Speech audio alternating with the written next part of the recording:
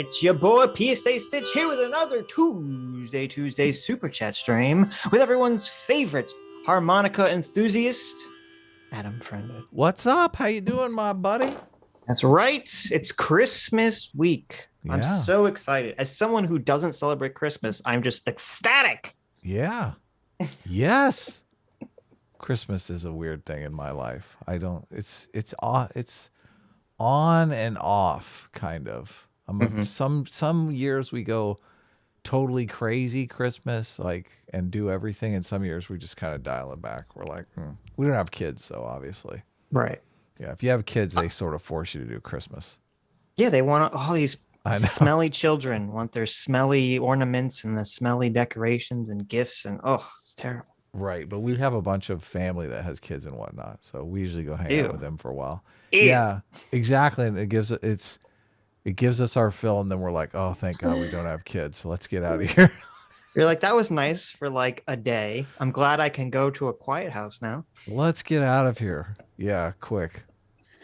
I have a real Jean-Luc Picard attitude towards kids. I can see that. I can tell. So funny.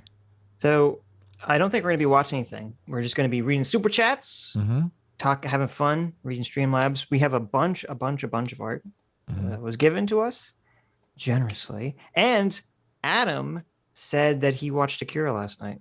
I did. Yeah, we're going to discuss. We even started discussing a little bit before the stream began. I'll just fill you in. I said, listen, Sitch, last time I watched Akira was probably 20 years ago in college, stoned and drunk with all my friends. And we loved it. I mean, God, it's the craziest movie. We're all stoned out of our minds. We're going, oh my God, this is insane. So I didn't feel like I could give it, an honest critique since I haven't really watched it. And I went to YouTube because the controversy is Doomer is saying that Akira is the best movie ever made, and Sitch is saying, Doomer, you're high. Well, no, okay, it's worse than that. Doomer's all like, anime sucks except for Akira and those Studio Ghibli, normie movies. So that's even crazier. That's a crazy declaration. There's so much good anime. It's an insane thing. But at the same time, I thought, listen, I remember watching Akira and loving it. I don't know what you're talking about, Sitch. Overrated. And that's what a lot of people are saying. And I went to the internet and I'm like, okay, well, maybe it's on YouTube. And I ended up watching the transformation clip, the transformation at the end of the movie when they're not brothers. I guess they're like kind of. They're brothers in arms. Yeah, okay. So I watched the transformation clip and I was like, Sitch is full of shit. This is fucking amazing. Look at this shit. This is incredible. I remember You're just looking at the art. I didn't say the art was bad. Well, not only that, I couldn't even find a dub version, so I don't even remember what they're saying. They're talking in Japanese with no subtitles. I'm going. So I'm just guessing on what they're saying. And I'm going, this movie's amazing. What the fuck are you talking about? So I thought, I'll rewatch this. Now that I'm an old boomer with some... This is the anime equivalent of the jangly keys. Adam is like watching some pretty pictures flash before his eyes, and he's like, "Oh, it's totally amazing." Yes. And I didn't remember any of the problems with the movie. I was totally hooked, and then it kind of falls apart at the end. I do admit that's the thing that sucks about Akira, because if the story was as amazing as one of these other movies, like if the plot was as amazing as like the first Matrix, that movie would be unstoppable. Oh my God. Can you say that? Wait, can you say that about any movie? If any movie was written well, it would be great. Yeah, but the animation just takes it to the next level. I see. Imagine. I really like the movie Minority Report, but I imagine Minority Report animated in the style of Akira. You'd be like, oh my God, this is fucking incredible. Like Minority Report is a pretty good movie, but the Minority Akira movie would be, oh my God, that'd be one for the ages. Yeah. No, it's true. Akira definitely is very well animated. My only complaints to just the story is, look, I was lied to. I was like, I want to see the movie about the kid with the psychic powers fighting the government. Yes. Okay. I went into it and I'm like, that's the movie I want to see, guys. Yes. Yes. And instead it's like motorcycle gang. And I'm like, oh, I don't care about any of this shit. Yeah. And then like even when Akira, even when he has the powers, is that no, what's the kid's name? Is it Akira or is it something else? Tetsu and Isn't Kamina. he Kamina? Yeah. Which one's Tetsuo? Tetsu is the one that transforms. Yeah. Even when Kamina's Tetsuo the has one like the that powers, lives. Yeah. it takes like the whole movie, he's just like wandering around like, oh, I'm in a hospital. Oh, my head hurts. Oh, there's like creepy children. Yes. I'm like, I don't care about any of this shit. Just get to the part with the psychics. And and it's so weird because there's no motivation for Tatsu either. I mean, he kills the old bartender, which is just like out of the blue. Like he kills his old friends. It's like he's I guess there's like a jealous rivalry between him and Kamina, but it's not set up well in any way, shape, or form. So it's not enjoyable. Go ahead. People have often said the manga is a lot better. So I'm assuming what's happening is that in the manga, like all this stuff is completely fleshed out because it's like super long. And they just cut it out. Yeah. Yeah. And then the anime, they trim everything. So it's just like, oh, why is any of these characters, behaving in this way? Yeah. Yeah. It's so sad because there's so many things in that movie that are just amazing stylistically and emotionally. Like the psychic kids are just so cool. Like the They're so creepy looking. The scientists lair and the military contingent, all that stuff is just thematically fucking so good, but the story just doesn't stitch all of those beautiful elements together in a nice, coherent way. Like, imagine a tumor growing in your Brian, telling you to become the next step of humankind. In your what? In your Brian? They wrote Brian instead of brain. Oh, is that the super chat? Yeah, no, it's a normal chat. Oh, okay. Yeah, you know what? Maj Dejin is correct. I liked the movie Chronicle way better. I watched Chronicle and I'm like, this is what I wanted Akira to be. Yes. Honestly. Oh my God, you're right. Chronicle is good. Chronicle's a great movie. Yeah, and they set it up well, and they do it in the allotted time frame. I mean, it can be done. The movie's 2 hours long, so it's not like it's a 90-minute movie. They had time to flesh that stuff out. They just didn't do it well. And I'm discovering this in comics. A lot of times, the story is the last thing that they do. They literally have not even written the dialogue for the characters. They're drawing out the comic and the story arc and all that, and then putting the dialogue in later. And I thought, I mean, that's not how we did it. That's not how we did it at all. We were like story first, right? Yes. But at the same time, since I knew I was going to be drawing most of this stuff, I was like, I know the fun stuff to draw and the not fun stuff to draw. So it definitely I was thinking in terms of visual as well as we're writing. So, but a lot of the artists that do comics, I think all they think of is visually, and the story is like, oh, we'll just toss it in. I'm wondering if that's the case with Akira. Like they just went to the parts of the manga that they were like, oh, well, looks amazing, so we have to do this. You're probably right. You're probably right. And then they're like, oh, look, this talkie part, let's just get rid of that. That's super boring. Is there Akira slander going on in here right now? Look at this. Oh my God. We're slandering Akira and the Doomer appears. Who sent Doomer the link? Sitch. Did Doomer hack into our call? Obviously, Tetsuo had psychically sent Doomer the link. So. Oh, wait, so, okay, what are the Akira takes going on here? What? You don't even know what's going on? That it's not very good. That's overrated. That's beautifully drawn, but the story is kind of a mess. Well, I am curious. I just watched it last night, Doomer, so I'm up to speed. I feel I can talk about this knowledgeably. Where before I was like, okay, I saw Akira 20 years ago, and I remember liking it when I was stoned and high in college. So, well, so what's your issue with it? My issue, the story. Yeah.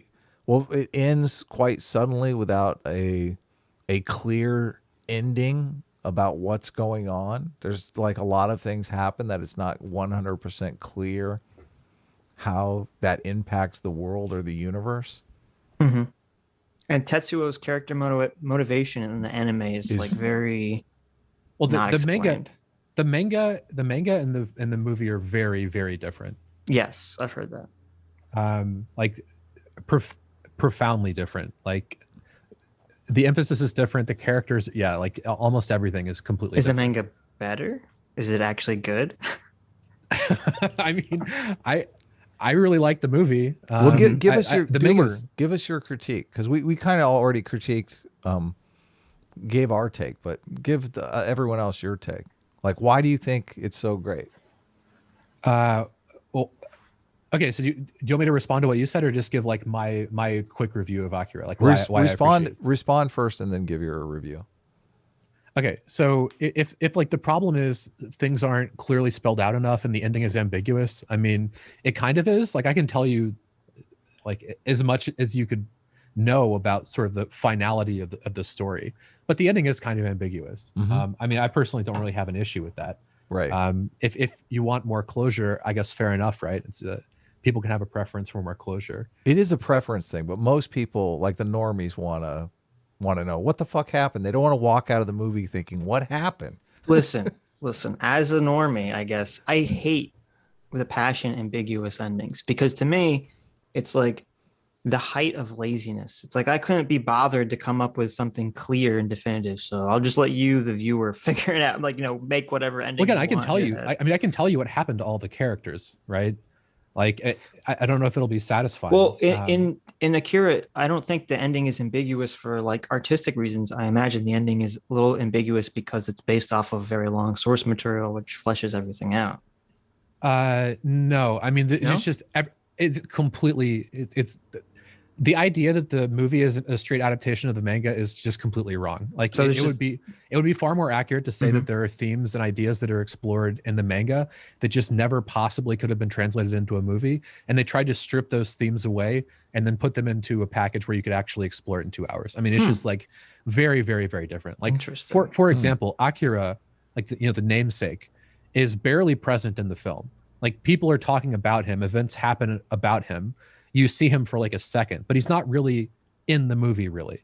Yeah, not at all. He is very much involved in the manga. He's one of the main characters.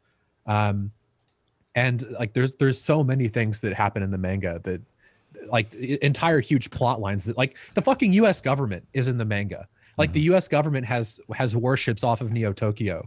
And like there's a scene where Tetsuo goes out and like destroys a US battleship, right? Like there's entire factions of people in the manga that are just straight up not present in the movie at all. Tetsuo's character is very different. Like, yeah, the colonel is very different. I don't even know if the scientist is in the manga.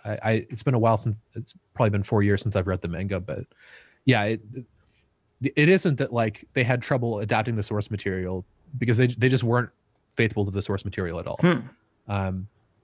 But like as to like why I like it so much, I mean, there's some obvious things that everyone will agree with. Like it's incredibly well animated. It's visually very, very creative.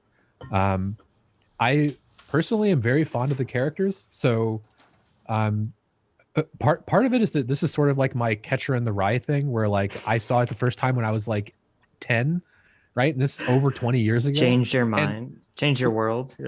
Well, I can sort of chart me changing as a person by like my changing thoughts for like when I first saw it, I thought the Colonel was like an evil asshole.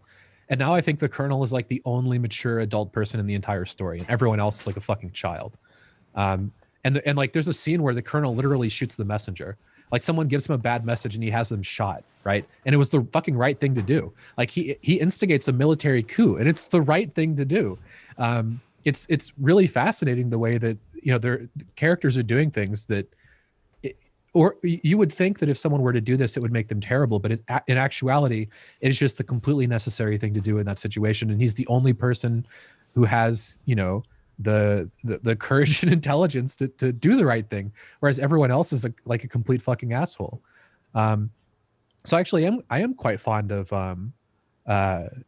the characters. Like there's one line from the Colonel that's particularly excellent. The Colonel and the scientist are talking, and the scientist asks the Colonel, "What do you believe, Colonel?" And he says, "I'll tell you, my job isn't to believe or disbelieve. It's to act or not act." Yeah. Yeah, it's a fucking killer line, dude. Such a Japanese line. It's a fucking killer fucking line. But why? Yeah, I like why is the coup? How do you make the argument that the coup is the right thing to do? Because the outcome is exactly the same. Like, what criteria are you arguing on? Well, I mean, he instigates a military coup because he has to go stop Tetsuo, and nobody else is like basically. Okay, so we're gonna have to explain the plot, which is kind of complicated. So there's this entire political thing where there's a council that runs the city, and people are influencing the council to be against the colonel to try and usurp his command and get him kicked out of the military so that he doesn't have control of the military apparatus, right? And at the same time as this is going on, Tetsuo is kind of like an evil character at this point. His powers have awakened, and he's trying to go basically wake up Akira and like potentially blow up the fucking world. Because the last time Akira was around, I mean, basically there was an event similar to the bombs being dropped on Hiroshima and Nagasaki. It's like the very obvious metaphor. Is it clear that he wants to wake up Akira to instigate? It's not clear. Yeah. It's not clear why, but it is clear that it's fucking dangerous. It seems as though it's just curiosity to me, but I mean, the movie doesn't really say.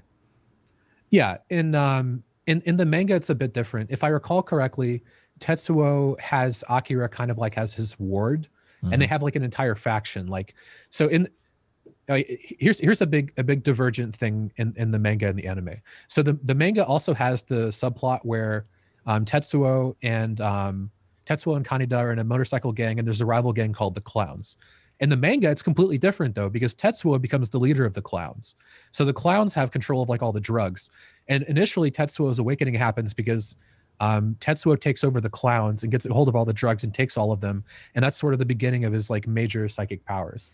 Wait, in the manga, him taking drugs is what gives him psychic powers? Well, it awakens it. He has like latent, the whole thing is like there's like latent psychic rumblings or whatever, and taking the capsules is one of the things that pushes him in the direction of like really getting fucked up. That's implied in the movie because he goes to the bar to get the capsules and then does a bunch of drugs, and that's when he kills everybody. Yeah, like I said, there's similar events, but what I was getting at was there's a bunch more stuff with the gangs. So there's more stuff with the Clowns, and then later on Tetsuo has his own gang where he's like he has Akira actually gets woken up, and he's like carting Akira around, and they have like an entire fucking gang, and there's like other characters that it gets really, really complicated. Wow. But so like, I mean, I like a lot of the characters, but one of the fascinating things to be about the film is you kind of have to ask yourself, why do all these things happen? This is a very strange movie, right? It seems kind of obvious that it's an allegory of some kind. There has to be some reason behind these sort of very, very strange decisions that get made, right? And my interpretation of what the overall message of the movie is that it's basically like a psychoanalysis of the human race. So why is it that they focus on angry, angsty teenagers? And the reason is because it's kind of saying that people as a whole, if you were to psychoanalyze our society, we would basically be a bunch of stupid, angry, angsty teenagers. That's sort of the reason for the focus on them. And there's very few characters that aren't like that. I mean, there's, like I said in the film, I think there's basically one, maybe two mature and intelligent characters, and everybody else is just kind of like a child. They're just children with different levels of power. So like Tetsuo has power over motorcycle gang, people in the council have power over districts or whatever. But very few people actually, the colonel's one of the few people who actually uses his power somewhat responsibly. But yeah, I like when I watched the movie with that framing, it makes it a lot more interesting as to why they would make these choices.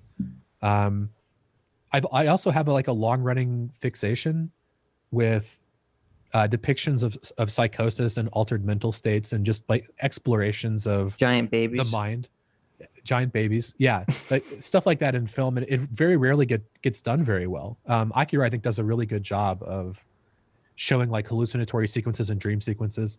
Like some of Tetsuo's dream sequences are just like fucking amazing. Like the one where he's sitting there watching his hand crumble and like the building's crumbling behind him and like the shadows are crashing. It's just fucking awesome. I mean, it looks cool, but I just watch it. I'm like, I don't know what the point of any of this is. I mean, what do you Visually, mean the it is point? amazing, and everything you're talking about, Doomer, is based on theme. I agree that this is why the story aspect of it is so disappointing, because I place story above theme. Like, it has all those thematic elements, but without a cohesive, logically functioning story, I think the theme stuff just is lost. Mm-hmm. Yeah. I mean, I don't know. I think the plot functions logically for the most part. It kind of breaks down at the end because the universe explodes. But I mean, Well, yeah. So here's a logical inconsistency, right? They save the Colonel. They say get in the tunnel, yet the entire universe explodes. It's like, I got news for you: the Colonel ain't safe in that tunnel. Okay, if that's the ending.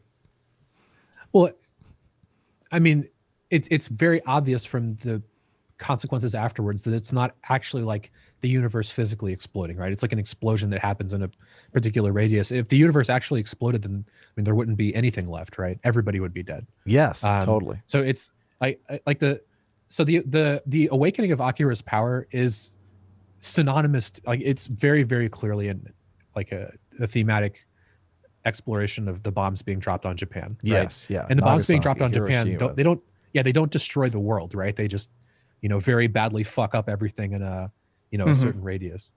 But again, like the espers that put him in the tunnel, like they have psychic powers that they've used to protect people before, so it's conceivable that he could be protected for reasons other than just being put in the tunnel, right? But really, it's just like there's a massive explosion, right? It doesn't completely rip apart the universe itself.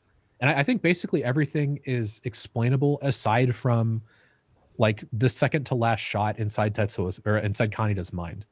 That shot, it's not logically consistent. Yeah, totally. Yeah. But I mean, aside from that, I think it pretty much does make sense. Have you seen Paranoia Agent? No. You should watch it because it seems like it's like the way you're describing this. Paranoia Agent is like a better version of Akira that has similar themes. It's also about the fallout from the World War II bombs and everything. So I'm curious. Have you guys seen Paprika? Yes. What do you think about Paprika? I kind of like it, but it's also, I don't know, like I feel like it should be way better. Yeah, so I'm not going to say I dislike Paprika, but I'm lower on it than most people for like the same reasons you guys seem to not like Akira. Like it just kind of, it looks really cool, but it feels like it doesn't make a lot of sense. And yeah, exactly like you said, it feels like things should be, it felt like it had the potential to be like a, top 10 of all time best movie or some shit like that, but it just really fell short in like the plot and character department.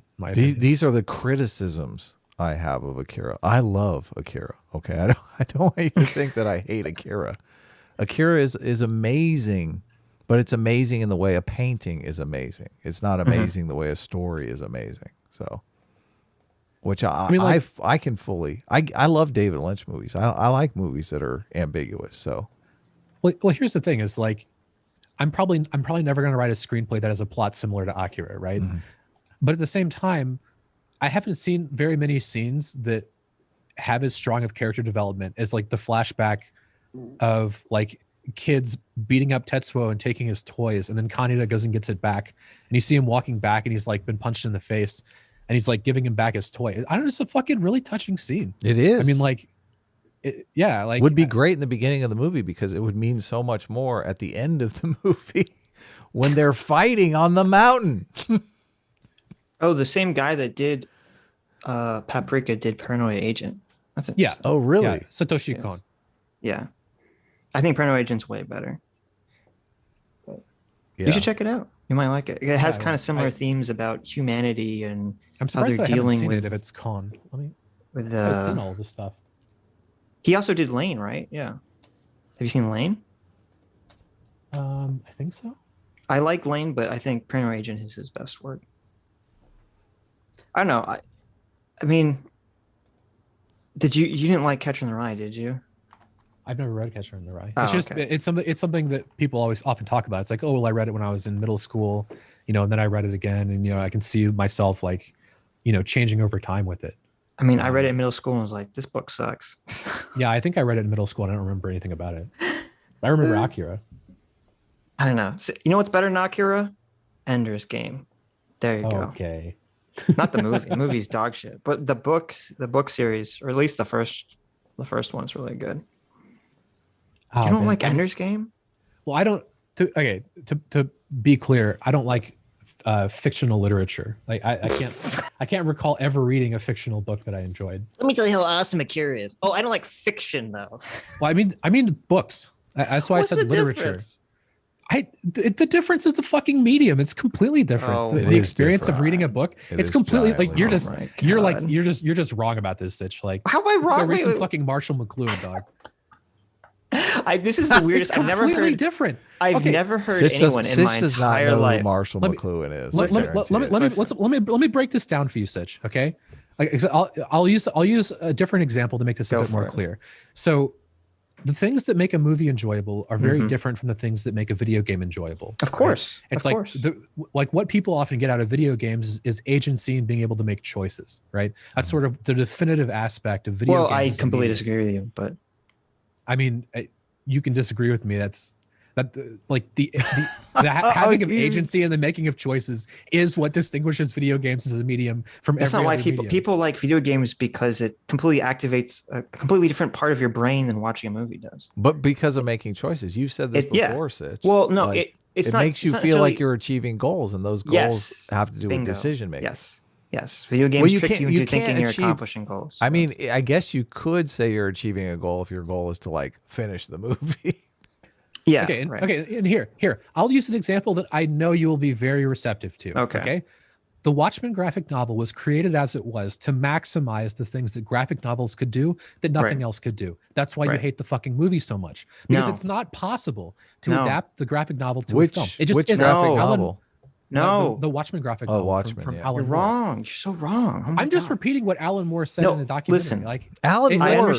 Listen, come on. Okay, no. You listen, Sitch. No, wait, they're trying to respond to the Watchmen comment. Okay, the Watchmen. Yes, I agree with you that Watchmen. What he means by that is that like the way the panels are paced and laid out are very specifically done in a way that you could only achieve in a graphic novel. That's why he has like the 9-panel structure, and then there's like the middle panel that's the most important thing, and all that. Yeah, all that shit. Okay, I understand that the visuals and the visual themes cannot be translated to a movie. However, the deeper themes about what the story is and what the characters represent, that could all very, not easily, but that could all be translated to a movie or a TV show. So I disagree.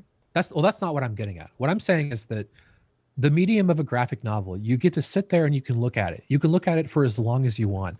You can look at each panel, you can try and find the meaning. And because of that, Alan Moore and Dave Gibbons, I think, they tried to put in as much meaning into the panels as they possibly could, which is why people will go back and read Watchmen over and over and over again. Now, in a film, so again, you could also look at the restrictions of a graphic novel, and like the things that it's best at and the things that it's restricted from doing are very different from film. So the biggest restriction in film is runtime.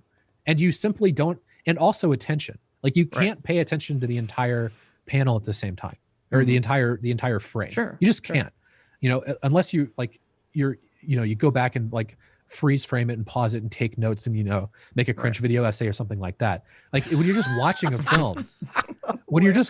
a film, you can't do all of that. You're very restricted on time, which is why a lot of people find it so repulsive, the idea of adapting something like Watchmen, is that if you were to sit there and read the graphic novel, you could spend 10, 20 hours with it easily. So how could you possibly convey that in a Those people are wrong, though. Most people don't, though. You got to admit.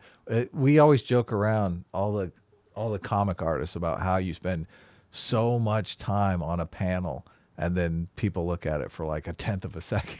They read the fucking word balloon and move on. You're like, I just spent fucking 12 hours drawing this panel, this detailed setting. You didn't even miss the girl in the back. You didn't even see the girl in the background smoking the cigarette, slapping the guy in the face. But see, I think that's why One Punch Man, the original One Punch Man with its garbage drawings, was so popular, because it was like no one cared. They just read the words. That's all that mattered. This is like Sitch and I's conflict over the entire Supervillains Anonymous. Sitch wants to write novels, and I'm like, dude, it's gotta look cool. What are you talking about? So okay, but wait a minute. So none of this explains why you don't like fiction books. No, I'm getting there. Well, I need to lay the groundwork of why mediums are different to do. Look at this. Oh yeah. Oh my this god. This is the Richard Wolff. To explain why I don't like fiction books, we have to start way back in the day with feudalism. You wonder why I don't like you. Sitch. Originally, the monarchs, when they wrote books, they were written about the gods. But here's the thing: narratively, like the actual sequence of plot and the existence of dialogue isn't terribly different between a film and a book. But the way that you're experiencing it is very different, right? Of course. So Tolkien will spend literally 3 pages describing a fucking tree. In a movie, you would just see the tree. Yeah, it is terrible. But in a movie, you would just see the tree. There is some overlap, Doomer, though, because in movies you can have repeat viewings, and in comic books you can spend longer with panels. People do this all the time. Like there are several movies I've seen, dozens of times, because every time I watch it, I discover something new hidden in there. Yeah, for me, that's Akira. Yeah. But my point is, like, I don't like having to populate the world for myself. Something that really fucking bothers me is the author's voice. Like, I can't read. I have a very hard time reading fiction and not feeling like I have someone sitting there like explaining it to me. I can't get their fucking voice out of my head and just experiencing it, which annoys the fuck out of me. Where like with a film, it's very easy for me to get like immersed in it and suspend disbelief. But like when I'm reading, it's like every couple sentences, it's like, why did they choose that word? And now I'm thinking about the person who wrote the fucking book, and it pulls me out of it entirely. Are there something about the experience? Are there any fiction authors that you like? I don't think so. Really? I legitimately can't remember. Like, I read No Country for Old Men to like do an analysis of the film, and I kind of liked it. But the thing is that book is almost exactly the film. It's like they took the book and just took a Sharpie and just like crossed some shit out and then filmed it. Does it have the same terrible ending? Not the ending, the off-screen murder that the movie has? Oh no. Are you gonna shit on No Country for Old Men now? No Country? Okay. Well, first of all, I want to respond for 2 years, dude. I've been spitting on it for 2 years. Let me respond to your fiction thing. First of all, the reason that you can't hear the author's voice in your head without it bothering you is because your ego is just so big, Boomer, that it gets in the way. Okay. Oh my God. You can't just let your ego go and just go with the words. You have to realize, okay, the author is the big dick here, okay? That's just right. fucking That's suck right. it up and read. Just let him in. You're the reader. The author is the one with the gravitas here. Well, I wonder, is listening to an audiobook have the same effect? Because then someone is literally reading the book to you. It depends. It might not. I mean, I don't think I've ever listened to an audiobook, to be honest. That's interesting. You should try. What? You've never listened to an audiobook? I guess I've watched YouTube videos where people are going over books. That doesn't bother me as much, but it's never been fiction.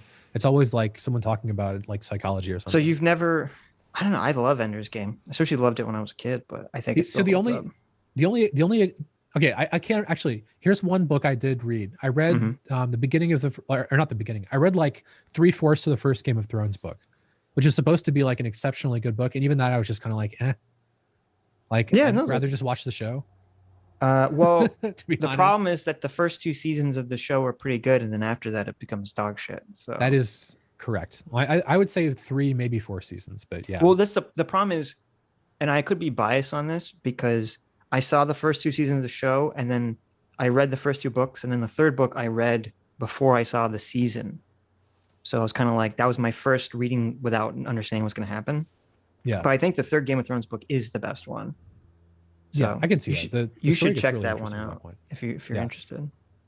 That's the thing. It's like this has been sort of like a long-term struggle. I have a bunch of fucking fiction books, like Dostoevsky and all the fucking shit, and like the South American dude. I think his name's Coetzee. He's supposed to be fucking based, and like I've got Twain. I've got a bunch of these books that I just never fucking read them.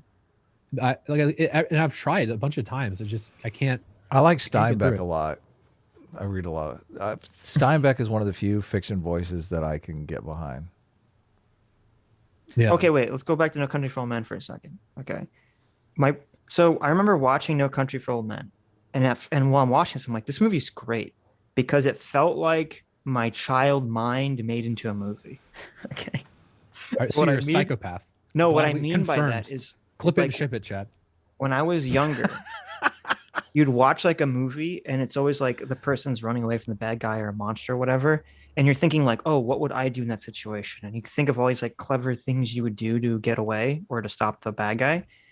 And that is what No Country for Old Men is. It's like the main character doing all these like clever, smart things to escape all these like bad situations. The exact same way that I would think of like when I was a kid. I'm like, oh, this is so great. But then my big problem with it, spoiler warning, is that the main character is randomly killed off screen by a bunch of random fucking characters that you've like barely ever seen before because of his piece of shit mother-in-law. And I'm like, what the fuck? This is like the most anticlimactic bullshit ever. Yeah. And so I was wondering if the book has that same part where he just like, you just turn the page and like, oh, the main character is dead, by the way. And you're like, wait, what the fuck? So I don't recall the specifics, but I remember thinking that there were like no meaningful major changes between the book and the movie. So probably, yeah, it does. Okay. Otherwise, I would remember that it being at least a little bit different, because that's the thing about the movie that most people have such a problem with. Yeah, I thought it was great until that point. And then I'm just like, because to me, it felt like the writer of the movie or possibly the book basically just took out his dick and waggled it in your face. And then flicked you off and said, this is real life. And in real life, man, sometimes shit just happens, bro. You just got to deal with it. And I'm like, fuck you. This isn't real life. It's a story. Okay. Well, here's the thing. I really like No Country for Old Men. The one thing that I don't like is the protagonist being killed off screen. That's like the one thing in the entire movie that I'm not super. Yeah, but to cool me, with. that like ruins almost the whole Yeah, movie. that's what I'm saying is that I mean, I agree. I don't like it, but it doesn't ruin the movie for me. Okay. Fair enough. Fair enough. And like it violates most of like the sort of my established rules for evaluating fiction. It seems to me more than just something I don't like. It seems to me something that's like kind of bad, like that. Not just I don't like, but a lot of people don't like. I mean, I've talked to a bunch of people about the movie. Most people like it, but very few people think that the protagonist being killed off screen is like crucial to the experience and that it like adds to the film. That's not something I basically ever hear. Well, it would only make sense if the entire theme of the movie is supposed to be like, this is real life, which I would argue is not even remotely close to what the movie feels like it's about until that point. Yeah, no, I mean, there's so many things about the movie that it does well, like the tone, especially the choice to not include a score. I don't know if there's like a minimal score or no score, but that really fucking heightens a lot of the tension. And it's like the reason that I find the protagonist being killed off screen to be so upsetting is that it's doing suspense so well, and then it just undercuts all of that by like removing the thing that you're having suspense about, and then just like completely changing the movie into something else, which is kind of upsetting. But I mean, I still enjoy it.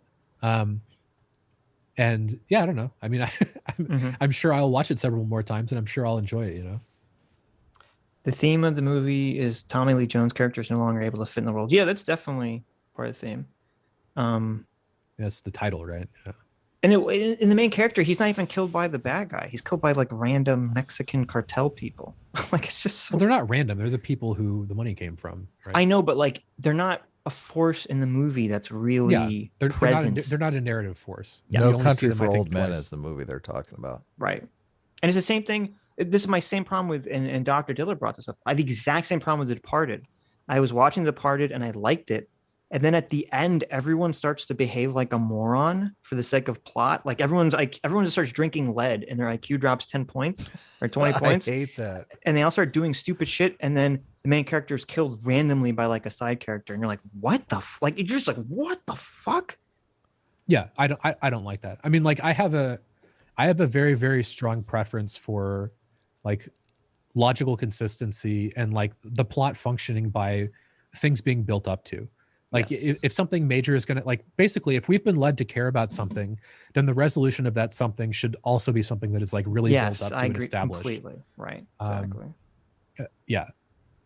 You've written some scripts, Doomer. I keep meaning to message you and ask you to send me some. Send me your best script. I'd love to check it out.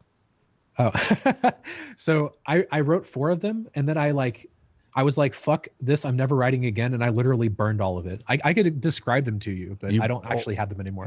I set all of my writing shit on fire. Literally, I put it in a thing and set it on fire like 10 years ago or something. Usually we write digitally these days, Doomer. I don't want you to send me a physical script. I want you to. So you don't. You aren't in possession. What the fuck? I don't have them. Fuck?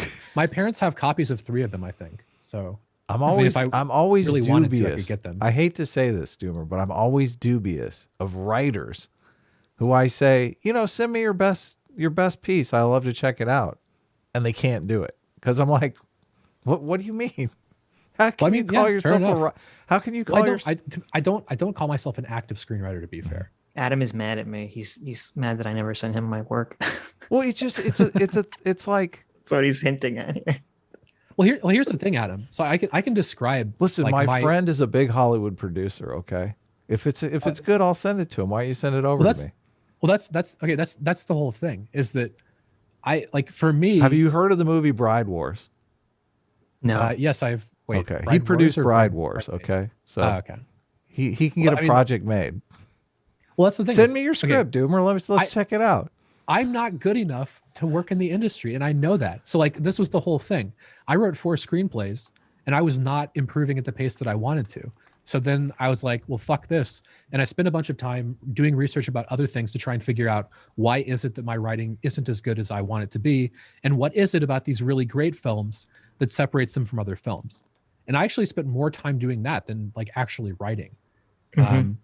And I had planned to return to it at some point, but I would not claim to be an active screenwriter because I agree with you completely, Adam. If you say, give me your fucking best work and somebody won't, well, fuck you, right? It's I agree with that completely. I mean, you have the right attitude to be a good writer, though. So many writers that are truly terrible just think that they're amazing. You're never going to be amazing if you're terrible and you think you're amazing. So I spent a lot of time hanging out with people, and I saw so many people that they would just hand me a steaming fucking pile of dog totally. Shit. And it would be so bad that you would have a hard time conceptualizing how you're even going to respond to it without just saying start over from page 1. Yes, totally. And then what the reaction's going to be, right? Totally. You're an idiot. I can't do you're a moron. This is God's gift to screenwriting. So you can't fucking say that, right? You can't fucking say that. So you find some minor criticisms to give, and then they fucking push back on the minor criticisms. I know. And then it's just well, fuck you, dude. Jesus fucking Christ. Yeah.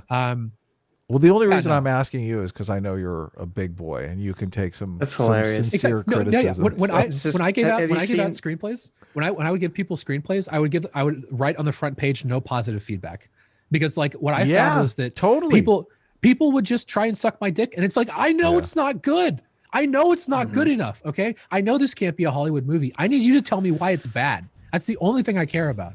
Don't sit here and fucking placate my ego. I need you to rip this fucking shit apart. And people will just give it back to me yeah, it's fucking great. I hope it gets made. And it's well, that's literally useless. When I first moved to Los Angeles, I started doing some of these writers groups, and so many of them were just there. They were basically to preserve people's egos. They were therapy sessions. I was like, what the fuck is this? This stuff is garbage and nobody's saying anything. They're talking about it this is good. This is terrible. These people need to know. So that's basically the impetus for me starting Deadline Junkies. I was like, man, I need to start a writer's lab where, people learn to take a punch. I want, if you walk into a producer's office and they have criticism about your script and you've never taken criticism before, you're going to fall to the floor. You need to be able to take that criticism in stride with a smile on your face, pull out a pencil and take some notes. And a lot of writers, they just never get past that. They never learn. Well, it's way beyond that.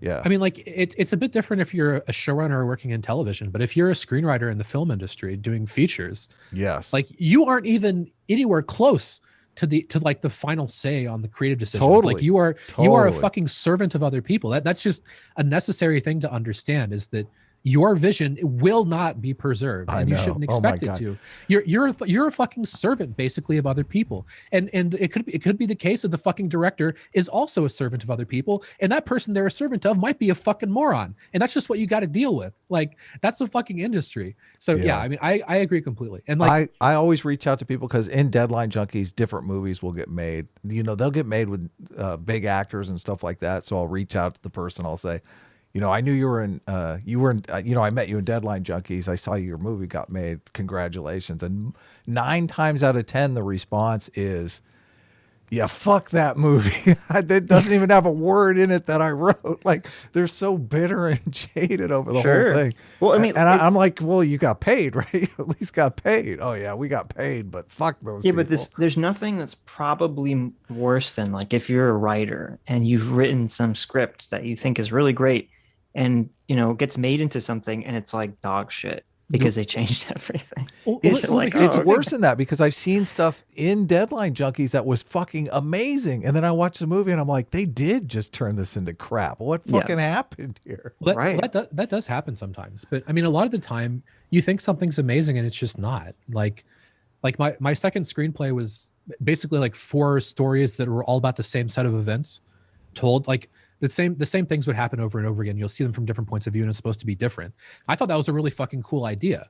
And then the more I got feedback and thought about it, the more I realized that, like, seeing the same events over and over again is just fucking boring. Even if it's completely different. We've seen that movie. Like, okay. Yeah. What was it called? Rochambeau or whatever it's called. There's Rashomon, who's closer. Rashomon, thank you. Pulp Fiction, kind of. Yeah. Like, at the time I described, I'm not even going to say that because it's fucking cringe. But like no, say it. We like cringe here.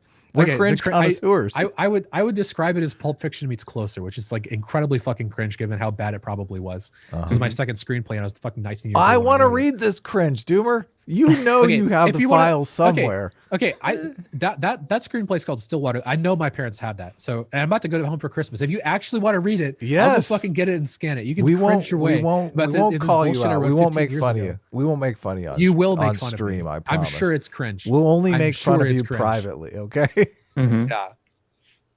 But I mean, like, I don't know. It's my perspective on writing screenplay. I think I had talked about this with Adam at some point, but it's like 2 million people write a screenplay, right? 10,000 people do it for a living. Only 50 people have a fucking clue how to do it, and only 2 people are really great at it in the entire goddamn country. So the idea that you're going to put yourself and you're going to say, I'm one of those 2 people, it's just like, even if you are, you don't get to be one of those 2 people by thinking that you are. You need to constantly think that what you're doing is terrible and terrible. I think and try and find some other way to do it. I would use a little bit different numbers. I see there's a lot more people in the country that can consistently write very good screenplays.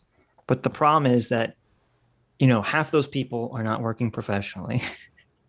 And then the other half, it's like really a roll of the dice about whether that script gets made into a good movie or not. Yeah. I have seen some really phenomenal stuff that just is never going to get made, but it really is amazing. Yeah. And as you said, you've seen phenomenal screenplays that you know are good because so many people read this and go, oh, this is really great. And then they just change everything. And you're like, oh, now it sucks. That does happen. But that's part of the thing is it's a collaborative medium. I mean, like I don't think as a screenwriter, unless you are at the level of being like, what's that fucking dude's name? Aaron Sorkin. Mm-hmm. Like, unless you're like Aaron Sorkin or Charlie Kaufman or something like that, you can't expect your creative vision to be what people actually care about. You need to be working with other people. It's not a question of the ego involved with that, because like when you're talking about like the, you know, taking criticism, it's interesting because I know when I worked on, you know, these sort of group projects in school, it was like if I wrote the base idea, then I become very egotistical and protective of like protecting it.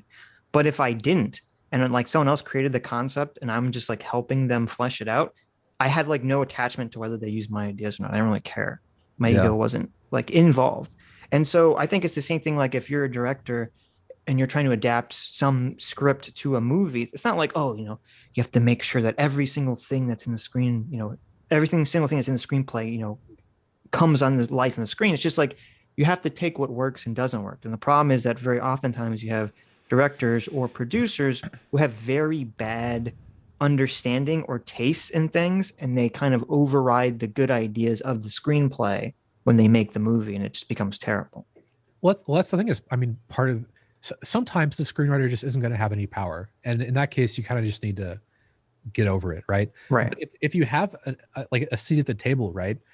I mean, I think it's just a fact of the industry. Again, if you're working in features, that part of the skill of being a screenwriter is trying to influence the process and preserve what's good about your thing, even though there are competing interests at hand. I don't. Right? That has nothing to do. That's not a skill that screenwriters have power over. As you said, it just depends on whether they're famous or not. That's not necessarily true. But again, this only applies to features. If you're talking about television, writers have way more influence and power. Right. Okay. I'm talking about movies, though, generally. Yeah. Right. But even with TV, that's been more like a recent phenomenon where now writers have sort of taken over everything. You have opportunity now to make movies, though, that generations before didn't have. So I feel like people should be making more and more movies. Well, I kind of disagree with that, because now everything has to be a remake or a reboot or a reimagining. Or to get like a theatrical release, but yeah. I have personally the resources to get the materials that would be needed to make a movie. Yeah. It wouldn't be the production quality of Marvel, but it doesn't need to be. I mean, like, like we can go back through time and we can look at movies like Reservoir Dogs or Sex, Lies, and Videotape, or insert movie that was shoestring budget or whatever. But like nowadays, like all those movies, it's very obvious when you watch them. There's like incredibly limited production standards going on. Nowadays, you can rent a fucking like Red camera or some shit. It's not that expensive, and a lot of the things. I mean, people make fucking movies on iPhones that get into fucking can.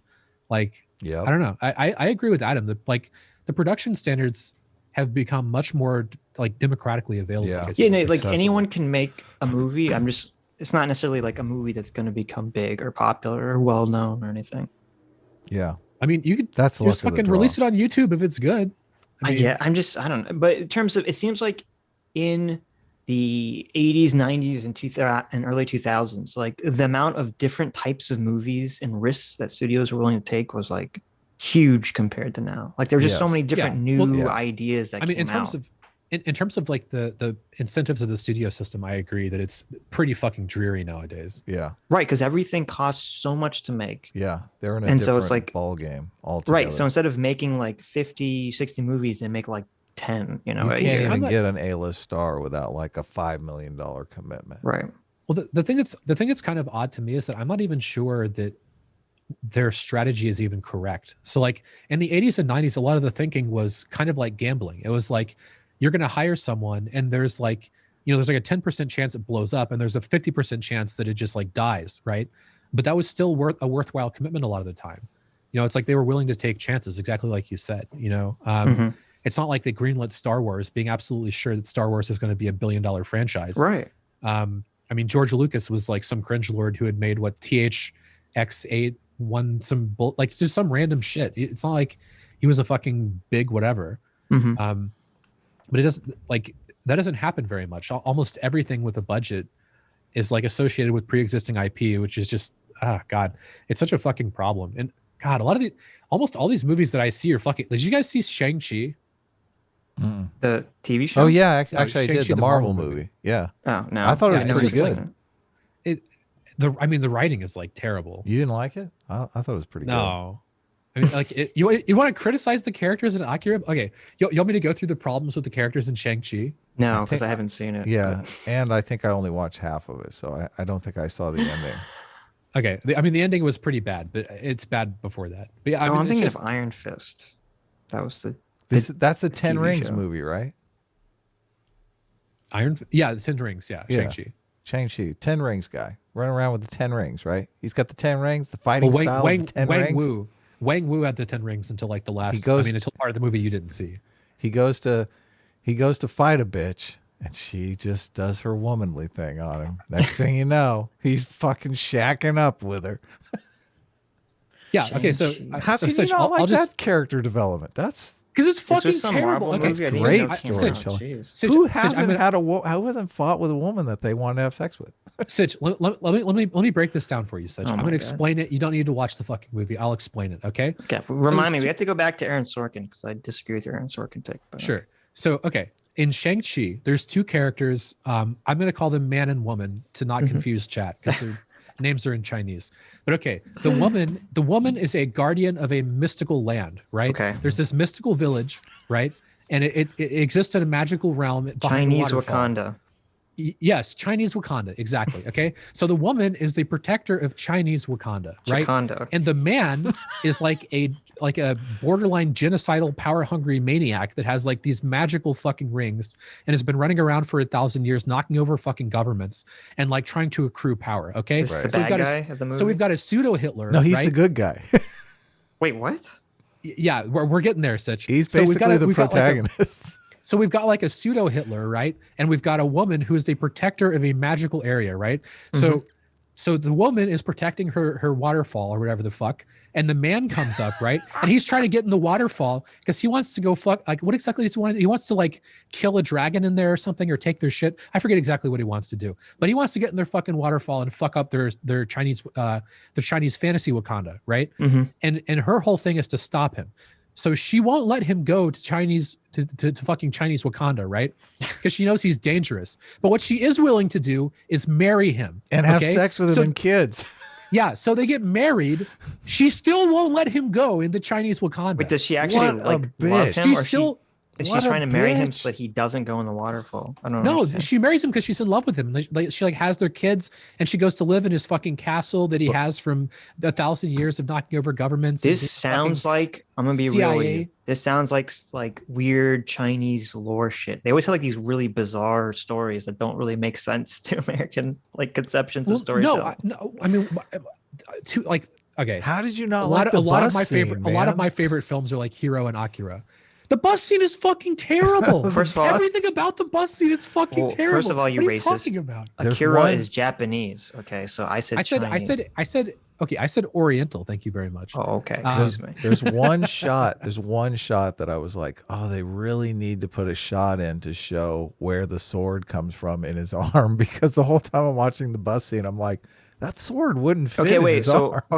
So he wants to go into the waterfall to kill a dragon. She says, no, let's get married instead. Stop thinking about it, Sitch. It's a great movie. Just watch it. Okay, stop thinking about Akira. Just watch it. It's a great movie. Adam, that was my argument. Watching the movie. Hold on. It couldn't have been very good if you didn't even finish it. Doomer, that was literally my argument about Akira. That's exactly my argument. Okay, so wait, what happens after they... So where were you going with your explanation? Okay, so well, I mean, we're already in fucking bananas land where like she knows that he's pseudo Hitler and he's too fucking dangerous to let into Chinese Wakanda, right? But she will marry him for some fucking reason. Okay, then okay, she has these fucking magical space keys to get into Chinese Wakanda to fucking like open up a fucking map in his house, or it doesn't make any goddamn sense. But she has these keys to get into space Wakanda, right? And she gives them to her kids, but she won't tell her husband how they works because she knows he's a fucking pseudo Hitler. But she's still married to him. And then she dies. Life is complicated. Because there's like a fucking gang. He has gambling debts or something. And they fucking come to collect his gambling debts and kill his fucking wife. And then he has to figure out how his wife's special fucking necklaces work to get into the fucking Chinese Wakanda to fuck him up. It makes no sense. Wait, I'm so confused. The people... Yes, it wouldn't make any more sense if you watched it. Wait a minute. The people who come to get the gambling debt from the husband are from Chinese Wakanda? No, no, it's a gang. He like has gambling debts or something with like some people or something. It's completely separate. So why is he trying to get the Chinese Wakanda? He's trying to get it's legitimately unclear as to why he wants to go into Chinese Wakanda. His stated reason is that he's trying to acquire power, and he thinks that it's called Tao Lo. He's trying to go to Tao Lo because he wants to acquire as much power as he can, and he thinks that there's sources of power in Tao Lo. And then later on, because Adam never even got to this part, we realized that there's a locked up Cthulhu monster in Tao Lo that's like psychically influencing him or something, but we have no idea how long that's been happening. But like, the supposed in-universe reason is that like this devourer of souls Cthulhu monster demon that's locked up in a fucking mountain has been like psychically influencing him. Do they show the Cthulhu monster? Please tell me they do. They do. You should watch the end of the movie. You get to see the Cthulhu monster fight a dragon.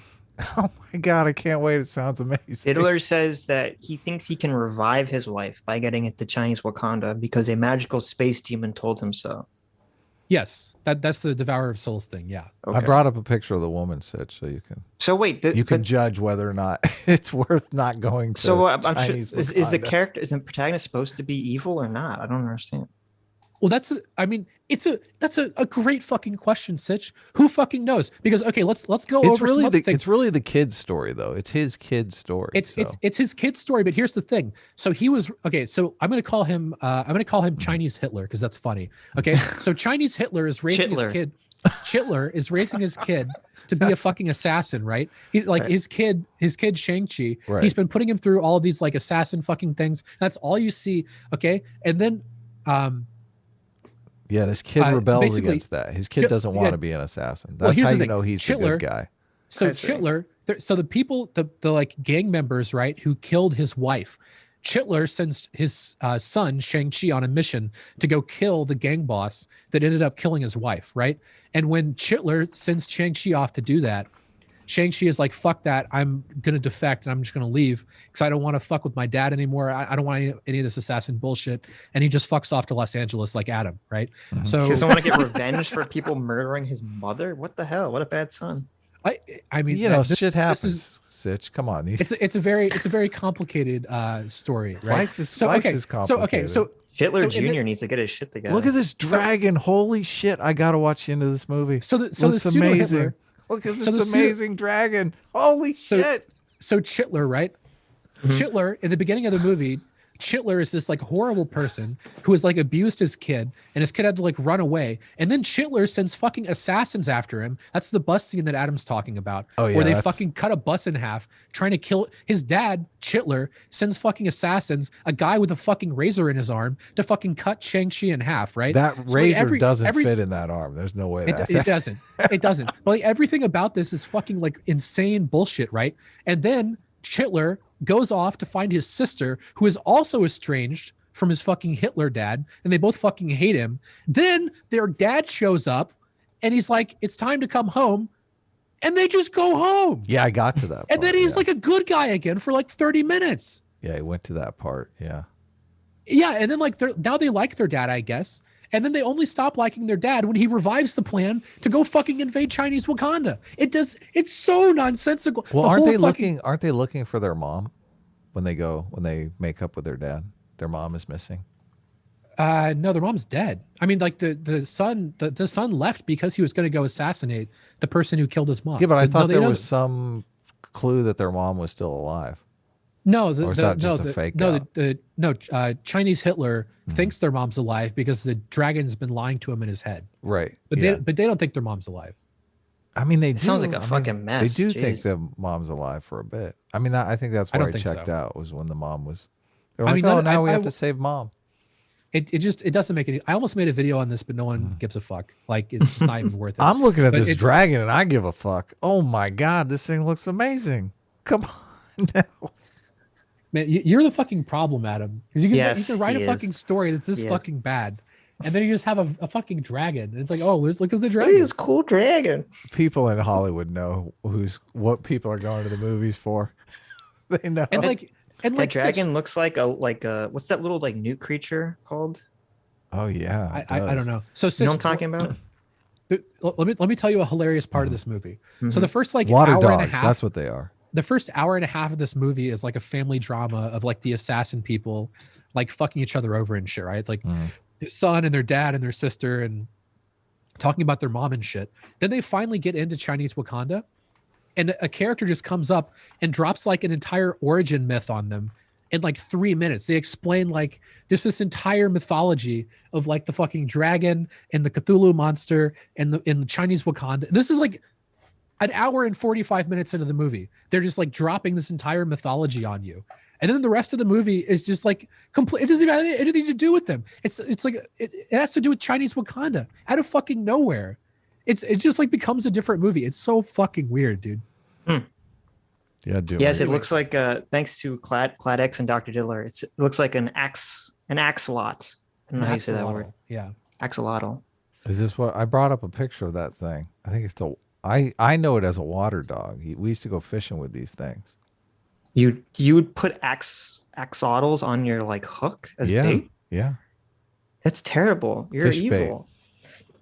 If you look up axolotl, they have the same coloration as that dragon. It's like that pale with the red frills on the side. Oh, it Yeah, is.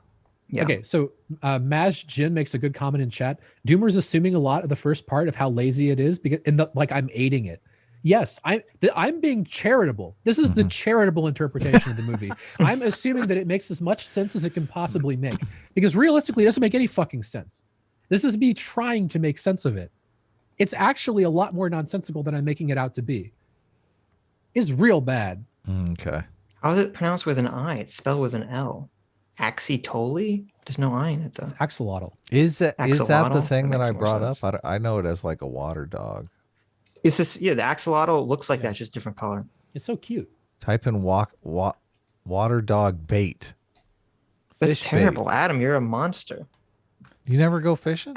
Adam's taking these adorable mudkips and he's just sticking them on hooks and he's throwing them in the water. What are you what are you That's talking about? terrible. You want to catch Jesus. big fish, you gotta Look at be... these little cute little guys. I'm like, are they alive when you do it? Oh No- my god! no What a comment. monster! No comment. What a bot! Look at their little. Oh, Adam, I want you to type in axolotl, and you gotta bring up a picture of that.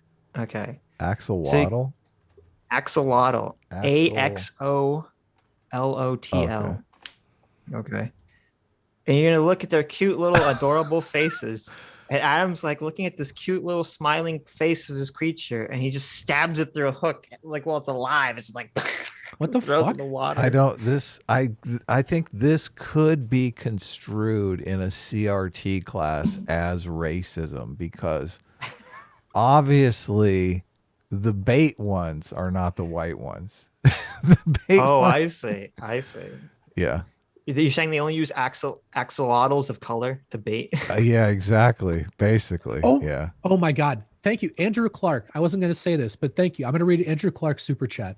Shang-Chi's sister isn't taught martial arts, so she teaches herself and is better than everyone. Better than people who've been doing martial arts for I forgot 1,000 it. fucking years. I forgot about she that starts part. her own fight club. She starts her forgot own about that underground part. fight club. She's like a fucking fight club empire, right? And she's talking about how much she cares. Like she's like, oh, I built this on my own, dude. This is my own fucking shit, right? And she just fucking walks away from it because like her Hitler dad shows up. And like you see everyone running away, and then she just walks away from it, and you never hear about it again. This is like her whole life this is running is- this fucking fight club. This is great. Okay, so she starts the fight club because whammon power. Like her patriarchal dad will not teach her martial arts, and her brother's getting all the love. So she's got to go and become the best martial artist in the world herself. And then as soon as the Papa Patriarch shows up, she's like, fuck it. Yeah, I'm out of that's here. exactly what happened. How about that? How about that? They spent all It's such a this fucking social mess. justice backstory, and then they just tossed it in the can and went with the patriarchy anyway. Yeah, but I don't like you, Dr. Diddler, so I'm not going to give you credit. That's hilarious. So So you can these see, things aren't called water dogs. They're called mud puppies. well, they're probably called different things in different areas. Mud So- puppy sounds real racist. Yeah, I was gonna say they probably. Well, supposedly the reason they're called mud puppies is they make a puppy sound. So Adam is taking something Yeah, that makes a cute little puppy sound and he's murdering it. they make The that fish- sound when you put them on the hook. That's their I don't want to be put on the hook sound. No. Oh my God. Oh my god, this is horrible. It's so brutal. Sitch, I thought you were a Boy Scout. I don't. What do you mean? Boy Scouts don't kill like innocent creatures. They're not innocent. They're Look, it's bait. a little- They're bait.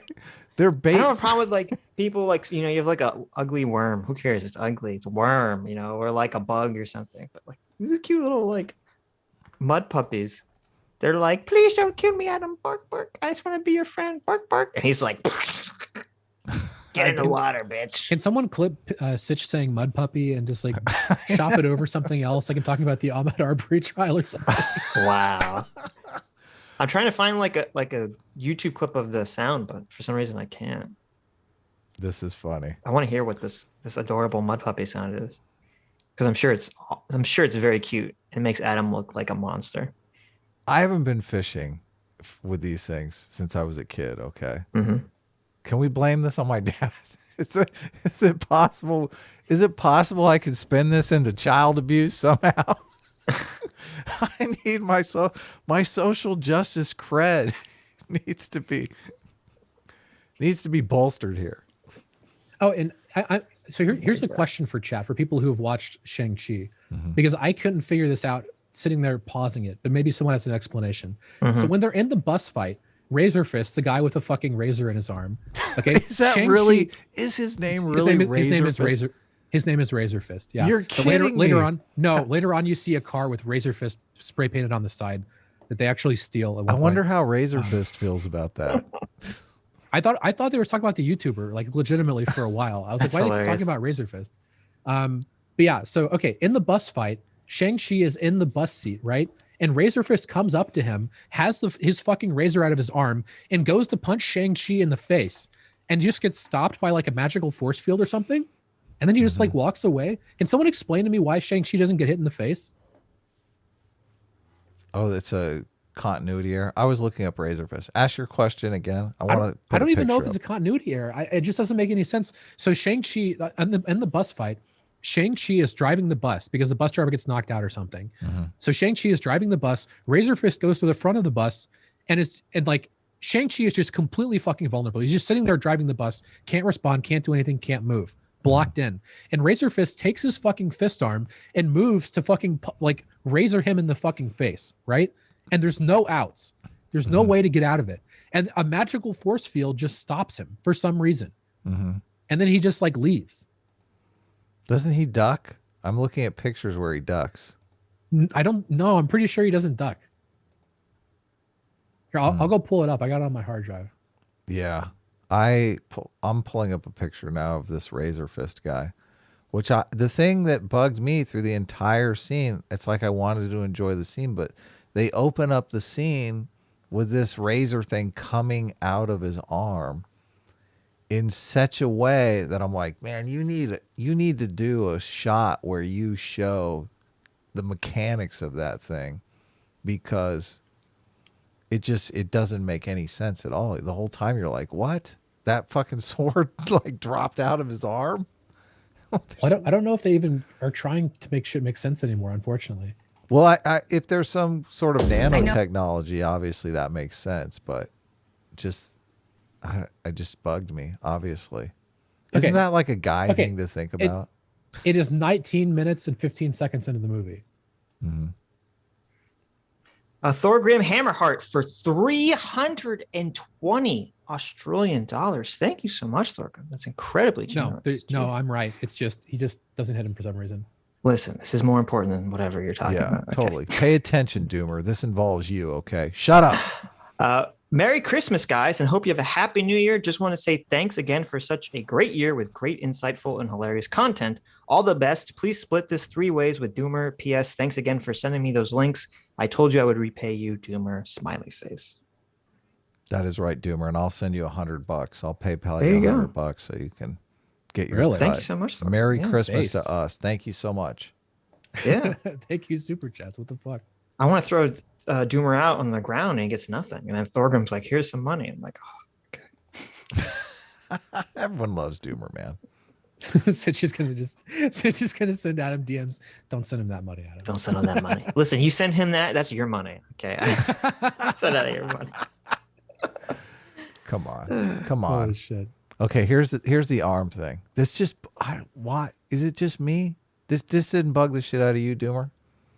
Everything about the movie bugged me. I was on EFAP bitching about this for like 12 hours or some shit. The thing that bugged me here, so he's got his arm kind of bent in this picture, and you can see there's this apparatus, but he straightens his arm out. Like, I need to straighten my arm out so the sword can form in my bicep and then actually drop out of the thing. This looks like a lame version of that fight scene in JoJo where the zipper guy like puts zippers all over the bus. I mean, I think what they're trying to go for is that he's got a razor in his bicep. I know. It makes absolutely no sense. But there's no room.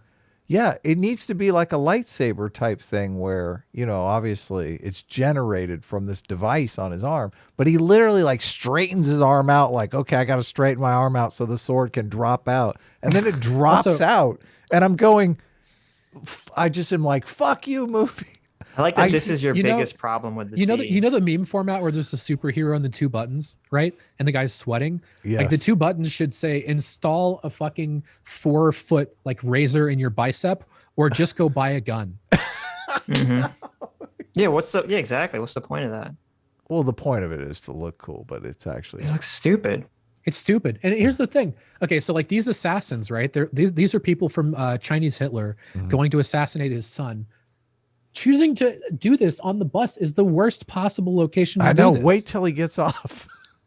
Yeah, like it's like they chose the absolute worst fucking possible time. Like why? It just nothing in the movie makes any sense. Because it makes the movie it looks cool. better. Yeah, I know. Well, it doesn't make the movie look better if you think about it. Understand how movies work. Apparently no one but me understands how fucking movies work anymore, dude. It's fucking like I don't know how this gets by people. I really don't know. It's so bad. I like this. Magnus for 100 Donkey Kong dollars says this sounds like a prophet having to explain the ramblings of his mad god.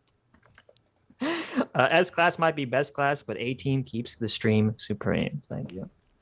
S class is not the best class, by the way. This is Doomer. Doomer is like a crazed prophet from. He's like trying to explain like the Elder Gods lore to me and Adam.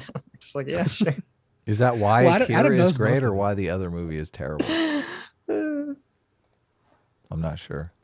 Aaron Sorkin is overrated. I don't know if you know this. Okay, Aaron Sorkin's hugely overrated. I'm not going to strongly object. Is Aaron Sorkin the West Wing guy? He's the guy that. Yes. Yeah. Okay. Yes. You know, it's so weird.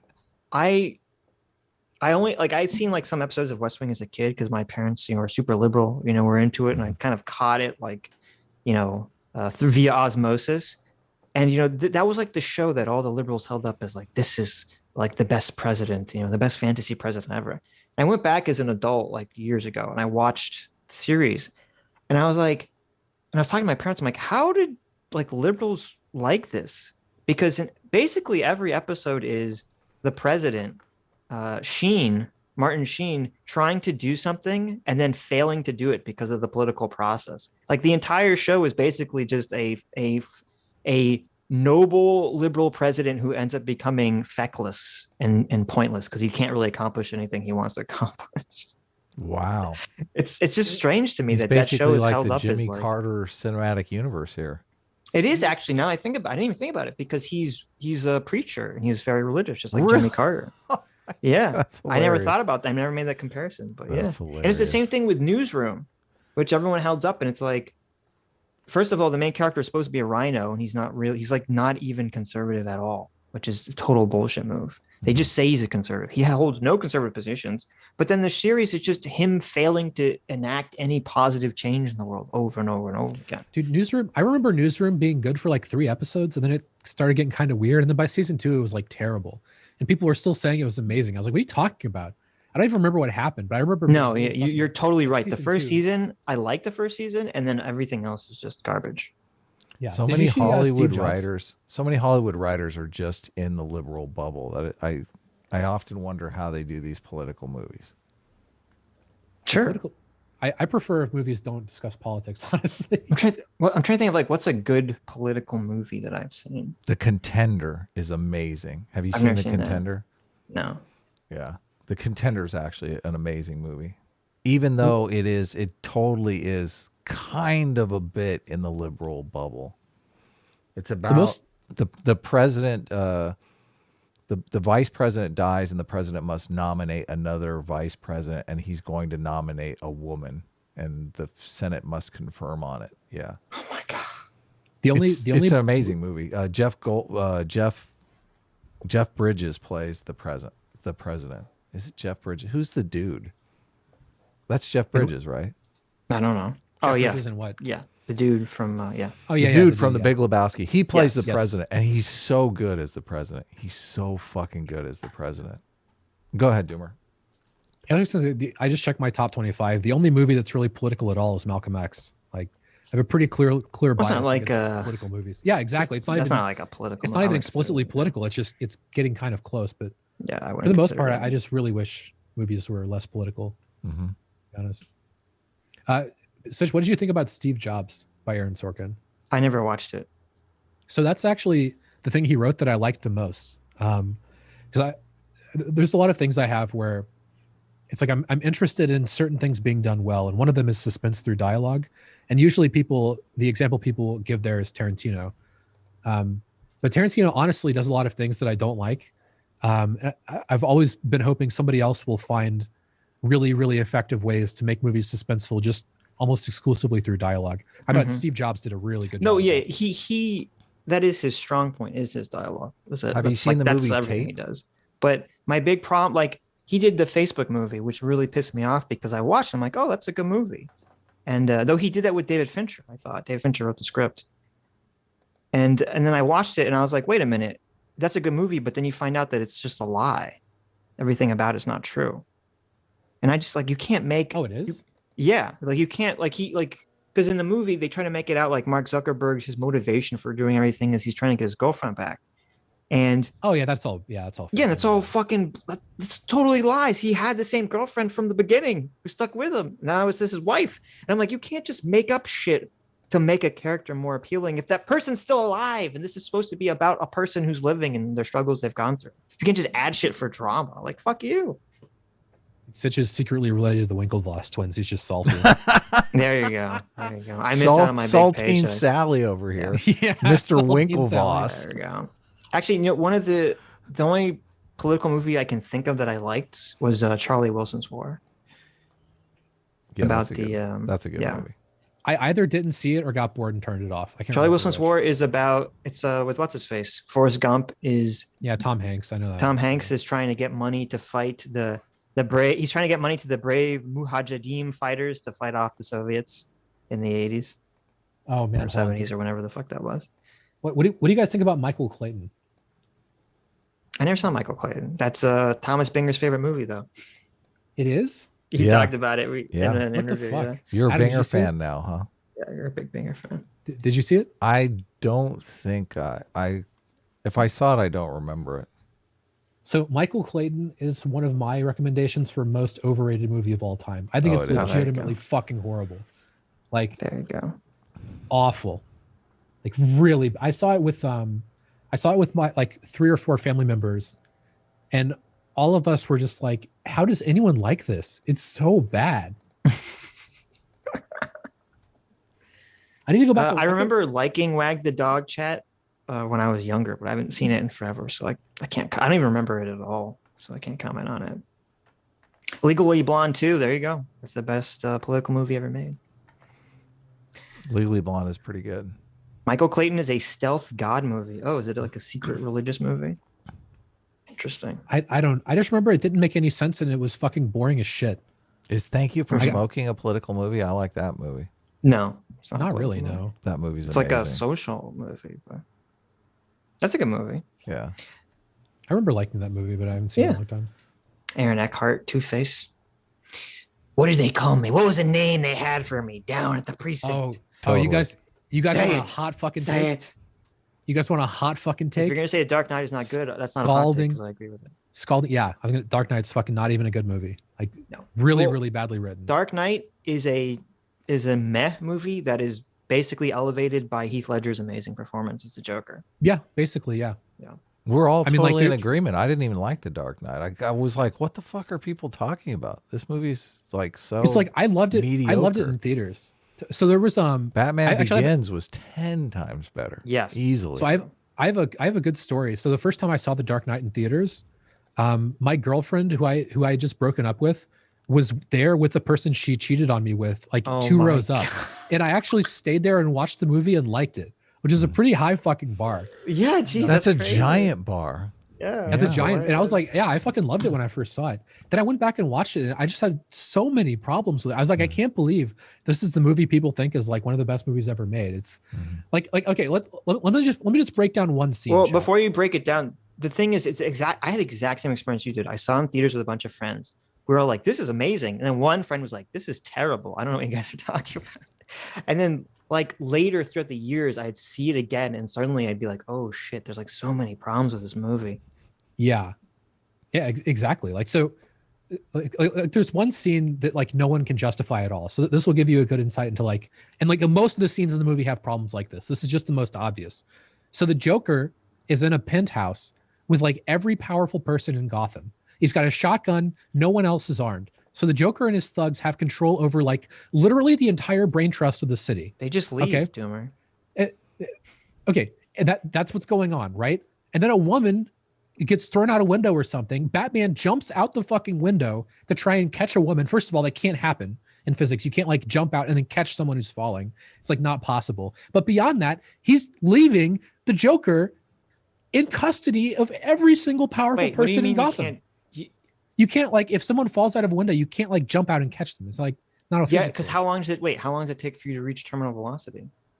I mean, it just doesn't, unless you have like a rocket pack on or something. It's just not possible. That's not true. Cause like when you see someone skydiving, if they hold their hands out and then they like make the pencil formation, they go faster to catch up with them. You can totally do that. Yeah. I disagree with you completely. Okay, well, because everyone's not falling at terminal velocity like instantly, so it's not like you can't catch up. I mean, there's a pretty substantial dip between when she goes out of the window and when Batman goes out of the window. First of all, but the far more relevant point. Wait. The far more relevant point is the fucking Joker being there with his shotgun and having every single fucking important person there at gunpoint, and then it just never comes up again. Right. No, but well, first of all, my bigger problem with him is not him catching her, is the fact that when he catches her, he doesn't try to grapple anything. They just fall into a car and don't die somehow. It's like, okay. Yeah, well, there's also that. I mean, everything about the scene is a fucking train wreck. But yeah, no, and then there's it was in the How It Should Have Ended, where Batman catches her, and she's like, shouldn't we go up there to see where the Joker is? And he's like, meh, I don't really feel like it. And the Joker just like walks away, I guess. Yeah, a solidly boned duck. The problem is that if the Joker has a fucking shotgun to every single important person in the city, that should be pretty fucking relevant to the plot. That should come up again. Doomer. That should now be the plot of the movie. Yeah, the problem and they just don't mention it. The problem isn't that Batman jumped out the window to save her. The problem is that like why the Joker should have done something. He should have kept, got some hostages. He should have killed someone. I don't know. He should have done something, in response to that, as opposed to just walking away. And actually, maybe this is why I liked it when I first saw the movie in theaters. There's the part where the Joker says like, oh, Rachel's in one place and Two-Face is another place. I thought Batman intentionally went to go save Harvey over Rachel because I'm like, that would be like the Batman move. He's sacrificing his everything for like the mission. And then when I watched it again, I realized, no, that wasn't what Batman was just lied to by the Joker. And I was like, oh, that like really, to me, that kind of changes so much of the movie and makes it so much less interesting. Yeah, I mean, there's a ton of problems. Two-Face's character transformation makes no fucking sense. Yeah, no, it happens instantly. Yeah, and it just doesn't make sense. It's not like I'm depressed now. I'm a psychopath and I'm going to go murder everyone. That just if they were going to do that, they should have just kept his multiple personalities, and there's like the trauma is what allows that personality to take over or something. Yeah, I mean, like then there's a scene where he has access to like the fucking NSA basically, and it just like never comes up again.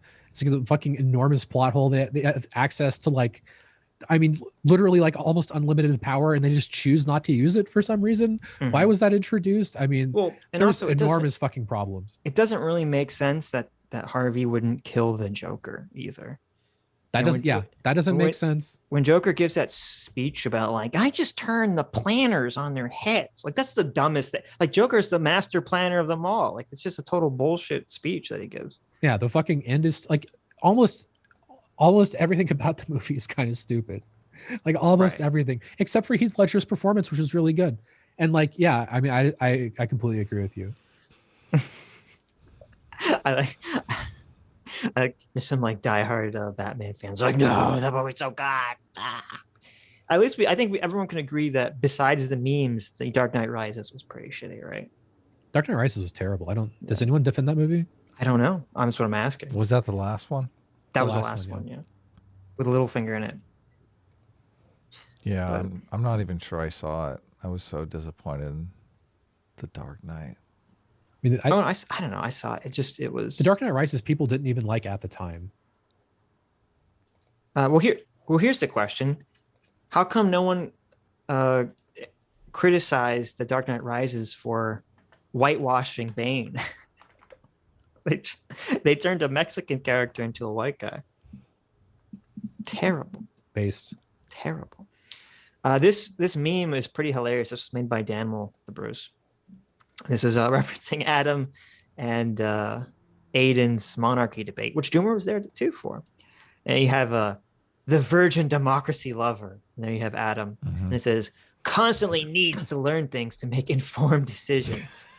Has to wait in line to vote like a loser. Quote, my leaders are always asshole. Quote, there's another election just around the corner. Knows what's best for him, but doesn't really. Too dyslexic to read Hopi. And 0 pages of notes. Oh, look at this. Terrible. And then the Chad monarchist. The Chad monarchist. And it's the Chad face with Aiden's purple hair. So let me respond. There's a very relevant chat here. So Freezer says, let me see Doomer's screenplay and I'll shoot through it with aggravating EFAP nitpicks. And then when he changes it, I'll say, this is boring. You need to make an exciting movie. That is actually my counter argument. That is my counter argument to the way EFAP analyzes movies. Is that some of my screenplays are perfectly logically consistent, but they're also boring. So it's not adequate to just say that a movie isn't consistent. There's other things that need to exist for a movie to be good. So like, I don't disagree with any of this. I think my screenplays are bad. That's why I didn't fucking try and get them made. Well, this is like my entire, I mean, I agree with you. I don't know. Here's the trick. You have to make a screenplay that's consistent and good. Yeah. Okay. Yeah, exactly. That's like, so I mean, like I have a whole like fucking framework for how I evaluate like the sort of the highs a movie can rise to. But I do agree that if a movie is just fucking completely inconsistent, it's like a serious problem, right? The problem is that you have a lot of people in Hollywood who they'll very quickly sacrifice story and consistency for like a cool visual or a cool scene. They're like, it just looks cool. Good. You can name Damon Lindelof, by the way. Right. Yeah. I mean, the D&D, and the Game of Thrones, the D&D people did that all the time. I mean, it's like the trend that has been bothering me the most is like them raising a cool question in the audience's mind and they have no idea what the resolution is. And like, they don't like, they're like, oh man, what's that? I mean, like, so obviously I'm talking about Lost. Okay. The entire show of Lost, right? Oh, here's all these cool questions and there's no satisfying answers to any of them. But like that general idea, like J.J. Abrams mystery box shit has infected like all of fucking media. It's so goddamn annoying because when they put it like when they throw a question out there, the whole reason that it's enticing is trying to figure out what it is, and like there'll be hints back and forth. But if you have no idea what the resolution of the question is, you can't tease it at all, and it's just very unsatisfying. Eventually, you just realize, oh, I was just blue balls, right? That's it's so like a true. fucking girl texting you nudes, and she tells you to come over, and you try and go over, you can't get in the fucking apartment, right? And you're fucking texting her, she won't fucking respond to your text. You fucking go back home, and now she's fucking texting you nudes again. It's like, what the fuck? Like, why would you do this? Why are you teasing me with these fucking questions? And then finally, with the last text message, she opens the door, and there's nothing there. Yeah, and it's fucking Albert Einstein, and it's like, oh great. No, not even. It's the fucking empty ass room. Yeah, and you're like, what the fuck? No, he did the screenplay too for the Watchmen TV show, and it was the exact same thing. They set up all these questions, and you're like, oh, where's this going? And then it all just falls apart at the end because obviously they write this with like a episode by episode. We're gonna try to string you along with stupid questions that we don't know the answers to. Well, it's so close to great writing though, because this is something that's really crucial to making a great movie. Though. It's no, hold on. Having questions that like the audience is super invested in, that people want to think about, that you can tease apart, like arguments for it being in one direction or the other, is fucking crucial for good writing. True. It's really important. Like this is a huge problem I have with romance, is that romance has generally speaking not figured out how to be suspenseful, and there's a lot of different ways. Well, not everyone wants to watch something that's suspenseful, though. It's a different audience. They're going for a completely different feel. Sometimes. I mean, always. The best romance films are usually pretty suspenseful and do for you, Doomer. I mean, I don't know about that. Suspense, you have to be invested in what's actually going on. So a lot of women want a romance story that they very clearly know how it's going to end. Okay? The suspense in a romance movie is whether or not they're going to get together.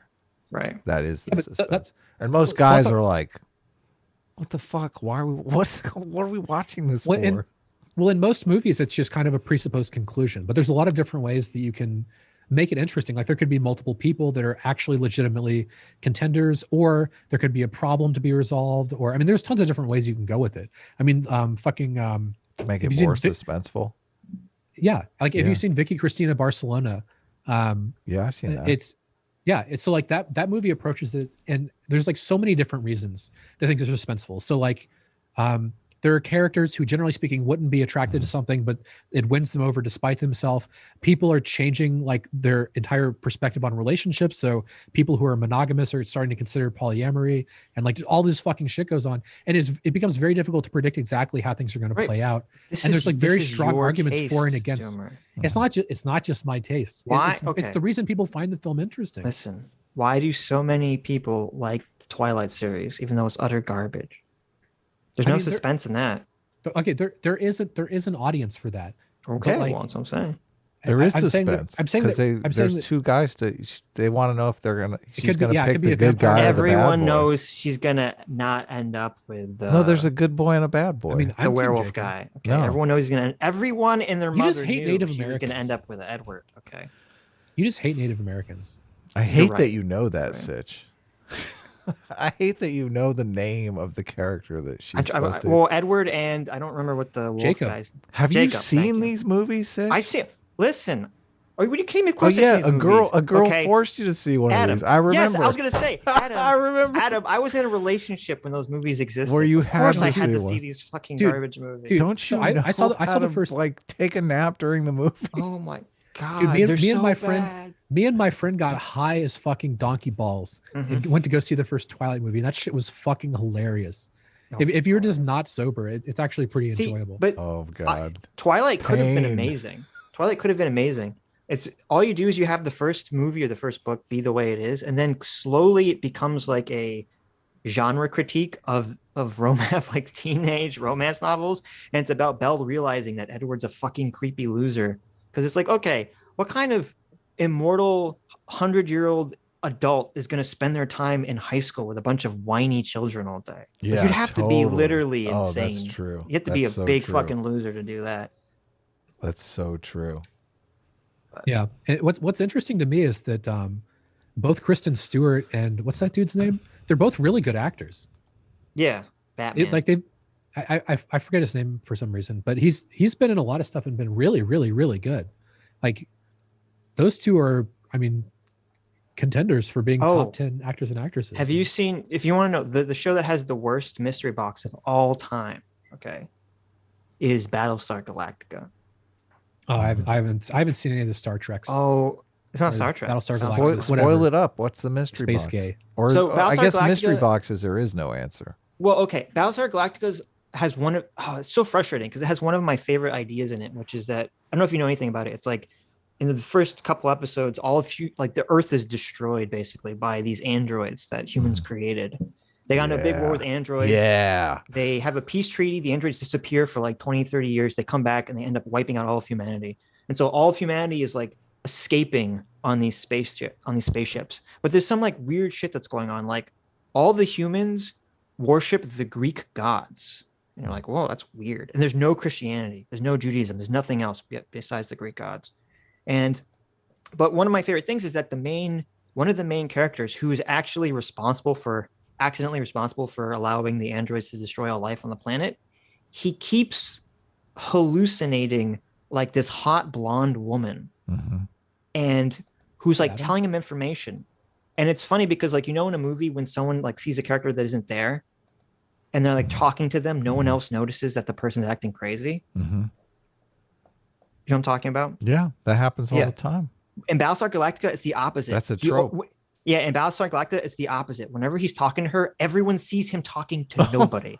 Everyone sees him like interacting with someone that's not there. So everyone thinks this guy is totally fucking crazy. But then slowly throughout the series, you're like, wait a minute. This thing that he interacts with knows things that he can't possibly know. And you realize he can't just be hallucinating. This has to be some entity, something fucking with him. Something's giving him information. Because then she starts helping him. She's giving him all this information, all this stuff. And there's so many like little like very interesting like mystery questions throughout the series that you're just like, oh, what's going on here? Who is really secretly a robot? Who's really a human? And at the end of it, it just, oh my God, I've never seen anything fall apart faster in my entire life. Because the end, and here's a spoiler, the end is literally Deus Ex Machina. No way. It's literally God. No way. They just say, fuck you. God does whatever God wants. This has all been a religious allegory. Get fucked. No way. That's such a fucking it's cop out. Insane. Wait, it's a literal God in the machine. Holy shit! Yeah, literally. The fucking balls. The answer is God is a character who's interacting and shaping humanity. Do they It's do like a simulation thing or? No, it's just God is doing whatever It's just God. Yeah. Well, the answer is supposed to be sucks. that like it's just so preposterous. It's supposed to be that like the humans you've been seeing, this is actually, we think it's in the future because it's robots and spaceships. It's actually in the past. Okay.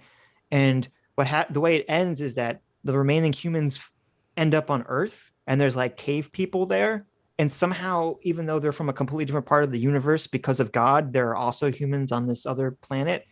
And these humans are going to mix with cave people and they're going to create us in the future. And that's why they worship Greek gods, because they're from cave people times. That's really exciting. And the reason the main character was seeing this thing is that it's actually like an angel and she just has magic god powers. And fuck you, we're not going to answer the question. Yeah. Like it was just, I couldn't. Oh my God, I was just so happy that I wasn't watching this live over a 4-year period, because I would have lost my shit if I waited 4 years for this You were instead of like binge watching it over like a month or two. Yeah. I would still be pissed about binge watching. I was mad. I was mad. I was very triggered. It's like they plant all of these perfect hooks, and in your mind, you're playing the game of which direction is this going to go, and then they just pull the rug out from under you, and it goes in none of those directions because it goes in some completely illogical direction. And it's that, and that's actually the big problem, I think, in today's medium with the mystery box stuff, because you have with like the Watchmen TV show, Westworld, anything like that. It's like whenever you have a show based around mysteries, there's a million theories on Reddit, like trying to go in every fucking direction. And 9 times out of 10, there's like a way more interesting, way better fan theory than whatever shit direction the show decides to go into. I wonder if the internet, if this problem is spawned by the internet, because they read those things and they're like, oh, we got to go in a different direction. We don't want anyone to discover it. I don't think so. I think that people get a cool idea, like, oh, what if we have that scene, or oh, what if we ask that question? Yes. And they just basically say, I will figure. Yeah, they don't have a payoff. They're like, oh, we'll figure it out later. And that just, as soon as you cross that bridge, you're fucking dead. Yeah, like I can't write that way. I have to write, I have to know the ending. I'm like, okay, you have to think up the most tantalizing ending and then write to that ending. The end has to fit with whatever the theme of the story Exactly. is. Yes. So you have to have the ending already in mind. Yeah. And I mean, there's writers that don't do that, but the thing is, they would write the entire thing before they start exposing you to it. Right. I mean, you don't want to just like start a writing process where you're moving forward without having any idea where you're going to go, and then actually make a show before you have any idea where you're going to go. Like, what a fucking nightmare that would be. You've said you've written 4 screenplays. I've written, I don't know, 20 screenplays, 25 screenplays. I always write the first act and the last act first. That's like the first thing I write. Yeah. So like there's often the meme of like the architect versus the gardener, where George R.R. Martin's like a gardener. I am like a hardcore fucking architect. Like, right, yeah. The first thing I want to know, the first thing I want to know is the end, basically. And like, I don't have all the details figured out, but basically, I want to figure out the premise and the overall act structure before anything else. Right, you're not going to know everything, but you got to know like the basics. Totally. Okay? Yeah. I make really, really detailed outlines. Like, the outlines for my screenplays are usually 200 or 300 pages long. Where it, like, like. Incredibly. Your outline is like the length of the story. Hilarious. No, it's way longer. And then it's like 5 times editing it down. Well, but see, the gardening technique, which is like you're going to sow your seeds of your character, your story, and let whatever grow, and then you're going to like clip the weeds out, which is what George R.R. Martin does for Game of Thrones. But I think that totally fucked him, and I think that's why it's taken him forever to write the last 2 books, is because he's basically written himself into a corner that he doesn't know how to escape from. Because like there's all these Game of Thrones channels I used to watch on YouTube, like Alt Hype X or Preston Jacobs, and like when they go into all this like the deep lore and shit going on in the books, there's so many plot threads, there's so much crazy shit going on. You're like, there's no way George R.R. Martin can tie all this together. It's physically, humanly impossible. And I think that's part of the problem. That's why it's taken him so long to write the next books. Tying mean, it together is key. It's so satisfying when all those threads come together at the end of the movie, when everything makes sense emotionally. Yeah. So here's another difference between different mediums. So, in my opinion, if you're trying to be a professional feature-length screenwriter in Hollywood, you need to be able to finish a project in like 2 months, because like that's just very often a deadline that you're going to have. Yeah. You need to be able to finish work quickly. That's way more important than like, you know, like there's this romantic idea of like, I'm going to go sit in a fucking cabin, right? And I'm going to spend 2 years, as long as it takes to get this fucking perfect. Like, that's just not a functional way So to much work of it is as a dialogue screenwriter. too. So many of the screenwriters that get hired just get hired off of their dialogue. Good dialogue is really and yeah, like the whole Gardner shit, like if you're a month into a screenplay and you don't even know if any of your scenes are going to be in the final thing and you don't know the ending, like I would feel like I hadn't even started, right? Like if I was writing something and I expected it to be done after 2 months, I probably have a first draft after 3 or 4 weeks, right? And then you refine it and shit like that.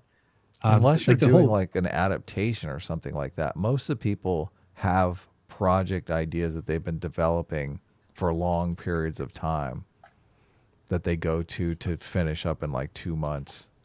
Yeah. I'm not saying it's like, I mean like the active process of writing it. Like very often you have ideas in a notepad file you're batting around and sort of thinking about, and you haven't really started writing it yet. Yeah, I agree with that completely. Sherlock is another great example of a TV show that you're like, oh, I like this. And then it just becomes schlock because it's like, oh, they're just going for what looks cool or seems cool, even if it makes fucking zero sense for anything whatsoever. You know what's another movie like that? Django Unchained. Get fucked. I don't necessarily disagree with You know what's another movie like that? Kill Bill. Oh, okay. Does Kill Bill not make sense? Actually, you know, I thought about it, so. and the thing that I didn't like about Kill Bill is that they stopped the fight when the kid came in. They're like these hardened assassins, but it was totally out of character for them to not grab the kid. I completely disagree with you. Why? Because the whole point was that, well, first of all, the mom doesn't want her kid to know that she's an assassin murderer, and then Kiddo, her whole character is driven by like the loss of her child. Yeah. So I think that's why she's empathetic with it about the kid. Really? Yeah. The entire like her character is incredibly simple. I mean, basically her only motivation is revenge for her. Yeah, revenge for her kid getting murdered. Right. It's basically the whole thing. But killing the other woman's kid would be like pretty straight up revenge. I mean, but she's still empathy. I mean, she's a woman, Adam. Okay, she has this thing called empathy. Okay, empathy and motherhood. It just seemed out. It's just I was like, completely disagree with you. I had been reading a bunch of like hardcore military books at the time, and I was like, this is not how these soldier of fortune people act. Like they do not care about your family. Well, if anything, they want to use your family against you. Yeah, but remember, they were like good friends for years. It's not like you guys are just rationalizing it. Okay, I'm not. I think it made perfect sense to me. I think it's totally out of character. I mean, I'm not sure that I've ever heard that criticism of the movie before. CT brings up, Dexter was another one. The first 2 seasons of Dexter are so good, and then they lost their main writer, and it just became like utter dog shit after that point. Dude, Dexter, I think it's like back. After season 3. I know. It becomes like horrible. Yeah, I've heard it's back. Yeah, season 3 is boring, but not like it's just boring. And then each season just gets worse and worse and worse and worse and worse. Oh, here's what might be a hot take. Breaking Bad season 2 is really bad. First of all, you're wrong and stupid. Okay. Have you seen it? Yeah. Do you remember what season I'm talking about? Yeah, you're talking about where every fucking episode starts with the flash of the stupid ass airplane dropping bullshit onto a pool. Yes. The eyeball floating. You like that season? Yeah. What, you don't like season? What's wrong with season 2? Everything. It's terrible. This is the season during the writer's strike, and it's just like it's like twice as long as season 1, and like nothing happens. It's awful. Which is worse, agree guys? With you at all. I'm curious. Which is worse? Wait, the last season of Breaking Bad is bad, but everything up until that is good. You think the last season of Breaking Bad is worse than season 2? Last season of Breaking Bad is terrible. Oh my god, what a fucking take! You can't. after they get rid of Gus, they take this huge step back into like, oh, now we get to deal with like these random white biker meth gang. I'm like, I don't care a fuck about any of these fucking people. The last season, it should have either ended with him taking out Gus, or it ends with the last season as him trying to become the kingpin. And either he succeeds or fails. And that's the end of the show. Not this stupid like rehashing of nonsense. Maybe we should read some super chats. I'm just curious. What do you guys think? Probably. We've been talking for like 2 hours. Probably. And we're halfway through a meme. So you got to play along with us, Doomer. See, I don't people like season 4 Dexter with John Lithgow. I think that was super overrated. I mean, I like John Lithgow and everything, but the season itself was overrated. I recall Dexter being painful after season 3. The thing that bothered me about Dexter is that the thing that made Dexter interesting was that he wasn't a good person. He was a totally amoral, like, psychopath who was just he ended up doing a quote unquote service for humanity in order to not get caught. Yeah, it's like his cope. Right. But he's not a good person. He's not killing killers because he's like, oh, they're evil. He just does it because he figures I need to kill someone and no one's really going to care if a serial killer disappears. Okay. And throughout the show, they like lost that and they like, oh, Dexter's a good guy. Dexter's a vigilante. Dexter's a superhero. I'm like, no, you're missing the entire thing that makes his character interesting. Oh, and I don't know if you've, well, I guess you haven't because you've never read the books, Doomer. So the Like Dexter books are very the Dexter weird. books. No, I've not read the Dexter books. Yeah, the Dexter books are very Dexter weird. lore. They're all good, except they all have like literally the most anticlimactic endings of all time. Every single one. It's shocking. But there is something that's actually crazy in the Dexter books that I wish people get mad when I talk about this. I wish would have been in the TV show, which is that in the Dexter books, when he gets like the bloodlust, when he gets the dark passenger urge, in the books, it's described as like being on mushrooms or a drug or something. Like lights and colors look different. And he has like this kind of like, it's almost like described like he's in a trance or he's possessed. Sounds like he's having a peak experience. That sounds based as fuck. It's super interesting. And then in the third, and it's interesting because all the Dexter books are written in first person from his point of view. And then it's like in the third or fourth book, the introduction is not in first person, it's in third person.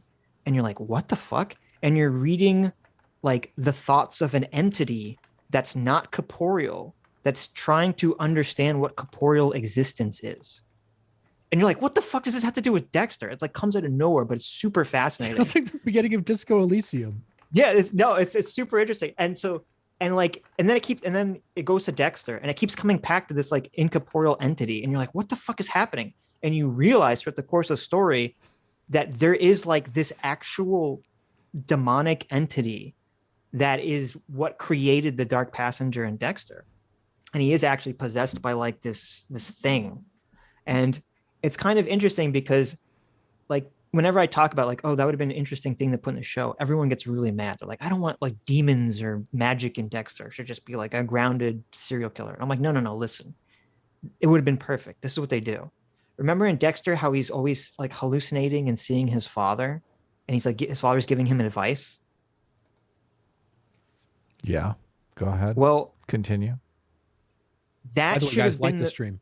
That should have been the reveal. The reveal should have been like in season 4 that when because when you see in Dexter, the TV show, when he's seeing his father and his father's talking to him, we as the audience assume that that's just like a narrative device for the TV show. That Dexter's not actually seeing his father. He's just remembering what things his father was saying and kind of thinking what his father would tell him. And what a crazy mindfuck reveal would that have been. In like season 4, when you realize, no, Dexter literally is seeing something that he thinks is his father. And that it turns out that the father is the demon and that is the thing possessing him. That is the thing trying to get him to kill people and control. Oh, what the fuck? That's way cool. Why was that in this show? I know that would have been amazing, but anyway, we never finished the drawing, the meme. Yeah, you got to play along. Interrupted to talk about something. Doomer, you got to play along. The rules are we have to like finish the meme or the super chat. Yeah. It's tough. Because sometimes the super chats are really mean and you want to jump in and say, fuck you. But so anyway, so we have, continuing the meme, Daniel's meme, we have Aiden as the Chad monarchist. And it says, carefree because the king is looking out for her. Knows there's no possible way a king can ever be bad. Permanent back hump from being burdened with carrying too much liberty. And now all that liberty. Memorized Hope. Holy fuck. Quote, everyone is equal under the king. 20 pages of notes. Equally Chad God picks the leader instead of a bunch of dumb peasants. Quote, king knows best. And finally, not suspicious at all why there are no Jews around anymore. Oh, I know. That was the go. worst. I was like, oh my God. That's pretty funny. It's pretty hilarious.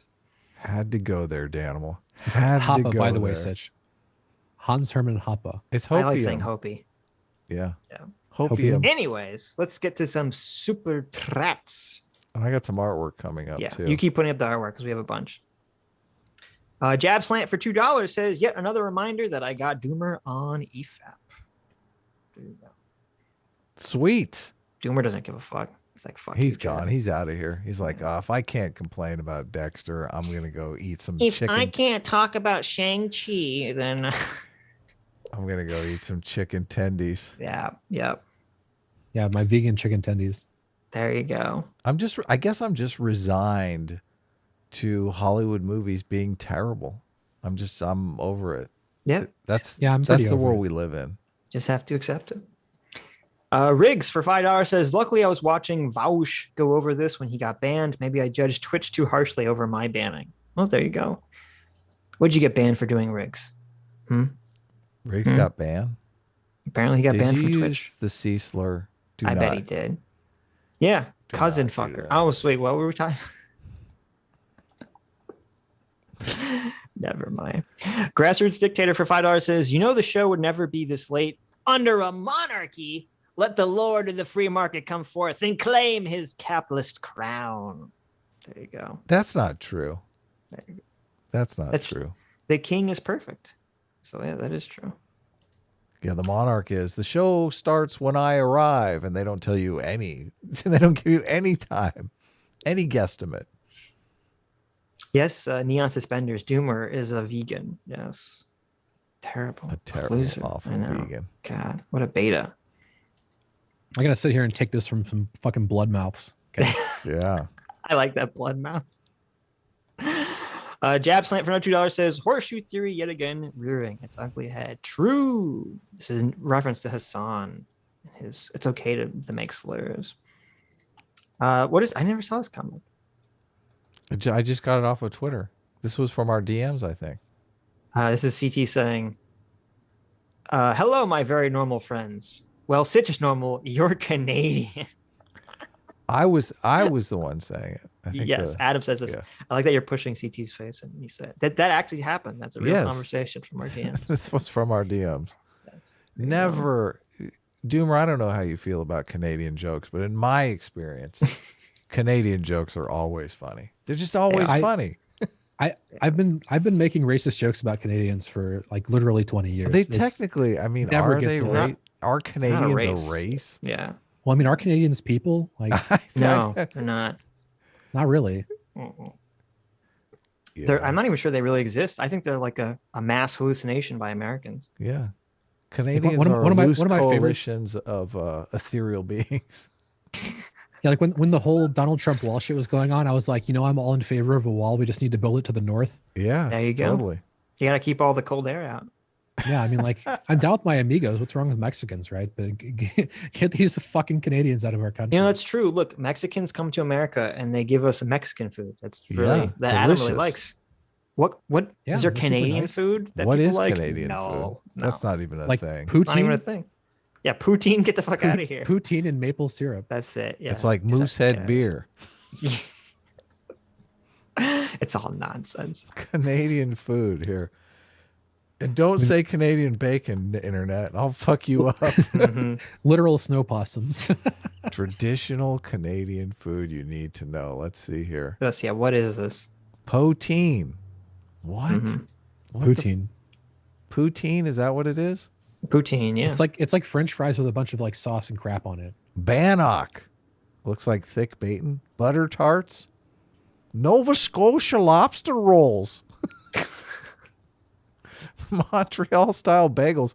They're just stealing food from all over the world here. That's what I was saying. Like They're stealing poutine- other people's food. Like poutine is good, but it's just French fries with like cheese and gravy on it. Like they're just doing shit. Like they didn't make up the food. They're just adding weird things to things. Saskatoon berry pie. Montreal style smoked meats. Nah, get out of here. Get out of here. Pea meal bacon. Pea meal bacon? Beaver tails. Oh shit. That's where the beaver tails come from. Yes. Like the only reason we don't invade Canada is because it's not worth it. Like who wants it? Yeah, there's nothing. Let them there. have it. Yeah. Ketchup chips. Nico Lopez for 5 Canadian says, I can confirm Canadians don't exist, only frogs. True. There you go. True. We have a fact. Hasan's chair for $5. Oh man. Hasan's very own chair says, Twitch, please unban Hasan. The abuse has been nonstop. Nuggies everywhere. I'll never get the ketchup stains out. Please, I'm begging you, Twitch. Think of the chairs. That would be a good reason to ban him for not being on stream. There you go. Zachary Plays for $5 says, can we not call people on Reddit the R word? Oh, you can. You can call them dirty Redditors. Holy shit. I just saw this meme for the first time. Who did this? Abaddon Doomer? Which meme are you talking about? It is Sitch. One Abaddon? Yes, one Abaddon made this. It is Sitch playing with his little adorable Doomer toad. I don't know if you could see this, Doomer. It's a one Abaddon made this picture of me holding a wrench over a little stoat Doomer. Oh, yeah, I saw this on the Discord a while ago. Yes, the little Doomer's like, no, wait, give me the wrench, and I'm like, hey. It captures Sitch's like deranged psychopathic fucking mentality. Yes. Look at the fucking this unfiltered sadism. Yes. This absolute fucking monster. You know why Sitch knows so much about fucking Dexter? Yes. He's a psychopath. Yes. Why he has such a fucking problem with it? Because he relates. True. Look at that. I like the desperation on Doomer's face in it. He still wants that wrench. His little crying face is so cute. Oh my god. Oh, please. It's so far away on my little stoat arms. Can't reach it. Stoats really are just like incredibly cute. Yes. Oh, I know. This is amazing. They're adorable. Yeah. Thank you so much. One Abaddon. Yeah, very lovely. Dr. Diddler for $5 says Duper has a toilet water fetish and chooses not to bathe because he doesn't want to drown in the shower. And that's why S class is the best class. Wow. Thank you, Diddler. When he says Duper, by the way, he means you, Doomer. Yeah, was that going? I was like, this is great. I'm aware of the deranged rambling of fucking Dr. Diddler. This is great. You mean the epic this is what you get out of S-class people. The epic brain lord. Everything is always correct. S-class general, Dr. Diddler. Okay. How much brain rot would you have to like Sitch? I mean, serious question. Listen to this. This is the sour grapes coming out. The super sour grapes coming out. Okay. When you hear something that naughty, just imagine it coming out of this little stoat's mouth as he's reaching for the revenge. J-Mac for $500. Jesus Christ. Read this again. Thanks so much, J-Mac. Says, I can't stay since I have siblings. Christmas tonight, but just know I love you all, Adam, Sitch, Doomer, and chat. Merry Christmas. Have some free will in me. Ho, ho, ho. Yeah, Thank that's you nice. So much. It's the Sitch juggler. Oh, this was, I think CT did this. She was saying, like, in a monarchy, what would every person be? And I said, I'm going to be the court jester because then I get to criticize everyone without actually having to be productive. Don't they kill the court jester every so often? Nah. Yeah. So there you go. I'm the jester from I'm from the jester from Darkest Dungeon, which is the best party member to have. So there you go. I think they have a whole slew of like backup jesters just in case. It's like the best just in case he doesn't make it through dinner. There you go. The jester doubles as the taster for the king. You know how the guy who tastes the food to make sure it's not poisoned before. No, you're crazy. Jester's based. Yeah, best jester in film, by the way, is in Akira Kurosawa's Ran. The movie is fucking lit. I don't think I've seen that one. It's better than Rashomon, but everyone talks about Rashomon for some fucking reason. I don't get it. Is that like a super indie movie? Ran? No, Ran's like, it was one of the highest budget Asian films for like a long time. It's a really, really big movie. I gotta check it out. Bull Moose says, I sent you something on Twitter. I never see your DMs, Bull Moose. Am I like, did I block you? Am I crazy? What's going on here? I'm gonna bring up the ornaments because a lot of CT I guess ran an ornament contest, and there's a bunch of super cool Christmas ornaments, and I think she drew the tree, but I think maybe I should do the ornaments first. Yeah, you can do the ornaments first. So, oh wow, look at this. Morbid High for 200 Aussies. Thank you so much, Morbid High. Says late. This is from Sunday. Yes, as usual. Listen, we don't want to be racist, okay? If you're on time and you're super punctual, we've learned from CRT advocates that makes you a white supremacist, okay? That's part of whiteness. You must do away with this. True. Melita J for 10 pounds says, hey guys, love your streams. You help keep me sane with all the crazy stuff going on. Long streams are great to listen to when doing chores. I'm off to wash the dishes. Also, thank you, Melita. Look at this ornament, Sitch. How do you do the splits like that? This is kind of crazy. I think so. Is this CT you actually, exercising here, or what? This is like your jazzercise session? CT actually took It's a lot easier when you're poorly endowed. Wow, listen to this guy. Listen to this guy. What do you mean? actually He's literally standing on his dick in this picture. Yeah, exactly. Exactly. See, unlike you, Doomer, I'm working it out. I'm making sure it's very, very strong. Okay. But I know me and Adam didn't make ornaments. But so CT took our drawings of ourselves we made like months ago, and she just colored them and put them on the ornaments. And so this was a drawing I made of Sitch. Those were arms. CT decided artistically to transform them into legs because that looked funny. Oh, that's hilarious. That's hilarious. There you go, guys. I did not draw myself doing push-ups on my dick. That was actually CT. CT drew that, yes. There you go. Wow.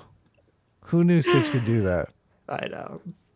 Degenerate, speaking of, Degenerate 0.357 for $10 says the power plus prejudice is stupid. I'm pretty sure I went to Africa and started screaming the N-word. They're not going to ignore me because I'm powerless there. LOL. They would beat the shit out of me. Yes. True. And certain neighborhoods in New Orleans, I wouldn't try that either. You probably get killed. Right. That's true. That's true.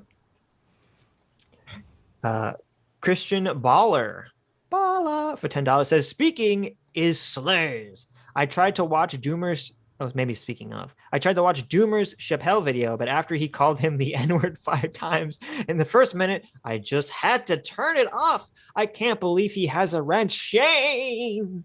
I mean, it gets pretty good after that. Doomer, what happened? You were calling Chappelle the N-word? Yeah, Jesus, Doomer. Yeah, why not? What was it? Which N-word? Doomer, I might have to take your wrench away. I mean, I don't support racism here on the Sitch and Adam show. Okay. It's Christmas. Like it's not racism because Chappelle's in a position of institutional privilege. Okay. Oh, okay. You're right. Fair enough. It's Christmas, Sitch. I don't think you should take the wrench away until the day after Christmas. I'm a Jew. First of all, it's not Christmas. Okay, it's the 21st. I know. I don't celebrate this, but I know it's not today. Let him celebrate the holiday with the wrench. We'll take care of the wrench after. He'll do it on Christmas. New Year's. That'll be his New Year's resolution to take away my wrench. There you go. Yeah, exactly. Your New Year's resolution will be to regain your wrench throughout the year. This is the picture Adam drew of himself. I think it was just a torso, so CT gave you like tiny baby legs and red shorts. And there you go. You're shooting lasers everywhere. Looks cool. Look at that. Yeah, it looks good. Bouncing around inside the silver ball. Yeah, it looks very cool. Looks very dangerous. Mm-hmm. Lasers don't work on me, though. I don't know if you guys know that. You're immune to lasers, yeah. Arrogant Cognition for $2 says, I like to point out tardy means retarded arrival. That's true. Oh, wow. That's a good point. When you say someone is tardy, next time your teacher says, were you tardy to class? You'd be like, whoa, that's very ableist of you, teacher. Okay. I'm going to have to film you and put you up on TikTok. Excuse me? That is pretty funny. That is funny. Get in big trouble for that. Mm-hmm. Dead M for $10 says, I love this show. S-Class is the best girl. And A-Team forgets to put links in the video description, so I had to find links myself. I mean, technically, it's Sitch's job to put links in the description. No, it's not. Of the show. No, I mean, I do no. this. I've been doing the descriptions on the clips recently, so so It's your A-Team fault. does its part, Sitch. Yeah. Where were you? Sitch does all of his parts. I think forever. the link that people Apparently not. wanted, Doomer, was the link to yours. You mentioned something in the last show that. Oh, was you actually some- sent it to me, Doomer. I never watched it yet. Yeah, it's in your DMs. But The, there's half a dozen comments people asking for that link, so we should put it in the description. If that's Okay. cool with you, Doomer. I mean, I don't know. This is How Doomer bad does arguing Vivian beat you up? with Vivian Wolf. I was told that it's a very amusing conversation, Mhm. and that Okay. I don't necessarily look good at the end of it because I'm screaming "shut the fuck up" for 15 minutes, but it's very amusing. I do Here. have a watch together up that we could watch the ending where you're saying. I mean, Oh, we're allowed to curse on this show. I don't so- think Watch Together works for Twitch. Oh really? Oh, Oh, it's fuck. not. It's Yeah. a Twitch. Oh, I mean, you could download it and upload it to YouTube. fuck that. I mean, we Twitch. could. Yeah. I mean, if you want me to, I can do that. But If I'm you gonna put, if you want us to watch it, I mean, I'm curious. You could just if you just had the part about you saying "shut the fuck up." That's really the only part I want to see. I'll go find I'm it. putting in the description right now the whole debate link. So if you guys want to check it out, feel free. I'll be right back. By the way. No. Machine Gun Hunt for $5 says you're not white if your ancestors committed unalive to Armenians. A-Team forever. There you Yeah, I go. did a like bunch that. of, and thank you for the super chat. I did a bunch of, I mean, I was going pretty full blast at Hasan today on Twitter. Oh, really? Yeah, because I looked up all that shit and it's just completely incendiary. Fucking brain dead Hasan Mhm. and his fucking brain dead co-host Ethan talking about, you know, whites just being completely, you know, anti-white racism, Right. and that Turkish history for Hasan is just, it's not pretty. It's not pretty. Mhm. Like, if you're gonna say whites have to speak for their historical oppression, Hasan should have to speak for his historical oppression, right? Right. Yeah.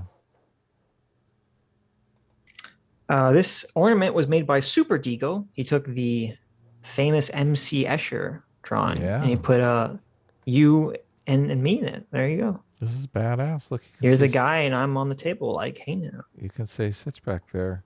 Yeah, very cool. Very cool. Is there a guy on the table in the original one? I'm not sure. I don't remember. I Might don't be think an so. addition. I do like MC Escher. You, of course, you like MC Escher. Right? Who doesn't like What's- MC Escher? Yeah, exactly. What's awesome. not to like about MC Yeah. Escher? He's like, I'm going to show you guys how art is done. Okay. Enough of this scribbling. Squeeze Louise for $5 says, why would Hassan even want to be white? He could call himself Byzantine, and that would sound cool as hell. There you go.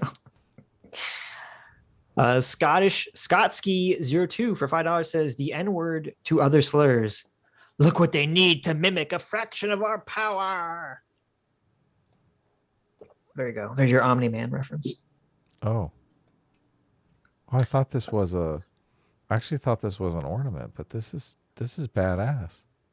What? I guess Sheep did this. Sitch face, angry. Yes. Sheep draw. Yes. Sheep did this face. It's fucking badass. It's an angry 8-bit style. I want Sitch that. face. I want this for a window sticker on my Hummer.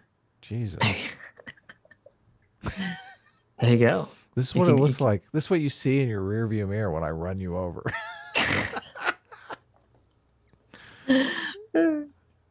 Get out of the way, Prius.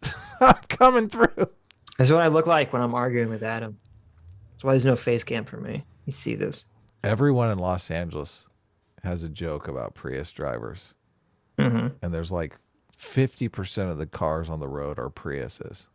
And I don't think any of the Prius drivers are in on it. But Prius drivers are the worst drivers on the road. That's because they're all too busy smelling their own farts. They're terrible fucking Yes. drivers. Yeah. I got in an accident once. Guess what kind of car it was? Honda. A Honda Prius. Accord. No, of course okay. it was a I Prius. couldn't have guessed. A Tesla. No. My friend has a Tesla, though. They're pretty badass. The Podski for $5 says the free speech extremist in me says let them say whatever they want, but since Twitch has this rule, it's good they're at least applying it evenly. There you go. True. I think Sitch changed his mind on that. I think we got to have the rules, and then he kind of went, okay, maybe it's better off not having the rules. No, I said basically the same thing. Like, well, I think my overall end thought would be, I think Twitch should not allow people to call other people racial slurs, but they should allow people to just discuss the slurs without calling people the slurs, including the N-word. I think people should be allowed to say it. Yeah. Do you disagree with that? I would rather just equally everyone could use the slurs and it wasn't a big deal. That's what I would like. Yeah. Okay. I feel like we were in a situation where you could use the slurs and it was like people were using them, but they weren't using them in anger. And I don't know. It just seems like, I don't know. It's weird to police speech for adults. It feels very childlike.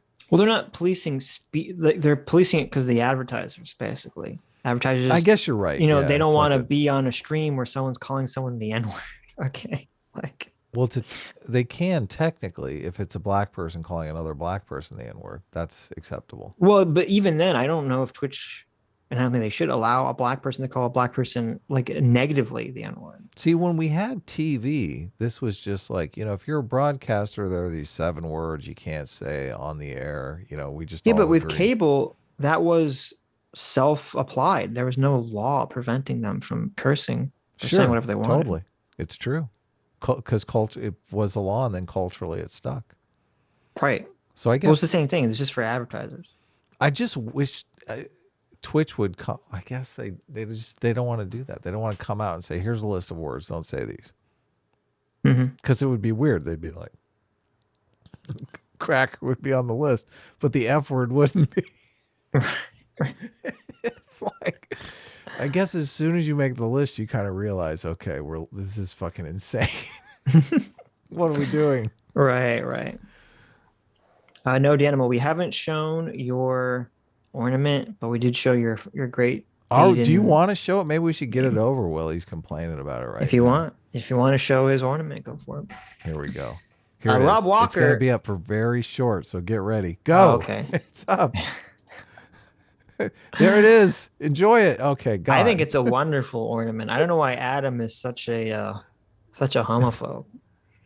There you go. I don't want the stream to get taken down. You got a buff Santa, and it says "Make the Yuletide gay," and you have a Sitch and Adam simp, the little night heads licking the abs. So there you go. Academic Agent is going to be using this in a thumbnail soon. Of course he is. Danimal, thank you for doing the work of our enemies. Thank you, Danimal. Yes, you bastard. Rob Walker for $200. Thank you so much, Rob. Says happy holidays to my favorite YouTubers. Thank you for the laughs, insightful discussions, excellent guest, and all the work you put in this channel. I feel I've learned a lot thanks to you guys and those you brought on. Thank you, and I hope you guys have a great week. Thank you so much, Rob. Yeah, thanks. This year just fucking flew by, man. Yeah, it's already because of COVID. Yeah, 22. Hopefully things go back to normal next year. Yeah, hopefully Omicron turns out to be the milder. Dud. Yeah, a big dud. That'd be nice. Have you heard any news today on that, or? It seems like everything's still pointing in the direction of it being mild. A dud. Okay, good. That's what I think, because I think even though they now say it's the dominant strain in America already, but there's only been 1 death so far. What? Now there is a lag time of 2 weeks, so you have to be a little careful. Right. But we'll know in 2 weeks, which is good. That's what I want. Yeah, we should know in 2 weeks. When you're in the information deficit, that's a tough part. Not knowing. Yeah. Well, I think there. I didn't read them, but there was some like meta summary that said all studies show so far that Omicron is way more contagious, but way milder, and that they think a lot of people are just getting it, but are just asymptomatic with it, which would be, or just, have very mild symptoms. So it'd be great. That would be great. Kaiba Corp for $5 says, here's the real question. Are Middle Easterners white or Asian? They're neither. They're their own thing. They're their own thing. Middle Easterners, white or Asian? They're Middle Eastern. But are they persons of, are they POC? That's the question. They're not white. No, they're not white. The POC thing is pretty interesting because it really is designed to say anybody non-white but white. Yeah. Well, actually, it kind of doesn't, because like Asians are not white because but they're when in you say the POC. Well, I was gonna say when you say white, you're really saying European descent. Yeah, that's really what you're saying. Yeah, and I don't think most people call Asians POCs. I do not think they do. I've heard Asians call themselves POCs though. Yeah, but they kind of do. It's like whenever an Asian guy at a woke meeting says they're a POC, like every black person in the room is like, I'm not so sure about that. You can see their faces. They're all like, I don't know. There's like this tension. So what happens at the meeting when David Pacman steps up and says, I'm a POC. I'm Argentinian. Yeah, I think POC literally just means people that are black or brown or like not white or white passing, but also not Asian. You're throwing Asian in with whites now. That's interesting. They do. I don't do this. They do this. The famous they. The famous they, yes. The neo-Marxists do this, okay? I mean, that'd be like, that'd be like me is like an Ashkenazi white Jew saying I'm a POC. It's like, fuck off. No, you're not. You're white as fuck. Aaron Villarreal for $5 says, you guys got it right. The slur to Filipinos is calling us anything but Filipino in an insulting way. There you go. Yeah, that's true. That's what you call any Asian. If you call any Asian person like some other Asian subgroup, that's the slur. It's the same thing with like Hispanic people. Like if you call like I'm sure like where you are, the problem is if you call anyone from Latin descent Mexican, they're like, it's very insulting. Yeah, right? I'm from Guatemala, bitch. Yeah, exactly. And then in Florida, it's instead of Mexican, it's you call anyone who's a Hispanic Cuban. They're like, what the fuck? Yeah, I'm like from Brazil or Peru. Yeah, the politically correct term is wetback. There you go. Doomer. Here's the Sitch and Alma show. We disavow all racial slurs. Doomer. That is literally a slur. What Doomer's over here popping off? You can't say that shit. He said it with a hard A and everything. Doomer, what are you doing? You can say like wet baka, because then it's like, whoa, what is he talking about? Now you're gonna some say Japanese it too? thing. No, I said baka, like That's baka in Japanese. That ain't I right. can't believe you said that, Sitch. So I'm actually talking about a wet stupid person in an anime. Doomer over here being racist. That ain't right. Kristen for $5 says, harem space monarchy. Now we're talking. I'm doing my part for the king and queen to get my own space harem. There you go. You got to be Mormon. That's how you get your space harem. I think a lot of people became Mormons for that reason. True. This was obviously made by Hasan's stepsister. Hasan's stepsister made an ornament. Merry Christmas, Sitchy-chan, with a kiss. Thank you so much, Hasan's stepsister. Thank you. And thank you for sneezing into the mic.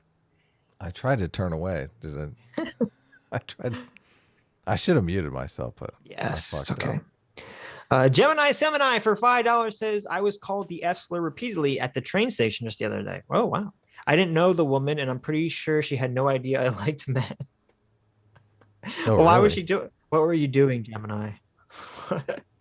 Did some random lady just come up to you and start calling you the F slur, or were you like spitting on her? This sounds a little suspect. What are you doing? Were you trying to like peep at Adam through like a bush with binoculars? I don't know. Mr. Patchlu for €5 says, you know what happens to all children of every race? They get colonized by bacteria. That's true. That is true. That's 100% accurate. That's true. Oh, your DM was on Discord, not Twitter. Oh, okay. My DM? No, I need a new ornament here. Gemini, tell me in the chat, what did you do in the normal chat? Tell me what you did to... Yeah, what happened? We want to know. This lady was starting to attack you. Oh, look at I'm this. assuming this is like not just a random crazy lady. Phalanx did a ornament. Phalanx has a very distinct style. I don't know if you noticed this. He does. He does. Yeah, it's cool. Look at it. Look. Fighting. Both of us fighting a normal-sized duck. Are we fighting it, or we're just like in an action pose near the duck? I'm gonna say we're fighting it. Okay. And the duck is winning. No. We're winning. Look at that. Well, the duck hasn't attacked yet. That's our first attack. No, this is what happened. A duck has just shown up in front of us, and then we look at each other and we're like, the fight of our lives. And we're doing like all sorts of anime poses and backflips, and the duck is just sitting there like, what the fuck's happening? I love to feed the ducks. Feeding ducks is super fun. Though it is yellow, so maybe it's a chick and not a duck. Oh, that's true. Ducks are white or multicolored. Or brown, yeah. Well, you know, Felix is Australian. I don't know if they have ducks over there. If they do, they probably like kill you or something. So it's an ostrich. It's a baby ostrich. It's probably something crazy. Yeah. That's right. It's an emu. I've never seen a baby ostrich, but they have to be cute, right? Because the eggs are like cute size. I'm gonna look that up. Okay, I got your meme. I'll send Adam the meme. Another terrible meme. That's a good meme. It's from Bull Moose. Oh my God, they are adorable. I knew it. I'm gonna get me a baby ostrich. What's that? Wait, what's going on here? What did CT just send me? I don't know if you guys can post this, but there's Hasan's stepsister's leaked DMs on OnlyFans. Oh no. Oh my God. We don't share DMs. We can't post We have those. to show that, yes. This is amazing. Only if they're fake DMs that are just... You have to put these all up. Whoever made this is a genius. The OnlyFans DMs. Yes, the OnlyFans and the DMs. It's hilarious. Kano for $5 says, going through the backlog has relieved my TDS hypertension. Wish I found you all before 2020, though. Anyway, I'm now more hopeful for the future. Oh, you're welcome. That's great. Yeah, that's good. Yeah, we try to give people hope. We do. And then Sargon comes on and tries to take it away from I know. Right in front of us. You're all going to be controlled by Wally World robots. Just you wait. You're all going to be fat, living in chairs in idiocracy. We haven't had Sargon on in forever. We got to get Sargon on. But I think he's working his ass off right now, to be honest with you. His show is kind of blowing up. He's got a bunch of people working for him now. He's like a real working man. That's right. Andrew for $5 says, how long can each of you hold your breath for? And inverted racism for every race, but one race. There you go. I can hold my breath for about 35 minutes. I don't know about you, Sitch. Adam learned this skill from his days working in the brothels. The male brothel. Oh my God. What have I got myself into? He would say that every night. Is this for real? This Hasan's stepsister thing is this really on Instagram? Oh no, but wait, so normally I can't hold my breath like very long at all, but if it's very cool if you do the Wim Hof breathing thing, you can like hold your breath for 2 or 3 minutes comfortably. It's like the most bizarre sensation ever. Really? You do I forget what it's called. It's where you like he has like this breathing thing where you kind of expel like most of the carbon dioxide in your body, and you like change your blood chemistry to some way, and then you can just hold your breath for 2 or 3 minutes, and it's the weirdest sensation, but it's super cool to do. Sounds maybe like it's a scam.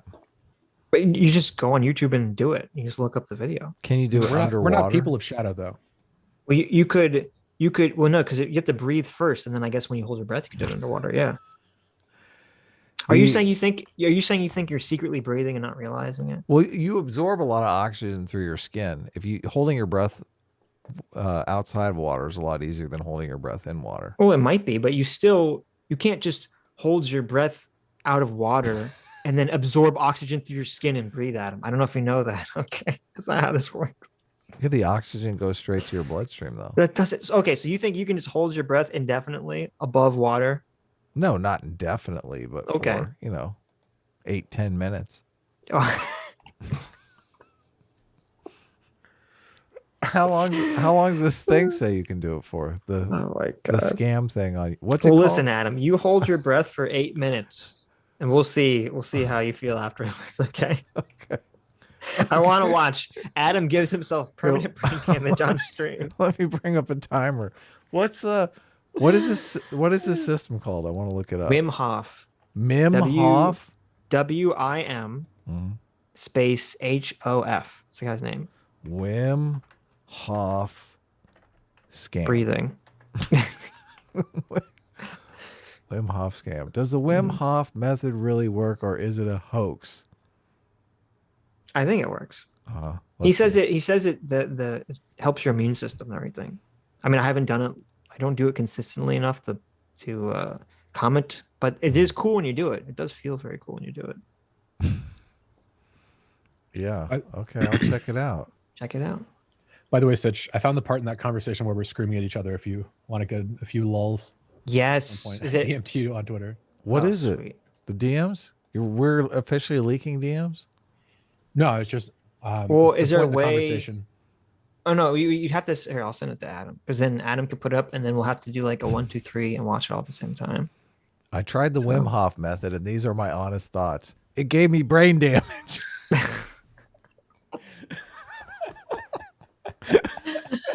I think if the Wim Hof method gave you brain damage, I think you're doing something very wrong. Okay. Oh my God. Okay. I'm not going to try this. You should try it, Adam. You should try it. I want you to try it. I want to hear back from you. Okay. According to this blog, it's going to give me brain damage. Though. It's going to give me brain damage. I don't know if I'm down. How the fuck? I kind of need my brain for the show. How does it get? Wait, how did it give him brain damage? No, does it say? I was kidding. Oh, okay, it makes sense. I was having some fun. Oh, okay. Wim Hof. Children age 6 should not try the Wim Hof. You will die. There you go. Yeah, Sitch, it's a comedy show, Sitch. Yeah, come on. This is the comedy portion of the show. Calpo Drinker 69 for £5 says, I think the Ottoman Empire had lots of white slaves, and now he uses slurs against us. This man's racism knows no bounds. There you go. Yeah. True. Terrible. It is awful. Yeah. Silo 101 for 2 Canadians says, I do the Wim Hof method to take bigger bong rips. There you go. See, oh, there's utility to it. There's utility. There you go. Yeah. Now I get it. Okay, I'm in this. I'm gonna be Wim Hoffing by next week. Be Wim Huffing. Get my glue out. Huffing. There you go.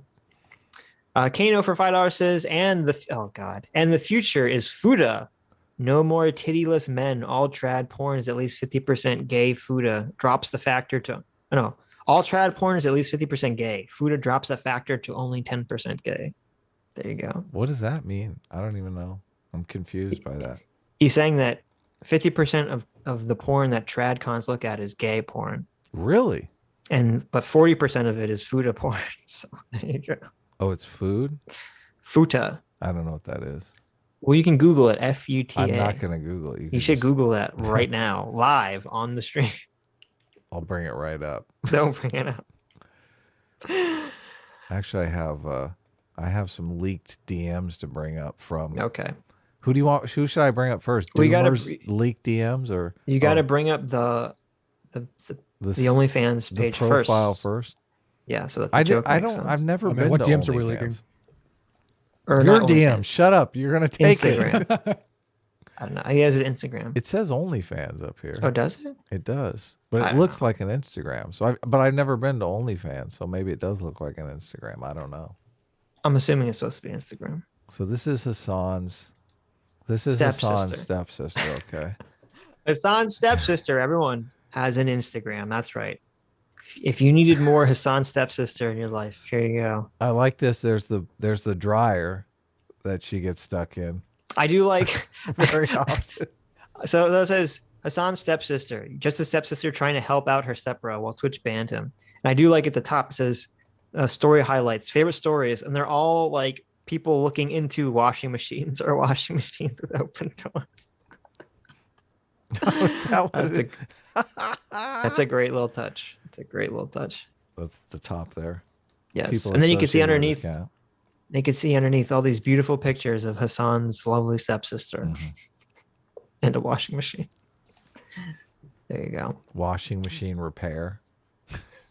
Now, so apparently Doomer, I don't know how we got this. We had a hacker who hacked Hasan's stepsister's Instagram, and we have some of Doomer's Doomer's direct messages with Hasan's stepsister. Okay. Do you guys want to see that? I brought those up here. You already brought them up? Wow. Yeah. I was going to ask Doomer if he felt okay with that, but you just brought them right fuck up. Doomer. we got some DM drama going here. We have to.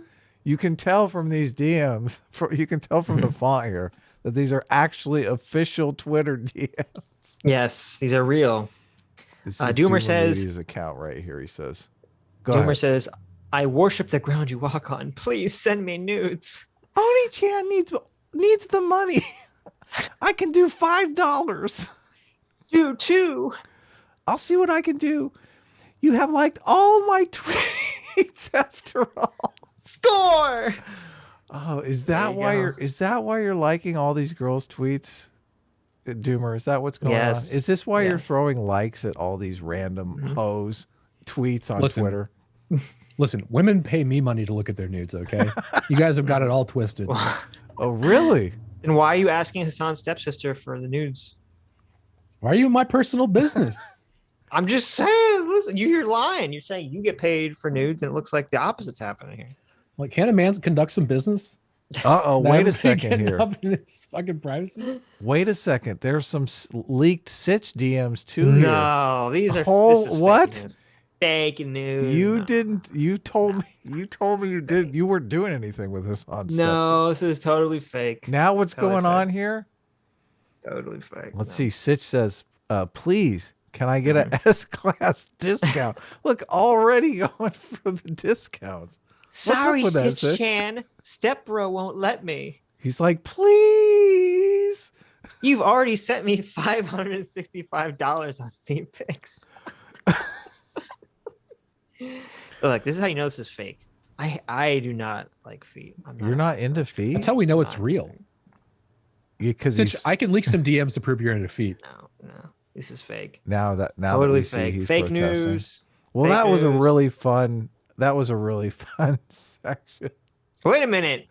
There's some leaked Adam DMs. Whoa, wait a minute. No, you gotta put those up, Adam. I'll better put them look. up. See if these are real or not. What's these this? Are totally real. Look how real this is. What's it's this? the I realest say, DM I've ever seen. I will wrench you and give you 100 free will units. Look at that. I can't send freebies, even armpit pics. Whore. Wow. Thought. Look at this. Look at how aggressive. Oh wait, Adam I got is a in the type. I DMs. did a typo there. I thought I said "begone, thought." No, you just said thought. God, look at Adam over here. Well, So geez. rude. So rude to Hasan. That's 100 units of free will. What the fuck is this bitch doing? She wants money. She doesn't want free will. She wants money. Yeah. All these hoes are the same. Sammy says Adam's wife enters the chat. Oh, please no. She's hearing you scream whore and thought. She's like, what's going on in there? That's hilarious. All right, that was fun. Who put those together? Because that was Hasan's was great. stepsister. Oh yeah. I always forget. Thank you, Hasan's stepsister. Genius. I'm getting kind of desperate to know who Hasan's stepsister really is. What do you mean? That's Hasan's stepsister. I mean, this is comedy genius here. Yeah, I feel like Hasan's stepsister is very. Where do you think Hasan gets his only good jokes? Hasan's wasted. stepsister came up with Saltine Sally. Okay, she comes up with all the good material for Hasan. Hasan I bet stole it's it. Anna Kasparian. Yeah, And Anna Kasparian. Yeah. Yeah. Dun, dun, dun, dun. Where was I? Here I was. Melita J for 10 pounds says, as a Brit, something that annoys me to no end is that a lot of US Americans seem to think that Black people only exist in America and nowhere else. Not all Black people are descended from slaves. Not true. I thought only Black people existed in America too. Yeah, I agree with that. I thought that was the case. Zachary Plays for $10 says, Christian equals free from law. Judaism equals laws and slavery to the religion and traditions. Now listen here, bucko. Listen here, bucko. Fuck you. Okay. Bucko. Bunch of Christians with your nonsense about how you don't have to be kosher anymore. That's always the biggest bullshit. You go up to any priest or preacher, any super religious Christian, you're like, explain to me why you don't have to be kosher. And they're like, well, because Jesus fulfilled the law. And you're like, no, bitch. I read that part in the New Testament where Jesus is like, I ain't changing none of the laws. Not a stroke or iota will be changed. You're bullshitting me. You just want to eat pig. That's all what's going on here. I see what's going on. You just don't want to cut little pieces of skin off your dick. I get it. Are they getting mad about your take on Christianity and slavery? Is that what's going on there? I don't remember what this was. Feels like they might be. Maybe. There were some comments that were saying Sitch doesn't know anything about Christianity and slavery. Oh no, God. I said Christianity was a lot of Christianity's early appeal was as a slave religion. Okay, but you said Judaism wasn't a slave religion. Judaism is not a slave religion. Right. No. I do remember that part. Right. Well, it's true because think about it. That's why a lot of no, obviously Christianity is not a slave religion anymore, but in the early days it was. And that's why a lot of the emphasis is on your life sucks now, but the afterlife is better. So you mean a religion of slaves, not a religion of slavers? Yes. Oh, maybe that's why people are getting confused. I mean of slaves, not the slavers. Yeah, I was kind of confused. Okay, yeah, no. I was going to make a spicy joke about that. No. I'm talking about like it was a lot of early Christianity was appealing to people that were enslaved themselves. Yeah. Yes, who were in bondage. We were talking about the American South and how the blacks adopted Christianity, which is why I think it was very appealing to black slaves. Yeah, of course, in America. Yeah, they were like, "Holy shit, we're enslaved too. We need to get out of Egypt." Right. Kano for $5 says, with resources readily available to us now, more T-girls can present as passing and passing well. 1F plus what? 1F plus parentheses 1M plus BB equals the end game of prod rad prawn is greater than trad prawn. There's something degenerate being talked about here, and I don't know what it means. Yeah, I hope so. I mean, I hope not. Let's see, 1F. I don't know. I'm assuming that means one Fuda, 1M, one male, plus what's BB? I don't know what that means. Maybe type it into Google, I dare you. No, don't do that. I'll put this equation in the chat, and chat can mull over what this exactly is supposed to mean. Some kind of degeneracy, I'm certain of it. Yes, I'm sure something degenerate. Oh, look, Hasan's stepsister. Redditors. How cool is Hasan's that? stepsister for $5. Thank you so much. Says, and on that note, I don't think I will be able to top that. I must now retire as Hasan's stepsister. What? Is that it? We're losing Hasan's stepsister? Oh no. Hasan's stepsister can keep the torch alive, even if she doesn't have to be, doing the memes. But this was. I'm curious because Hasan's stepsister's a mod in our chat. Like if Hasan's stepsister changes her title to some new character, do they lose their reg? Perhaps. I don't know. I don't know how any of that works. Can you change your name on YouTube? Yeah. I guess you can. Yeah. Listen, Hasan's stepsister was something else before it was Hasan's. Well, I just figured you could just make a new account. Yeah, sure. Majin. I always say it weird. Majin for $5 says, random question. Is Mormonism the Steel Ball Run of Judaism? I haven't read Steel Ball Run, so I can't comment on that reference, but I'm going to say yes. I'm gonna say yes. The I probably Steel Ball will. Run. Steel Ball Run is the latest arc of JoJo. Oh yeah. I was gonna watch that, but I didn't. No, the anime is 1 or 2 behind. I think it's 1 behind. Did you see Destiny throwing shade at JoJo? I did. I agree. JoJo's not very good. I'm gonna be honest. Really? I've voiced it. The second season is really good. I like the 4th season. 5th season's kind of whatever. 6th season. This 6th season's kind of whatever. I thought the whole point of it was it's so bad it's good though. I thought that was the thing. Well, that depends. Like season 1 is kind of like that. It's so campy. It's funny. Yeah. I don't know. People really like JoJo. I do think JoJo's. I mean, it's funny. It's got lots of good meme. I think it's like. I think part of JoJo's appeal is just that the meme potential for JoJo's like out of control. There's just so many good memes related to it. So. Malcolm McKee for 5 Canadian says, if racism is power plus privilege, does that mean I'm incapable of being racist against Beyonce? No, because again, this is what I always get you. They don't look at anything as individuals. You're not an individual. Okay. You're not an individual actor. You are just this representation of a group. And so it doesn't matter if an individual black person has more power than you do and an individual white person has no power.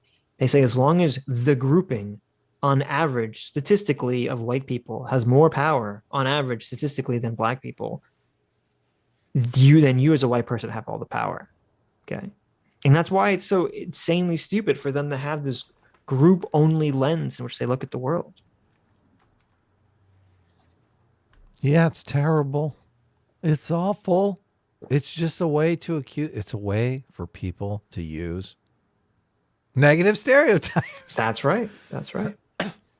People are so sick of me saying negative stereotypes. I don't get why people. Why? What do you mean?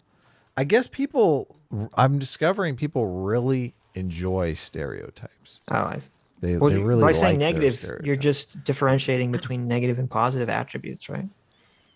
Well, yeah, and obviously Aiden's been on before and said even positive attributes are bad because people feel the need to live up to those stereotypes and they feel like they're losers if they aren't. You know, the Asian guy who's actually fucking not good at math feels like shit because he's like, look, everyone thinks I'm good at math and I'm not. But my thing is, and it does go back to that it's just you have to deal with people as an individual because even if 30% of Asians are good at math and we can like take out the details and figure this out, you still got 70% of Asians that are not particularly good at math, and using that stereotype just on every single Asian you meet is dumb.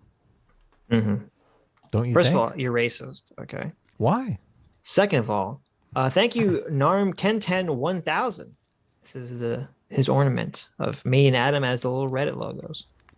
Isn't it funny that Andrew Yang used a racist stereotype as his campaign?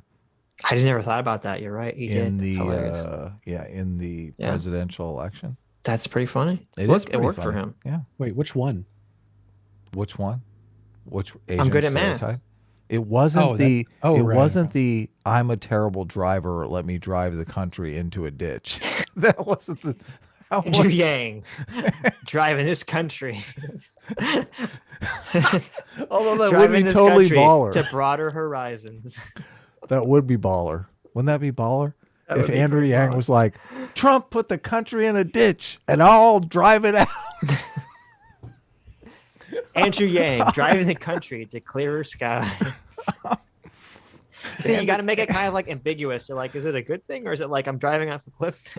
Andrew Yang backing us out of the ditch. Yeah. You can trust me with the country. You just can't trust me with your dog. Oh my God, Jesus. Doomer, I had no idea.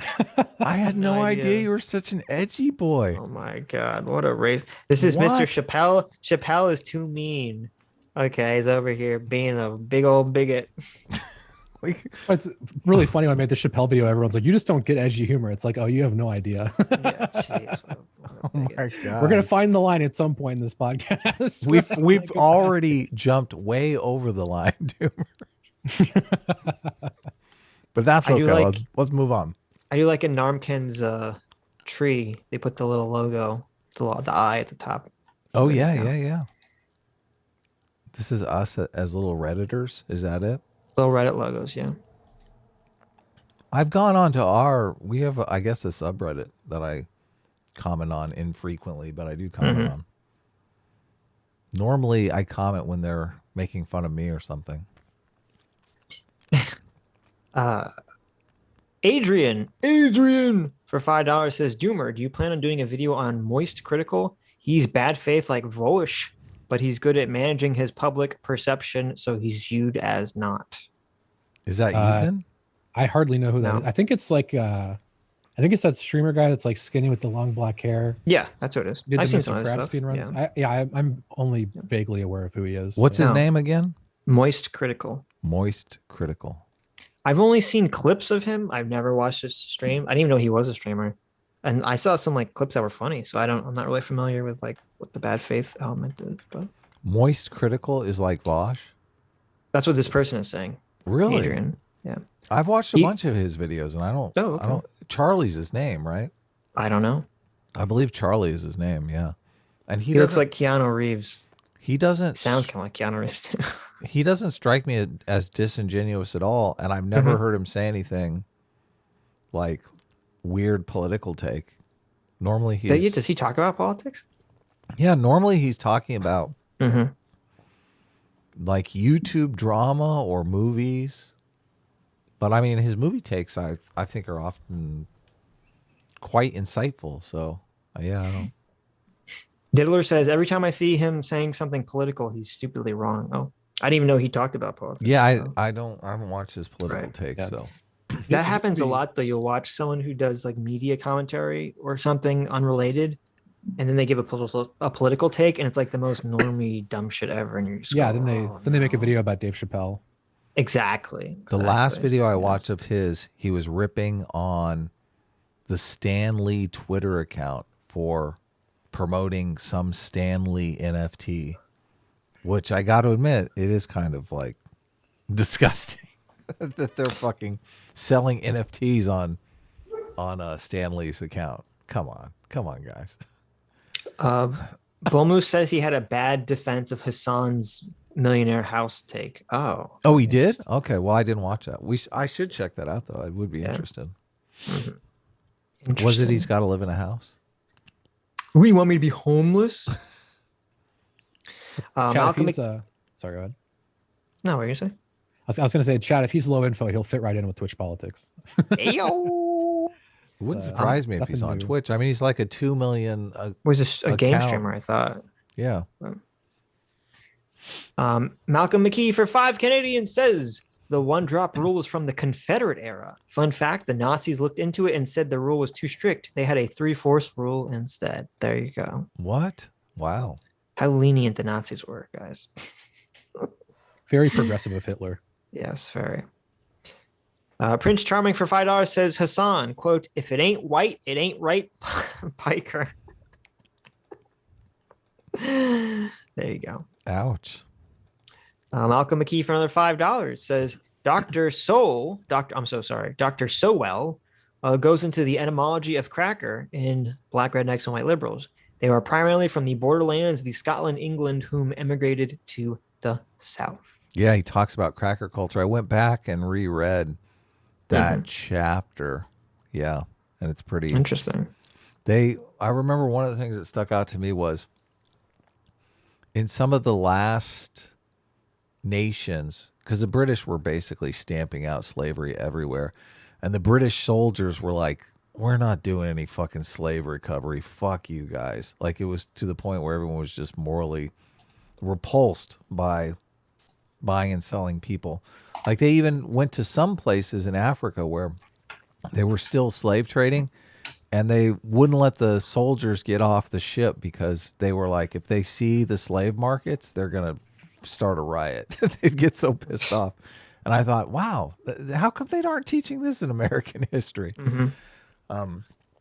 But yeah, and a lot of the places like that were the last to make slavery actually illegal, there was no slavery because the plantation owners got, they knew it was coming. They knew the sentiment was changing on them, and they freed most of their slaves and turned them into employees anyway. And the slaves that knew that they could run away because none of the populace was going to turn them in anyway. It was like a completely different situation. So the critical race theory people majorly are putting together a curriculum to increase white guilt, to just make white people seem like fucking Dexter, like the murdering rapists, pillagers. Yeah, they want to turn white people into the bad guy because they see white people as the bad guy in their eyes because, racism knows no race. I'm sure there are just as many racist black people as there are racist white people.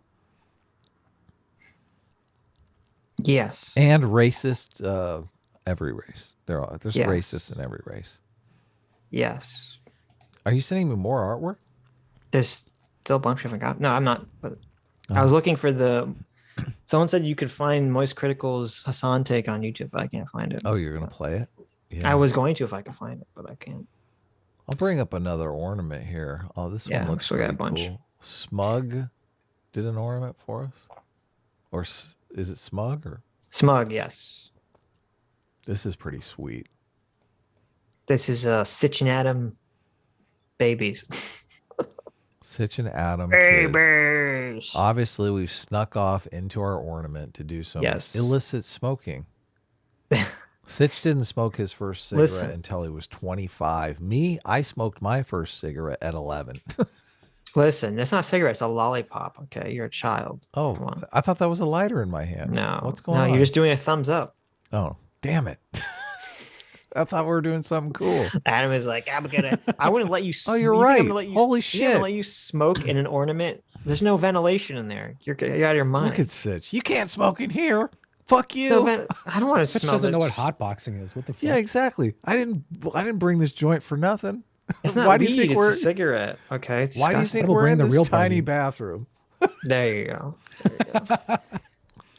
I don't know. Like the smell when other people smoke pot is always disgusting to me. What? Ugh. What? Ugh. You can't live in California then. You wouldn't. I know.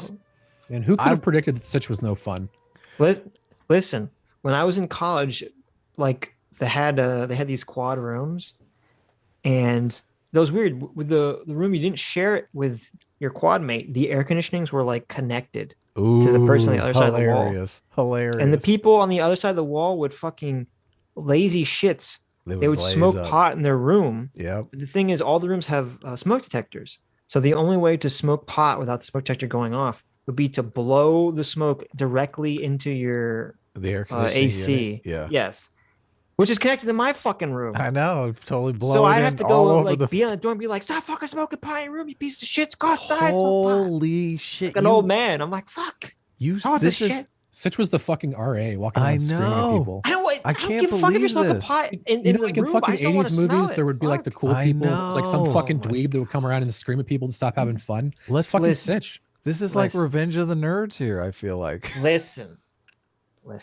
If they were like, hey, if they came over and said, hey, Sitch, you want to smoke pot with us? Okay, I'd be like, yeah, sure. But they didn't do that. They said, we're going to smoke pot in our room. We're going to blow it directly into our fucking AC so you get this shit. I'm like, what the fuck? This is exactly what the nerds would say in those movies. No, fuck off. This is, Sitch is a little jealous here.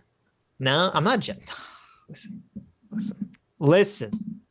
Sitch confirmed. Me and Adam are smoking weed in the bushes and going surfing, and Sitch just go smoke. Yeah. Listen, go smoke outside. I don't want to smell that shit. Go outside, motherfucker. Stop being lazy fucks. I'm in California. We're gonna live our life. We can smoke where we want. I go outside on a windy day and I can smell the weed from my neighbor's house. There you go. There you go. Come on. Actually, it was super weird at that dorm. It was really bizarre. Like 1 month, or like it's so weird. Like randomly, birds started hitting the like sliding door balcony on the 4th floor where I was and dying. And it like never happened before. We were trying to get that weed. No, but it was super weird because 3 birds all hit the window and died, and they end up creating like a triangle with their corpses. And I was like, there's some like cursed magic going on here. You didn't go outside and pick them up? Normally if you pick them up, you can't open the the door. And they were locked. Oh, that sucks. Yeah. Yeah. All this, it was funny. All those sliding doors, this dorm room had balconies. They were all like sealed shut. So I guess they didn't want kids smoking out there, jumping off and dying or something. A team feels the moral responsibility of helping birds, and S class just doesn't. Well, just first of all, leave them. they're just dead, leave so them. you can't help them. Okay. No, they're not. It knocks them out. Yeah, it knocks them out. But if you when go I saw because by they the just time have I a little birdie noticed them, concussion. I've saved many a bird, Sitch. You let those birds by the time die. I noticed them, I would see them, and they're just dead. And they never moved. They never changed position. There's blood all over the place. They're just dead. I would have got a glass cutter. I see. And I would have cut a little bird. And you would have hole. gone picking up and handling 100%. The dead bird corpses, and you're just like, yeah. They're not dead yet, Sitch. They're so dead. we would save the birds. You don't understand bird CPR, okay? A team is a friend to all birds. You know what? That's right. And that is the reason why the ducks have started their eternal war with me. They're like, Sitch, you didn't help our fellow foul friends when they rammed their dumb faces into the glass. Okay, you didn't perform bird CPR on them like Adam did. You let them die in a satanic triangle, and now their bird souls are burning in hell. Adam, if birds are killing themselves and their corpses are creating satanic circles, obviously there's some dark magic going on here. And I'm not going to be the one to go reach into the satanic circle and go touch the birds and see what happens. It's just going to get haunted like Beetlejuice, but it's birds. Yeah. Exactly. That's how you end up getting imbued with like evil demon powers or something. Okay. That is literally the introduction to a shitty comic series. Somebody went and touched the birds that were dying in the satanic circle, and they got bird powers. This is how Sitch's shadow avatar. This is his origin story. There you go. This is a fucking bird ritual, a bird blood ritual, blood magic. Yeah. There you go. It's not far off, actually. To Tim 505 for $5 says, I wonder what will happen to streamers that are just eating a box of C and they can't say it. Oh yeah, a box of crackers. Yeah. I'm pretty sure if you just say like cracker in reference to crackers, it'll be okay. Yeah. Just say C's. I'm eating some crunchy C's. If I was streaming, I would just eat crackers all day. It should be funny as fuck. I should go get some I'm crackers. just having a good crispy white cracker, you know? Yeah. Nice crispy treat. Yeah. John R. There's 2 pork beans and cottage cheese. Like, what's going on here? They're the same. I think they're just different. Oh, okay. Oh no, no, you're right. There's two. Ones, yeah. Which one did you bring up? I brought up the second one. Utter Nonsense made this.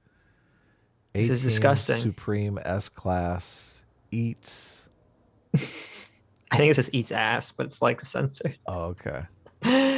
And it's a cottage cheese and baked beans ornament with bubble yum ice cream. Oh my God. This is the most cursed ornament ever. Look at that. What store do I have to go to where I can get bubblegum ice cream? I didn't even know Breyers made a bubblegum ice cream. Oh my God. They've got it in my store. I'm going to have to call around now. That bubblegum ice cream looks good. That looks so disgusting. Bubblegum ice cream is so disgusting. It's delicious. Come on. Sacrilege. The worst. John R for $5 says the Hateful Eight came out not too long ago and there was hard R like 100 times. I don't buy that Pulp Fiction couldn't come out today. Well, I think the difference is that in Hateful Eight, it was a period piece. There's 2 things. Hateful Eight was a period piece. Okay. Mm-hmm. Where Pulp Fiction was not. Pulp Fiction was the director just saying the N-word again and again and again because that was funny. Okay. In present day, yeah. Right. It's a comedy. People don't realize that, but yeah. And also, Pulp Fiction existing is what gave Tarantino the N-word pass today. I don't think if Pulp Fiction existed, he would have the N-word pass. Mm-hmm. Yeah, there's some. I think there's a couple N-words in Reservoir Dogs, but yeah. I mean, the better comparison is Django because that came out in 2012 and it's got like a 300 or 400 N-bombs, something like that. Right. But again, it's a period piece about white evil slavers. So. Yeah. Okay. I mean, I think I'm not really sure that you could get Django Unchained released today, or at least I don't know that it would have the impact that it did. Is Django Unchained allowed in like CRT training courses? I wonder. I don't know. It should be. I mean, why wouldn't it be? Yeah. The only problem they'd have with it is that a white guy is actually helps Django. Oh yeah, white savior. They would say the white A savior. white German guy. They'd say, "Oh yeah, look at this Nazi helping Django." That's right. He went from one bad German guy to one good German guy in Tarantino movies. Yeah. Brain for $5 says Hassan's logic is that he can now call certain people cannibal because they eat people and have consumed all of their power. I like it. Ouch. True. Old School for $5 says whenever Sitch says, quote, what Hassan doesn't understand, I expect him to gesture to a curtain rise revealing the Library of Congress. That's pretty accurate. The Doughboy made this ornament. There you go. This I like is it. great. You got Adam on his A train with his harmonica and there's a wrench on it. And then there I am in the front going, hey now! Oh, I thought I was trying to run you over and you were running really fast with your hands up going, no, don't! Yeah, this is the final A-team solution. Let's get rid of this guy. I always knew A-team was anti-Semitic. What you don't see on the, because Sitch's head is in front here, you don't see the huge dildo we have strapped to the front of the train. By dildo, you mean giant swastika. Run faster, Sitch. The dildo's getting close. You got a big swastika coming. I know how your A-team, I know where your A-train goes, okay? Why you gotta be racist, Sitch? Why you gotta take it to the... Doomer said it. He said the final solution, okay? Look, Sitch, it's not our fault that the train came on time, okay? Jesus. Doomer, don't say anti-Semitic shit on the show, okay? Tom Foolery Show for $10 says this is like calling someone a pedo and them saying it's okay because you're an oppressor. You have the power. Also, sup, Doomer. That is true. The pedo thing definitely applies. I kept thinking that. I'm like, oh yeah. Mm-hmm. I mean, if you think about it, is there anyone more powerless in society than pedos? But that's the way it should be. That's exactly. That's the thing. That's exactly how you want it. Yeah. Exactly. And there you go. And that's why the power argument doesn't make sense. There are some people that should have no power. Yeah. That's a good thing. Yeah. Yeah. Take that, CRT. Morbid High for $100 says, I want to hear Doomer say, hold on 10 times as fast as he can possibly. Also, I knew J-Mac was going to one up. Right? Yeah. You don't have to do it again. You do it on Sunday. Unless you want to do it again. What is what's going on in this ornament? This is DOS did this ornament. This is yes. I think there's an accompanying ornament here. These look like they go together. There's a Sitch one and an Adam one. Yeah. The Sitch one is like I have all these shadow tentacles coming up. I know. Because obviously I'm about to get busy. And the Adam one is Adam is shooting lasers that are like creating fire, a wreath of fire around him. Very cool. Wreath of fire. That's pretty fucking cool right there. Yes. Wait, so you said you're about to get busy, but it looks like the tentacles are going for like your ears and stuff. So what's up with that? Mm-hmm. That's how they have to fit in the frame. Okay. I'm giving myself ASMR, obviously. God, what do you think I meant? You disgusting pervert. Sitch is an ear fucker. You didn't know that? Auto ear fuck up. I mean, Sitch sees a nice looking woman and he thinks, I'm gonna stick my dick right in that ear. That's what ASMR is, right? It's just ear fucking, basically. Think about it. There are people strangely, there's probably somebody that has that fetish, which it seems weird to me that there's like some crazy brain chemistry that makes someone want to have sex with an ear. Somewhere out there, sometimes there's been an ear fucker. Yeah. Yes. Hopefully have a very small penis. Yes. And their name is Doomer Media. Oh no. How dare you, Sitch? Come Wow. on. Doomer is our guest. You're supposed to be He's not nice denying it. He is he is the most anti-Semitic guest that we've had on. But That's true. I'm busy Googling the name for fucking your own ear. I'm trying to get to the I know bottom. there's probably that's the crazy thing about it. There's probably some technical, medical definition for it. So there's auralism, which is like the fetish of like sounds and having your ear whatever, but it's not actually fucking your own ear. So who decided to come up with, categorizing all of these crazy fetishes? We used to just call them weird. Perverts did. There was one word for it. Weird. Is Doomer more anti-Semitic than No BS? Oh, easily. Oh, yeah. Oh, come on. Yeah. Doomer's like horribly anti-Semitic. Okay. Oh, hey, Aiden. Aiden in the chat. I think Aiden, she saw the animals meme. The Chad Monarchist. At least we know No BS was joking, right? Yeah, I know. Doomer's serious. Do we? Doomer is very serious. Was no BS joking? The science changed for $5 says, did you guys see the Tim Pool drama? His guest was racist as hell and shit got heated. What guy heated? You didn't see that clip? What was it? No, maybe the guy who was like gonna fight, who was gonna square off with Tim. Oh yeah. We should bring that up. People asked us to bring that up the last time. Yeah, I didn't get to the spicy part because I watched like the first 20 minutes of it and it was just kind of boring. I just jumped to the spicy part. Nothing was spicy, so actually I got to a little bit of the spicy part where he had this actually no, I heard the first 5 minutes of the spicy part. He had an insane fucking take. This guy, what was his name? I thought his takes seemed like your takes. He was judging Tim Pool for the same thing you were judging him for. Oh, I don't know about the part you're talking about, but he had this insane Kyle Rittenhouse take, which was that Rosenbaum was a violent pedophile, but Kyle Rittenhouse shouldn't have shot him. He should have just like physically fought him. And Kyle Rittenhouse is a pussy for shooting him. That was his take. The guy on Tim Pool's show. What was his name? What was his name? The guy that he was getting in a fight with? Yes. Rugged Man. Thank you. That was his name. Yeah. He was like, oh, Kyle Rittenhouse, you should just square it up. You shouldn't go there with a gun if you can't square up. I'm like, what the fuck? Who is this tough guy? What the fuck is this idiot talking about? Like, I have a question for fucking Brainiac. Who win? Does who win the fight get the gun? Because you got a gun involved, you moron. Yeah, I know. Wait, Rosenbaum's the one who pulled the gun, right? No. No. What do you mean pulled the gun? Which one is Rosenbaum? Is it Rosenbaum's the first guy? Zeminski's the guy that pulled the gun out. Okay, Zeminski's the one who pulled the gun. Okay. Rosenbaum is the one that chased him. Yeah, you're thinking of Grosskreutz.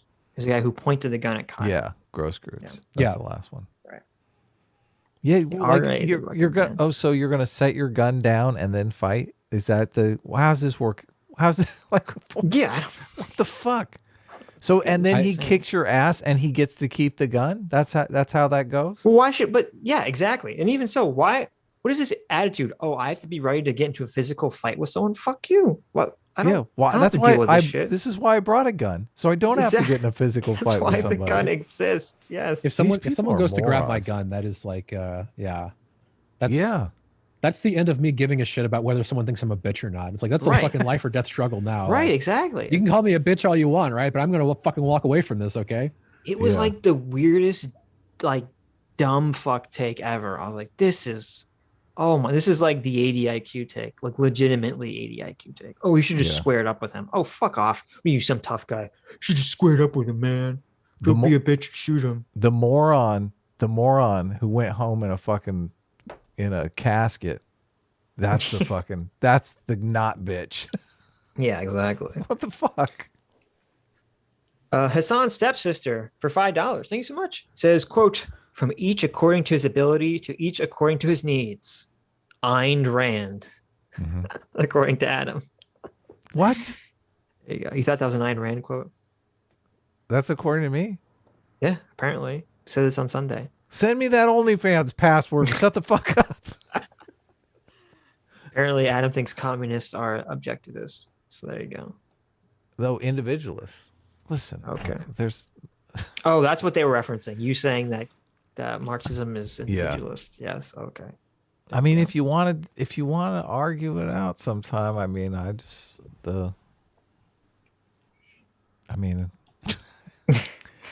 a video on this. Sitch, you remember the video I did on collectivism? I believe. There might even be a comment from you on that video.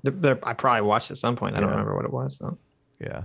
I don't even remember my own videos, Adam. It's no world of reality. I know. Yours. I do. I rewatch your videos and my videos every once in a while, and was just rewatching your P plus P equals R, and fucking that thing's a masterpiece. I know. A masterpiece. Thank Oh, you. shit. Thank you.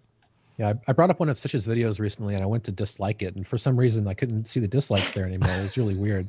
You still disliked it anyway, right? And turned it off. Which video was it, huh? I actually did watch one of the Adam linked. I only watched part of it though. Was it the? Yeah, fuck you. It what got exactly was it boring. about? Yeah, some of his videos are super boring. So Wow, look at this guy. Piece of shit. no way. I'm joking. Okay, that's part of the show. This is a comedy show. You need to nut up. I was gonna make and release a new video that everyone liked, but Adam saying that it was boring, it's just he sapped all my motivation now. Oh my God, your fucking fans are gonna hate me now. Oh, Adam's fault, everybody. I love how, by the way, how the title of the stream is Hasan Piker loves racial slurs, and you invite me on. Well, listen, Doomer also loves racial slurs. I don't know what to tell you. Yeah, apparently. Is that really the title of the stream? God, that's Yes. so awesome. Yeah. That is so fucking awesome. Fondue for $2 says now kiss. Oh, okay. Oh, Lee Birch for $5 says, why are you talking about Hassan? Spider-Man is out. I that's want right. to see that. Supposedly it's do. really good. Thank goodness. Finally a good movie. I Doomer's don't want gonna to go hate to it. theaters to see it though, but Doomer's gonna hate it, guys. So be warned. I mean, I hate everything, but it's gotten pretty good reviews. So we've gone. I'm not going to see it. I'm not going to see it until I watch all the other ones, which I'm like 3 or 4 movies behind. oh, you suck. Did you see the one that takes place? That's like the romantic comedy one. Oh my God, it's so bad. The Spider-Man What? one? Yeah, there's a Spider-Man that's like a romantic comedy Spider-Man. I was like, what the fuck? I don't know what the fuck you're talking about. I haven't seen any of the Spider-Man since Spider-Man 3. Are you serious? Yeah. You haven't seen the... No, there's like No, Amazing Spider-Man and Amazing Spider-Man 2. I Well, didn't see no, either those of suck. No, you don't have to watch Amazing Spider-Man. Well, Yeah. maybe that's the one that Um, I saw. That's And then there was like Homecoming or something. Yes. And then there was The like Tom Holland Spider-Mans. Yes. I think there's 3 Tom that's Holland the one that Spider-Mans. that's the one that I saw. That's a romantic comedy. What are you talking about? The Tom Holland one is this romantic comedy? Yeah, What are you talking about? it's totally. It's like a chick flick. The first one or the second one? I might be the first one. The first one's the one with Batman in it. God, totally blank on names here. Maybe the second one then. Not Val Kilmer. What's the one? Who's that the first takes Batman? place- No, it's got Tony Stark in it. What are you talking about? They all have Tony Stark in it. It's got Tony Stark in it, and he's like in high school or something, and he likes a girl, and it's super soy. Michael Keaton, thank you. The first one's the one with Michael Keaton's the bad guy. That one's great. You're insane if you don't like that one, Adam. You literally have garbage taste if you don't like that. Also, rom-coms are great. Excuse you. Yeah. You like rom-coms? Yeah, I love romance. I thought you were just going on and on about how you hated comedies. Who, me? I hated love comedies? comedies. Comedy's No, my jam. Doomer. These comedies. I mean, not comedies. Romantic romances. Yeah. No, I was giving you part of my decades-long crusade to make better romance films. Oh, It's not just shitting on them. I mean, Okay. the thing is, romance are kind of shit out with less respect for the audience than most genres. So like most romance films are pretty bad. That's just Okay. something you have to admit. But the good romance films are really, really interesting. And like romance overall is like, I love romance. It's fucking great. It's just most of the movies suck. You got to find the good ones. Hexadecimal made this ornament based off his art from the other day. Yeah, it's great. The eagle, the USA eagle. Bald eagle shooting a machine gun. God, I hate. There's like 25 Spider-Man movies. I'm never gonna be able to know the one that I saw. It was before Into the Spider-Verse. Mm-hmm. Someone sent me the Moist Critical Hassan clip. It's like 22 seconds long. This is the clip. His take is that he doesn't care, but California sucks. True. Okay, there you go. There it is. Spider-Man No Way Home is the new one, right? Yes. Okay. The second Spider-Man home one wasn't anywhere near as good as the first one, but the first one's really good. Okay. First one's really good. And Adam's crazy if he doesn't like it. I just remember thinking, oh my God, this is so fucking boring. Why am I watching this movie? We went to the drive-in to see it. and it was really Which bad. movie? Oh, the Spider-Man. Homecoming. Yeah. Is that the? You should watch Homecoming, Doomer. You like it. It's great. Yeah. Adam's Check it insane. out. Is I think I'm that gonna do a video. Homecomings? I'm assuming. I think maybe There's the it one with is. Michael Keaton. There's the one with Jake Gyllenhaal. Which one did you see? I think no, this is it because he's got like his. Is that his mom? Isn't it? Marisa Tomei plays his mom. That's his aunt. His aunt. Yeah. Yeah. Yeah. This She's is, in both of them. You keep saying like it's the one with Tony Stark and Marissa Tomei. I'm like, that's both of them, Adam. I don't know what like. Go on here. You gotta help me out here. storyline. A young Peter Parker begins to navigate his newfound identity as okay. Yeah, this has got to be it.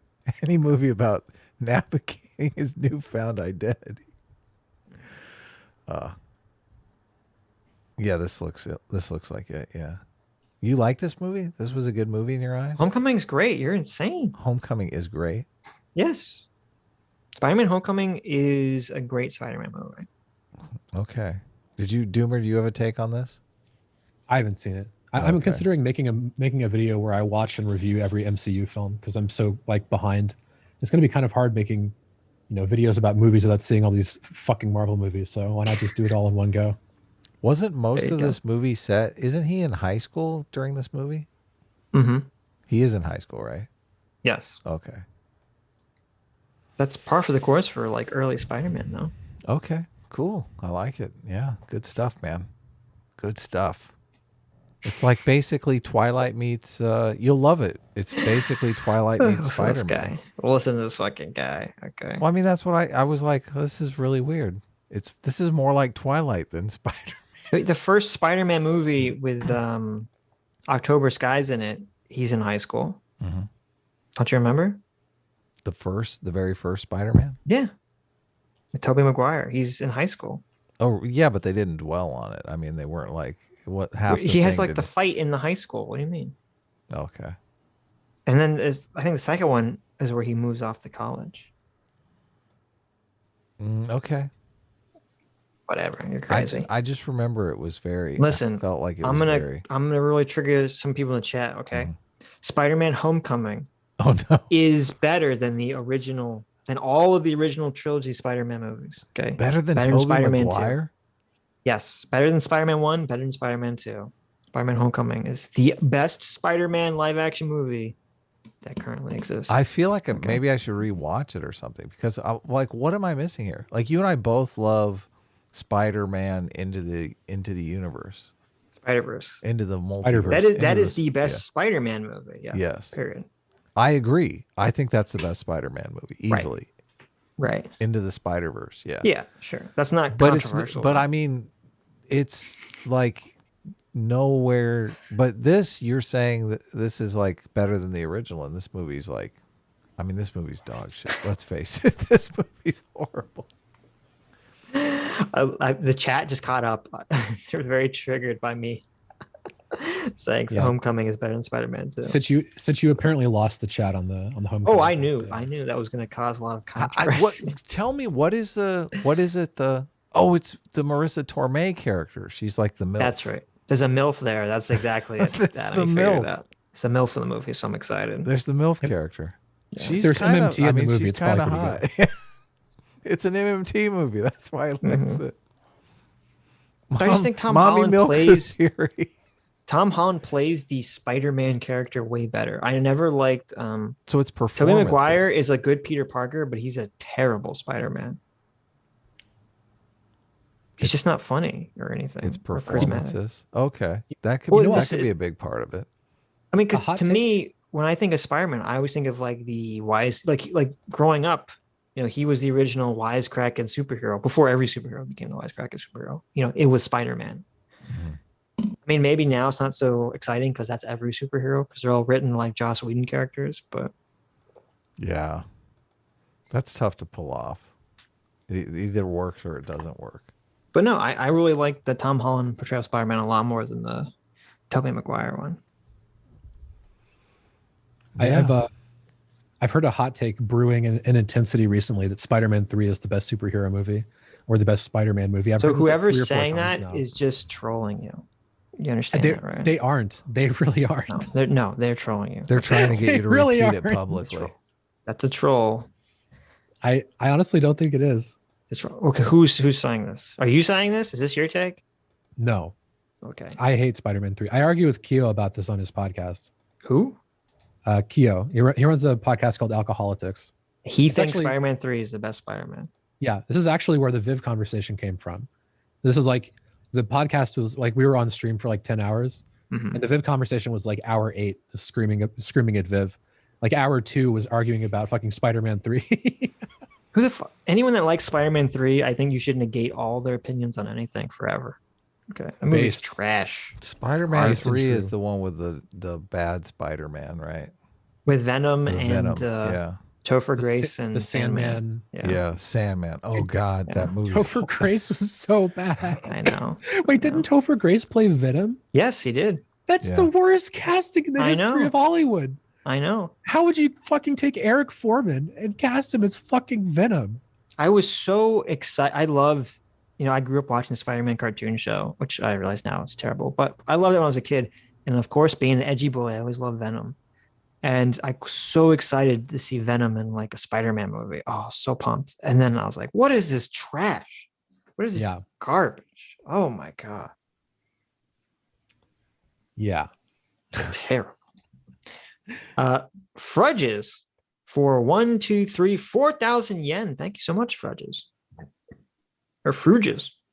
Says, I really enjoyed the monarchy debate, but it just seems like too much of the monarchist position ignores human nature and the possibility of corruption surrounding and influencing the monarchy. Not to mention there are plenty of highly educated people that make incredibly stupid decisions. Also, Aiden and Spoon say the legitimacy of the monarch will be based on the, quote, Christian God, but in a society that espouses freedom of religion and in a world where fewer and fewer people believe in the Christian God or any God at all, the legitimacy of that would be laughable. And the only way to get rid of a bad king is at the point of a gun, but who has the bigger guns and spy network in the monarchist society anyway? Oh, and high rags. I agree with all that. True. Monarchy's stupid. Sorry, Aiden. 95 Keat for $5 says, does a good joke every 10 minutes justify 9 minutes of incoherent babbling? I don't know, Sitch. Ask Adam's fan base. Oh, waka, waka, waka, waka, waka, waka, waka. Wow. Did Adam leave? I hope so. He didn't even hear. Perfectly justified. Oh my God. I'm going to read that one again when he gets back. What a bastard. He snuck out. Okay. Jeez. The 90s Spider-Man cartoon, I loved it growing up. If you watch it now, it's like really dog shit terrible. Okay. I'm sorry. It doesn't hold up. It's not like the Batman cartoon or some of the other ones that hold up. You know what really fucking holds up? What? The opening song for the X-Men cartoon. Holy fuck, that's Yeah, of course. Fucking based. Yeah, but the problem is the opening theme song does, but the show is just terrible if you watch it. Oh yeah. But just watch the opening theme song and just put it on loop. Oh my God. Yeah, no, that theme song is based. That is like iconic. Yeah. There's some opening to shows that are just like better than the show itself. Like fucking Evangelion's another example. The opening to Evangelion is so fucking good. I know, isn't it? Adam thinks it sucks. He's insane. But it's one of my favorite. Which one? The opening to Evangelion. I don't. Cruel Angel Thesis. Here, I'll give you a link. I don't know what it is. The Neon Genesis Evangelion. I can't play it right now because no no way to split sound, and we'll get a copy. But send it to me. I'll check it out. I got your the link to your Twitch thing too. Your Twitch nightmare. Same thing is true for Cowboy Bebop. Yeah, Cowboy Bebop is all about the song. That Tank song is amazing. Reboot, you're right. Reboot does not hold up. I'm curious to watch. Since I was an edgelord, I always liked the last season of Reboot the best when things got like bizarrely dark for a kid's show. So I'm curious if the last season holds up. I like how Reboot. If you guys never saw it, Reboot was like one of the first CG animated cartoon, like the terrible 90s CG TV shows. That's what Reboot was. And it was about like inside a computer whenever a user plays a game, like all the little people that live inside your computer have to play the game, and if the user beats them, they all die. Based. And so that's what Reboot was about. And in the second to last season, the main character ends up getting sucked into the internet and lost. And the secondary main character, who's a child, gets his eyeball ripped out in a Mortal Kombat game and dies, or is about to die. And he has to escape. And then he becomes like an edgelord biker boy later, which is pretty cool. Jeez. It was Tron. Yeah, it was kind of like Tron. Where was I? That sounds pretty crazy. I like it. Oh, here you go. Since you left, Adam. I did what? I've been here the whole time. 95 Keep for $5 says, quote, does a good joke every 10 minutes justify 9 minutes of incoherent babbling? I don't know, Sitch. Ask Adam's fan base.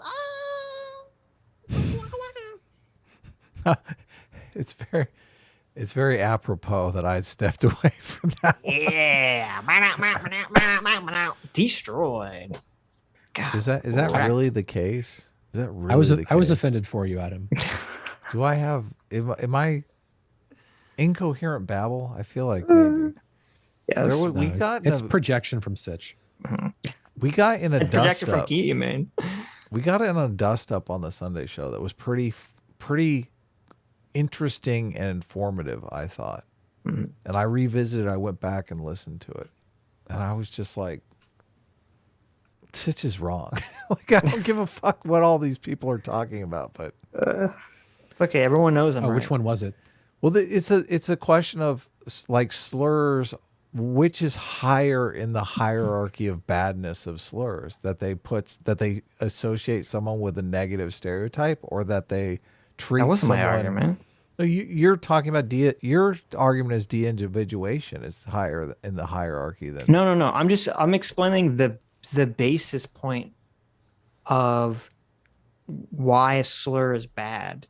The base point is that they're de-individuating you, and then on top of that, generally they de-individuate you with a negative stereotype associated. Well, with your group. but listen, I think it's opposite. I think the base point is that it's associating you with a negative behavior, and the de-individuation is just the secondary characteristic. Arguing about that seems silly to me, because obviously they both have to coexist conceptually. They do, yeah, they're intertwined. Okay. Obviously, Right. yes. My You only can't have one point- without yeah. the other.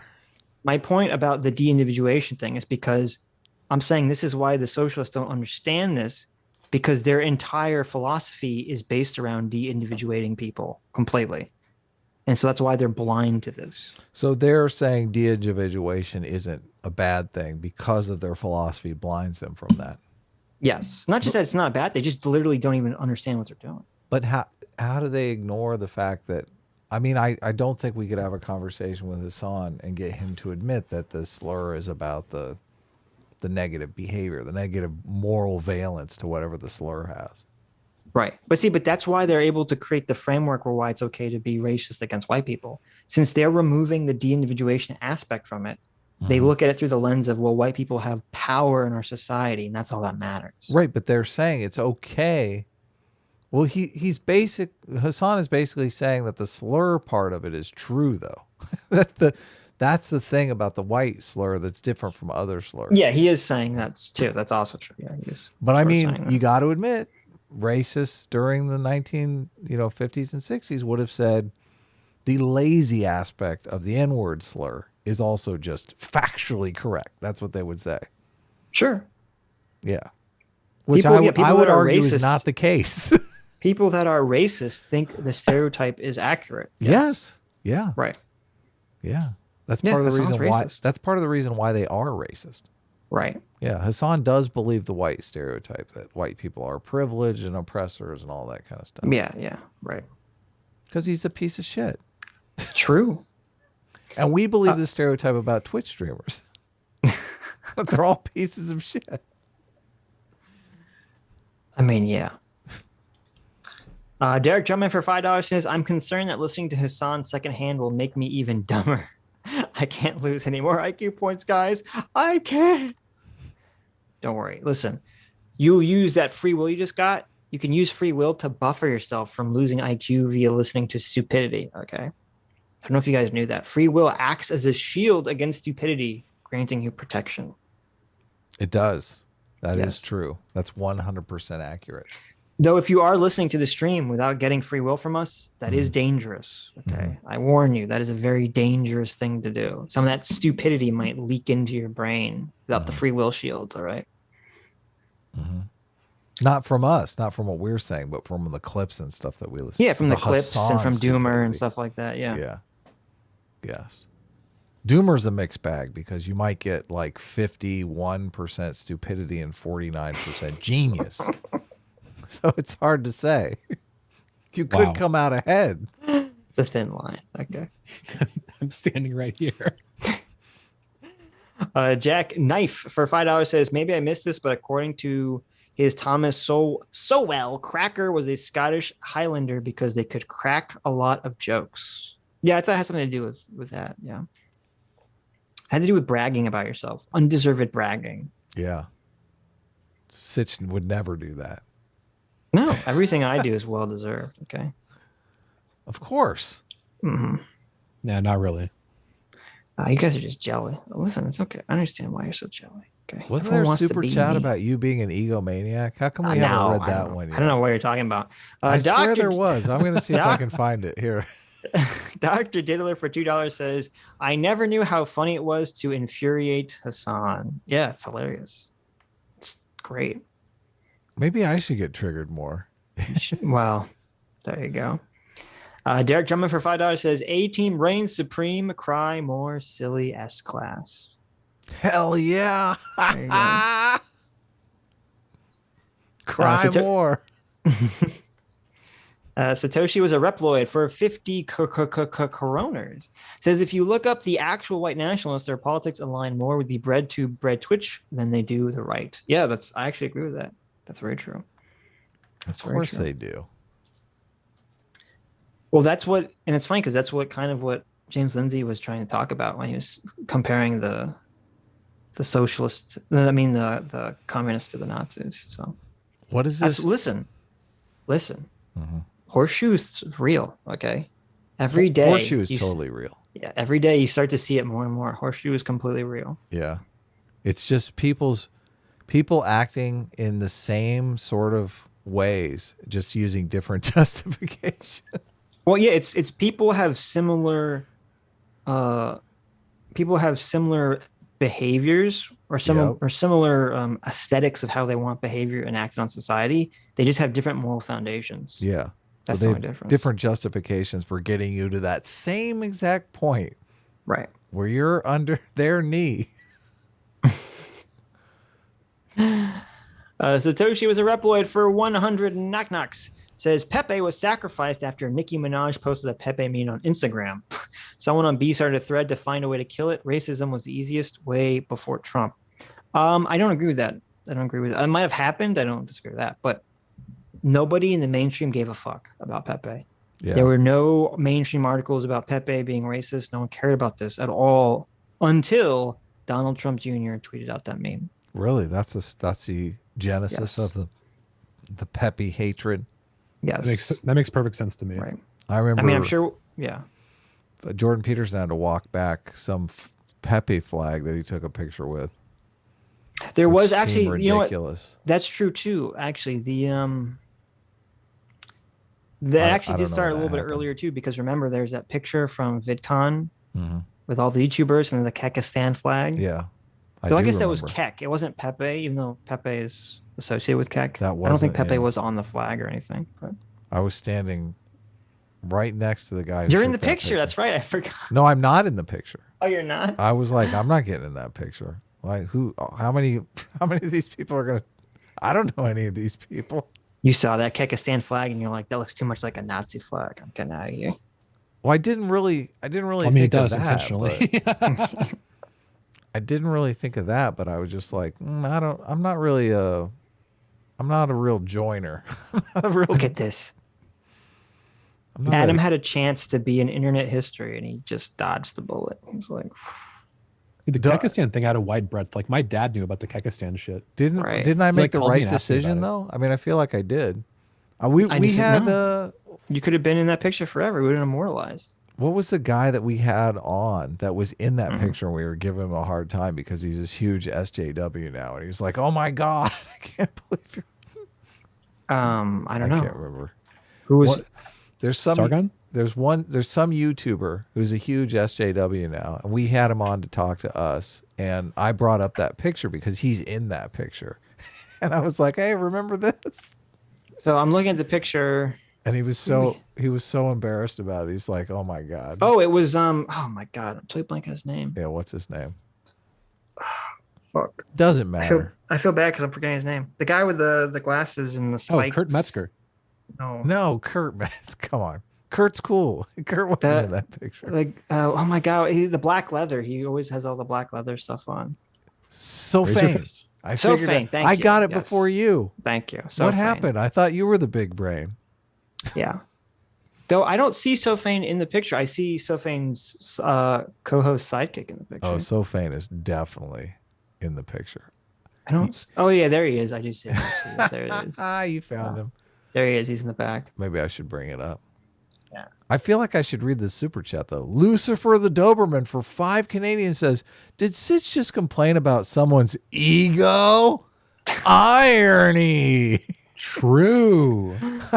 I don't know what you guys are talking about. I'm the most humble person ever. Okay. Like Scott Adams, I understand that ego is a tool to be, turned on and off. If you're bragging about how fucking humble you are, you're not humble, dude. I am the most humble of humbles. I'm gonna compare myself to notorious humble person Scott Adams. Yes. No, Scott Adams. no shit. Scott Adams is very humble. Listen, I know what you're talking about. Bullshit. Okay? Humble in fucking theory. No, Scott listen. Adams is a bigger egomaniac than you. Listen. No, Scott Adams That's pretty difficult. That's a high Scott Adams bar. is very humble. He knows that Scott Adams is literally a Z-list celebrity who thinks he's like on the A team. Scott Adams knows that narcissism doesn't exist. He's so humble. He knows that narcissism isn't real. Okay. That's all. When people call him a narcissist, he knows that that's fake. That's like just whipping out the fucking whole canister of copium and just fucking turning it on. I know, exactly. And just fucking drowning your face in Drinking your it mask. all, exactly. I love it. You call me a narcissist, but that doesn't even exist. It's so funny because like Scott Adams is like everyone else in the world, where he's very smart about like limited areas that he's very knowledgeable about, but then he'll very often speak about things he has no fucking clue about. Exactly. And it's just like fairness. I know. It just when he starts getting into psychology, just totally wrong. He didn't think projection, and then he's changed his mind. He now thinks narcissism is real. He now thinks projection is real. Yeah. Right. But he didn't at first. He didn't think any of this stuff was real. So Dude, projection. When I first learned that word, I was like, finally, there's a word for this guy. I'd noticed it so many times. yeah, Like I had this friend who was like incredibly narcissistic, and he would always accuse other people of being narcissists. And it was like, bro, what is going on there? Like, like you need a mirror, bro. Like this is the most obvious shit in the world. right. It's so basic because you think about it, you're like, it's just someone using their personal image of themselves and just assuming somebody else is just like them. Yeah, exactly. So they're basically inferring, oh, you're like me, when you're looking at them going, I'm nothing like you. What are you doing? Oh, JC calling you out. He says it's like you guys in economics. Wow. Listen, How do you time? when it comes to MMT, Adam knows what he's talking about. All right. Guess. Mommy milker theory? Sitch knows. I know what I'm talking about there. Sitch knows what he's talking about too. I try. Look, I've read my theory when it comes to MMT. How come every time somebody calls me out in my comments about MMT or something, I end up going back and forth with them and discover that they actually know nothing about economics. They're just fucking trolling me. Well, it's because the MMT just goes against everyone's natural intuitions about economics. Yeah, but as soon as you start digging into those natural intuitions, the one that came up recently was like the deficit is the money supply, which I say often, and they're like, no, that's not true, Adam. It's not the money supply. There's all these other things, and I'm like, well, it's like literally the money supply is spending and lending, and I can go through all those things. I understand every aspect of them, but they don't understand every aspect. See, things. they said there's some Mises guy. That's why they're triggered. Oh, MMT is crap. Read some Mises. Oh, yeah. Yes. I have There you read go. Mises, by the way. FYI. That I fucking ate some, tired old shit. I ate some Mises pieces. Those are pretty good. Here, let me bring, If MMT is real, inflation wouldn't be happening. False. let me bring up a, MMT actually, as Adam likes to point out, MMT had predicted this inflation would happen. yeah, and I tweeted about it too. Right. Not only that, dude, it's not my fault. Like the biggest inflation that people are complaining about is in construction with wood. And fucking Biden put a tariff on Canada where we get most of our wood from. Mm-hmm. That like tariffs are not a fuck part 'em. of MMT. MMT is against tariffs, just so you know. We need to do something about these fucking Canadians, though. So that was Let pretty me based let on me Biden. bring up a color picture, a color photograph of Mises. Oh wait, they didn't have color photography when Mises was around. Oh, Look I at guess Adam. He's I like, guess something's old. It must be bad. Look at this fallacy. I guess I'll have Jeez. to Look at bring this up fallacy. Okay. I guess I'll have to bring up a black and white photograph of Mises. JC's just trolling us. He knows the Mises is going to get you triggered. So Oh, he did. God he got damn you. it. He fucking nailed you. Oh, man. You guys. Is I is went full Thursday? Hassan. You did. You did. Oh, I Is know. Thursday your talk about mommy milker theory with Econo Boy? I am, yeah. A con Ooh. boy's supposed to talk me out of it. Oh, Hex says, read the paper I linked you and Stug. Mosler is out of his mind. You have to resend it to me because I don't know what you're talking about. Which paper is it? Is it the one about the price level? I don't know. Hex Send is, it again. Hex is reading Mosler papers? Apparently. Yeah, fascinating. Junebug for $5 says, Sitch, I made you laugh on the Thursday stream. Can I have a wrench? If not, I'm only $17 away from $100. Give the man a wrench. Sitch. I don't remember. It's Christmas. June, Don't- you're gonna have to remind me, June, of what you said. Because Don't be Scrooge McDuck. You have to remind me. I don't Scrooge remember what you said. McDuck walks into the office and he says, "Remind me what you've done for me before What do you I think fire your The ass." S. What do you think the S in S class stands for? Okay. I don't. Doomer's on the stream and he knows every negative stereotype there is. Do not let Doomer answer. That's true. I already got a spicy comeback and It stands for Scrooge. Okay. I've you crossed the line perverts. one too many times. You on this degenerates. stream.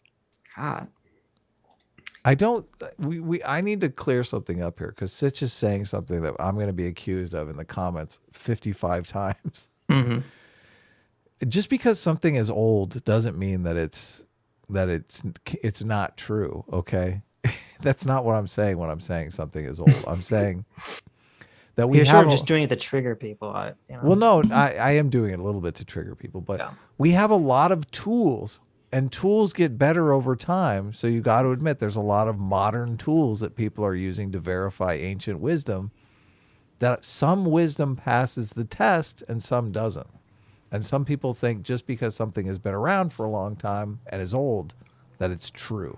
When I fundamentally disagree with that idea. Yes. I agree with everything Adam just said, but for movies. Sure, I agree too.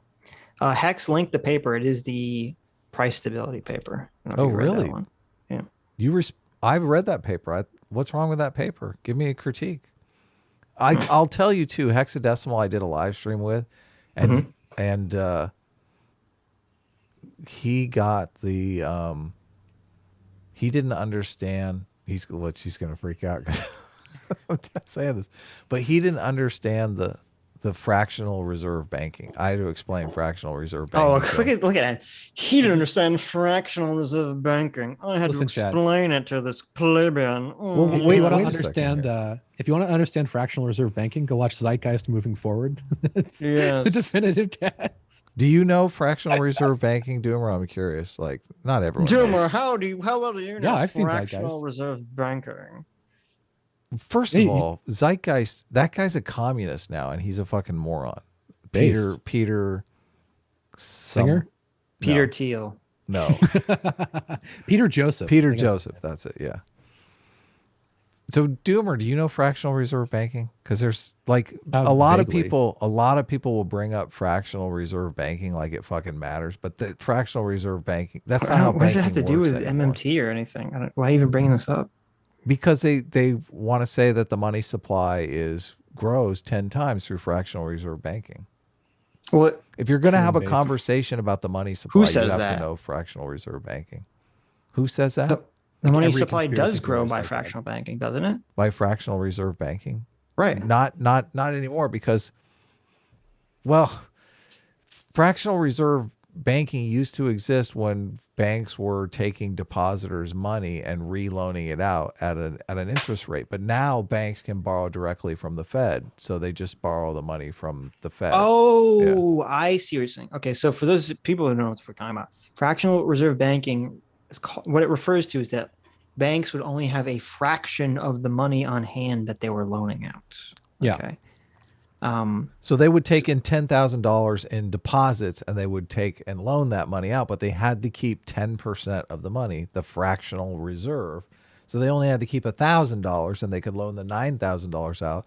They would loan that $9,000 out at an interest rate higher, preferably than the interest rate that they were giving you, and then they would make money on the spread. That's how it would work. But that doesn't exist anymore because the banks just fucking sell you a When did they loan. do away with that? Well, Hex and I got into this, and Hex sent me a link, and relatively recently they stopped making banks do any keep any reserves. They lowered the reserves down to zero, and they could just get the money from the Federal Reserve. No, because I thought some of the issues, some of the problems of the housing crash was fractional reserve banking, because they had so many loans out. They were so in the red that when all the loans turned up, or when all their investments and loans turned up bad, that's why they started to sink. The problem in the housing crash was that they turned the loans into mortgage-backed securities, and those mortgage-backed securities they started using as collateral to buy other things. No, I understand that, but what I'm saying is they also were loaning out or buying way more than they actually had on hand. I thought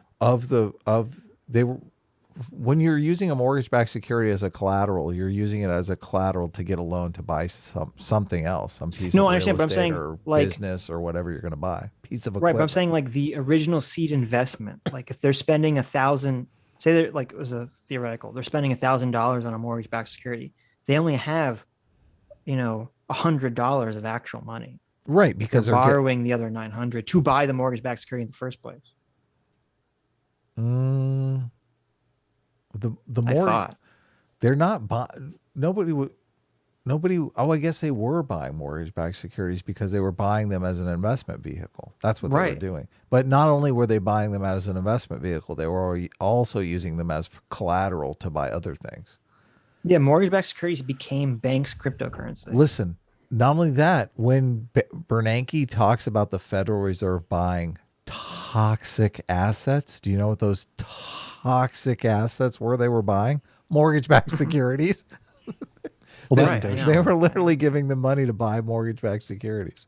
Supposedly, the Fed has been buying stocks too to prop up the stock market. Hex is really mad. He says that the definition that we used is the same definition he gave you, and you said he was wrong. Adam, at least don't besmirch my name. At least don't besmirch me. I get stuff wrong sometimes, but don't tell me I don't get fractional reserve and then give my definition. Well, I mean, it's on my channel. We can go back and look at it. Adam, I can't believe you. Well, it's on my channel. If I'm wrong, I'm wrong. But I swear, Hex ended up messaging me back and going, "Oh man, it's totally different now." It's hilarious. Literally talking about economic stuff, like 40 people instantly stop listening to this stream. People are so put up. And they should. And they should. Me. And they should. We talked about fucking anime for like an hour. Everyone's on board. We talk about banking for like 10 seconds. And people are like, I'm out. We find it interesting, but most people don't, which I completely get. I only find it interesting in the context of being able to tell people they're wrong. And that's how other people should find it interesting too. Yeah, there's a lot of room. Well, I mean, they do find it interesting in telling us we're wrong, that we need to read Mises, and Mises knows what's up. It's a completely different worldview. The Mises people have a gold standard view of the world, but we don't live on the gold standard anymore. But let's move on because I don't want to lose 40 more people. Kubomi for $50. Thank you so much, Kubomi. Says, I'm only giving you money because MMT theorists even agree that MMT could cause inflation if supplies become limited, which they currently are. Yeah, wait a minute. Hold on, I didn't read it. Didn't you just contradict yourself, Kuboso? You said earlier. What did he say? Say it again. I want to listen. He said, I'm only giving you money because MMT theorists even agree that MMT could cause inflation if supplies become limited, which they currently are. True. Yeah, I don't disagree with that. But I thought you said earlier, Kubomi, that if MMT was true, we wouldn't have inflation right now. So I'm confused because what you're saying seems to contradict that. I can't find the chat though. I mean, Adam, if you want to read Economist, the only Economist you really need to read is Jock Fresco.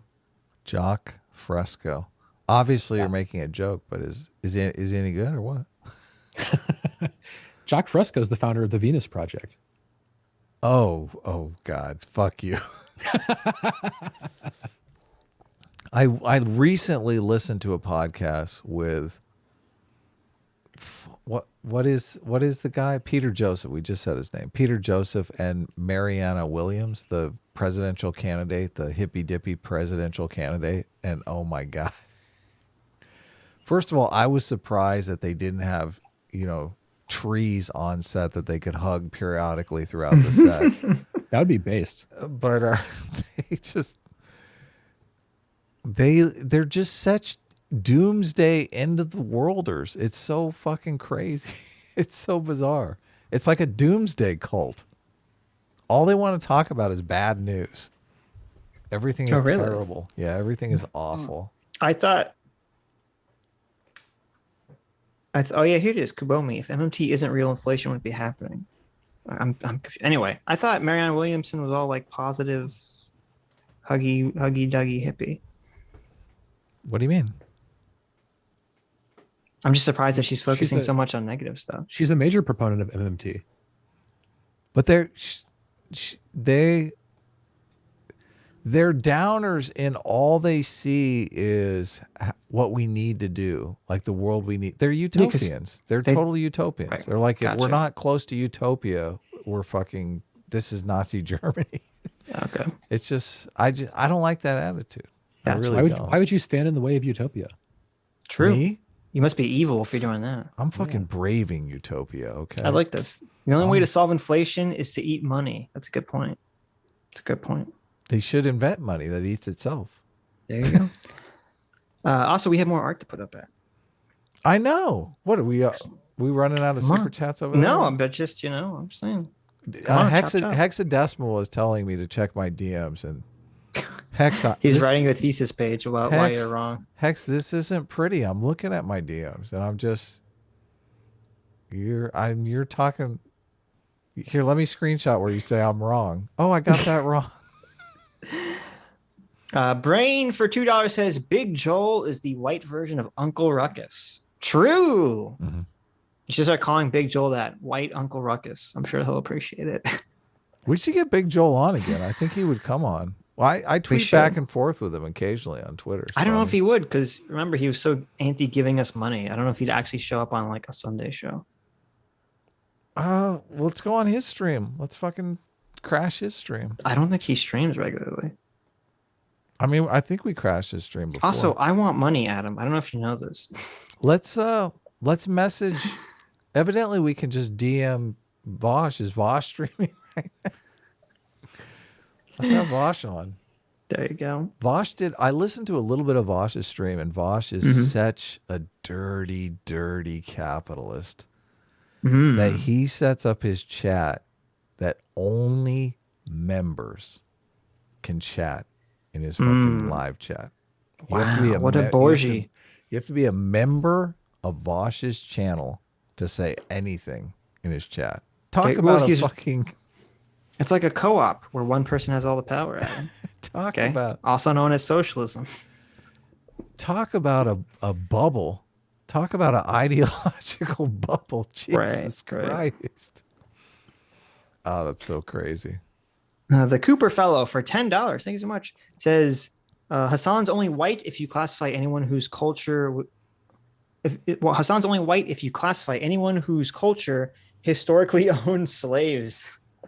At which point, congratulations, we're all white. Hassan is not white and thus can't say cracker like me. He's only allowed to use the other version of it, Ritz, with a hard C. There you go. Oh, these Ritzes. Terrible. Common Cure for $10 says if the Ottoman Empire conquered the world and instilled a global caliphate, we would be complaining about Islamic-centric hegemony and how we should dismantle it. True. Very true. Bjorn Kazark for $5 says all the damage conservatives do calling everything socialism is being reversed by the left with the cracker argument. I'm fine with it if this is their hill. Yeah, I don't think this cracker argument is going to make it to the mainstream. We need like Kamala Harris to call someone a cracker first. Oh my God. You don't think it's going to be on Fox News? That's what I want for Christmas. Please let Kamala Harris call someone a cracker.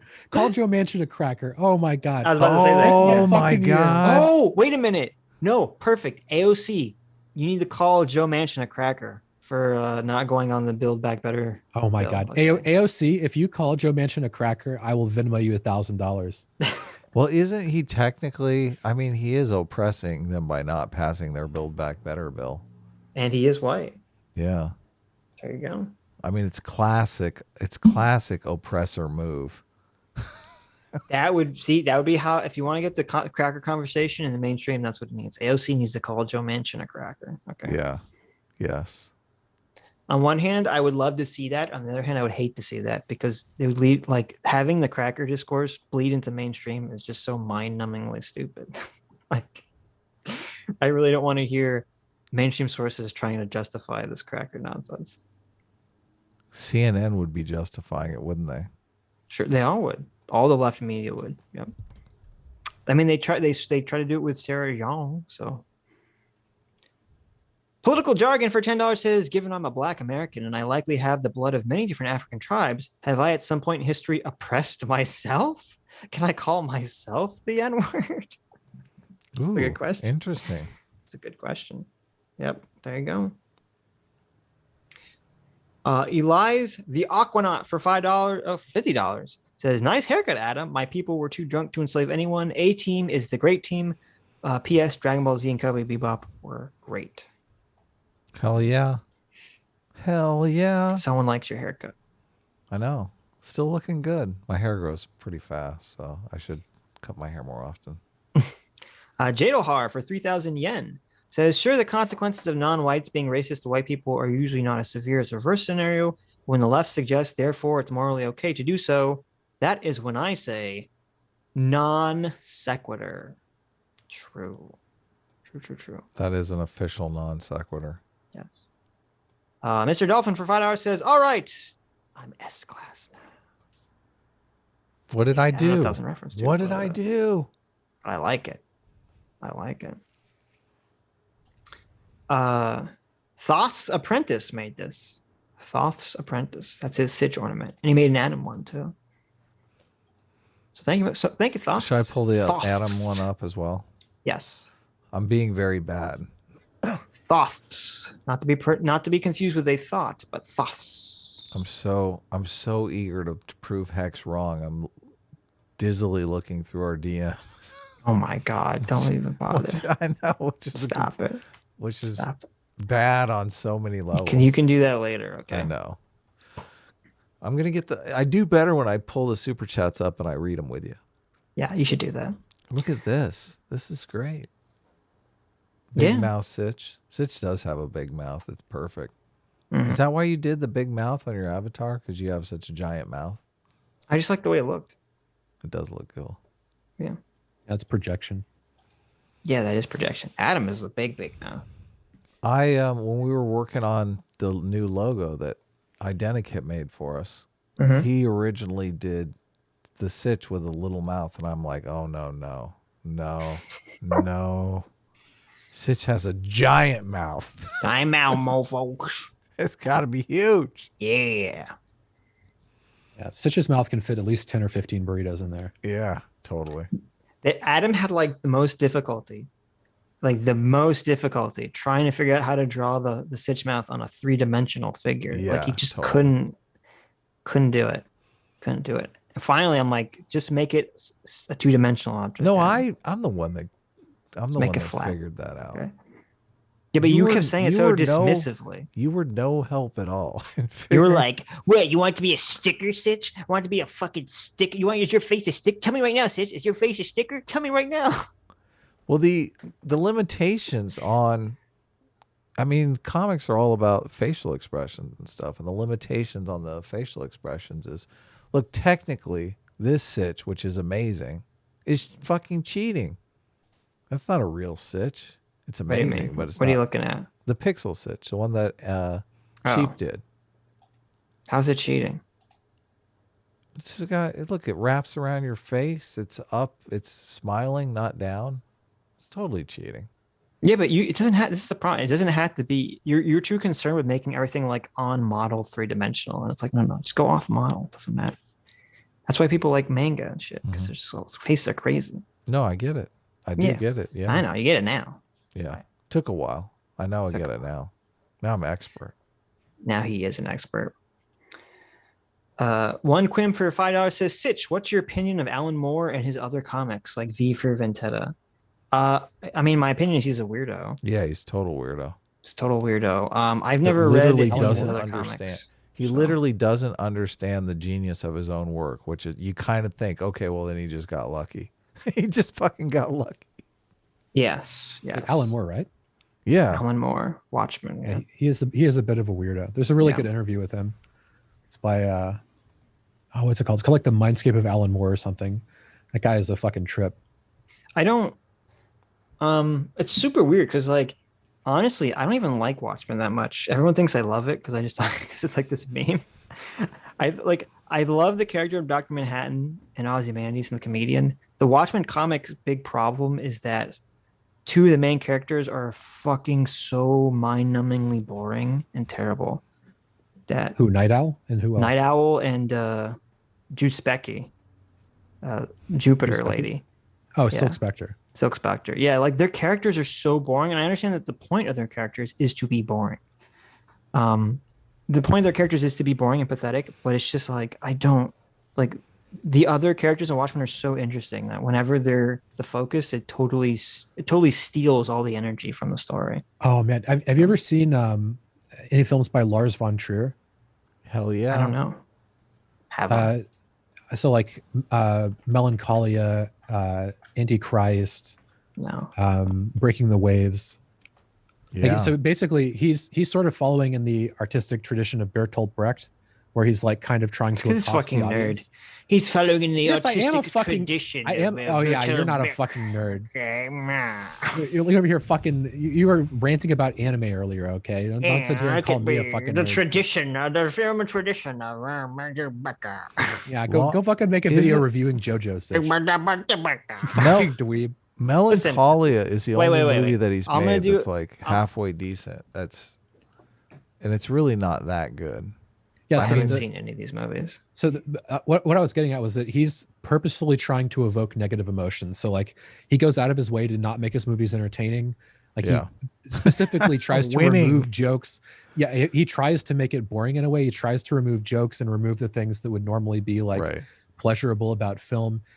He often tries to purposefully evoke boredom or disgust or depression or stuff like that. Imagine that. Imagine Sitch, the producer, comes in and says, "Oh, your new script, I really liked that part." And as soon as he leaves the room, he's like tearing it up. Fuck that part. Fuck it. Yeah, and like that's his gig. I find his movies fascinating in a way, and I like talking to people who enjoy them, but it's always struck me as very odd that it's like your goal is to do something that almost no one's going to want to. That's what's the point? That's terrible. That's exactly. That's like ultimate hipster asshole.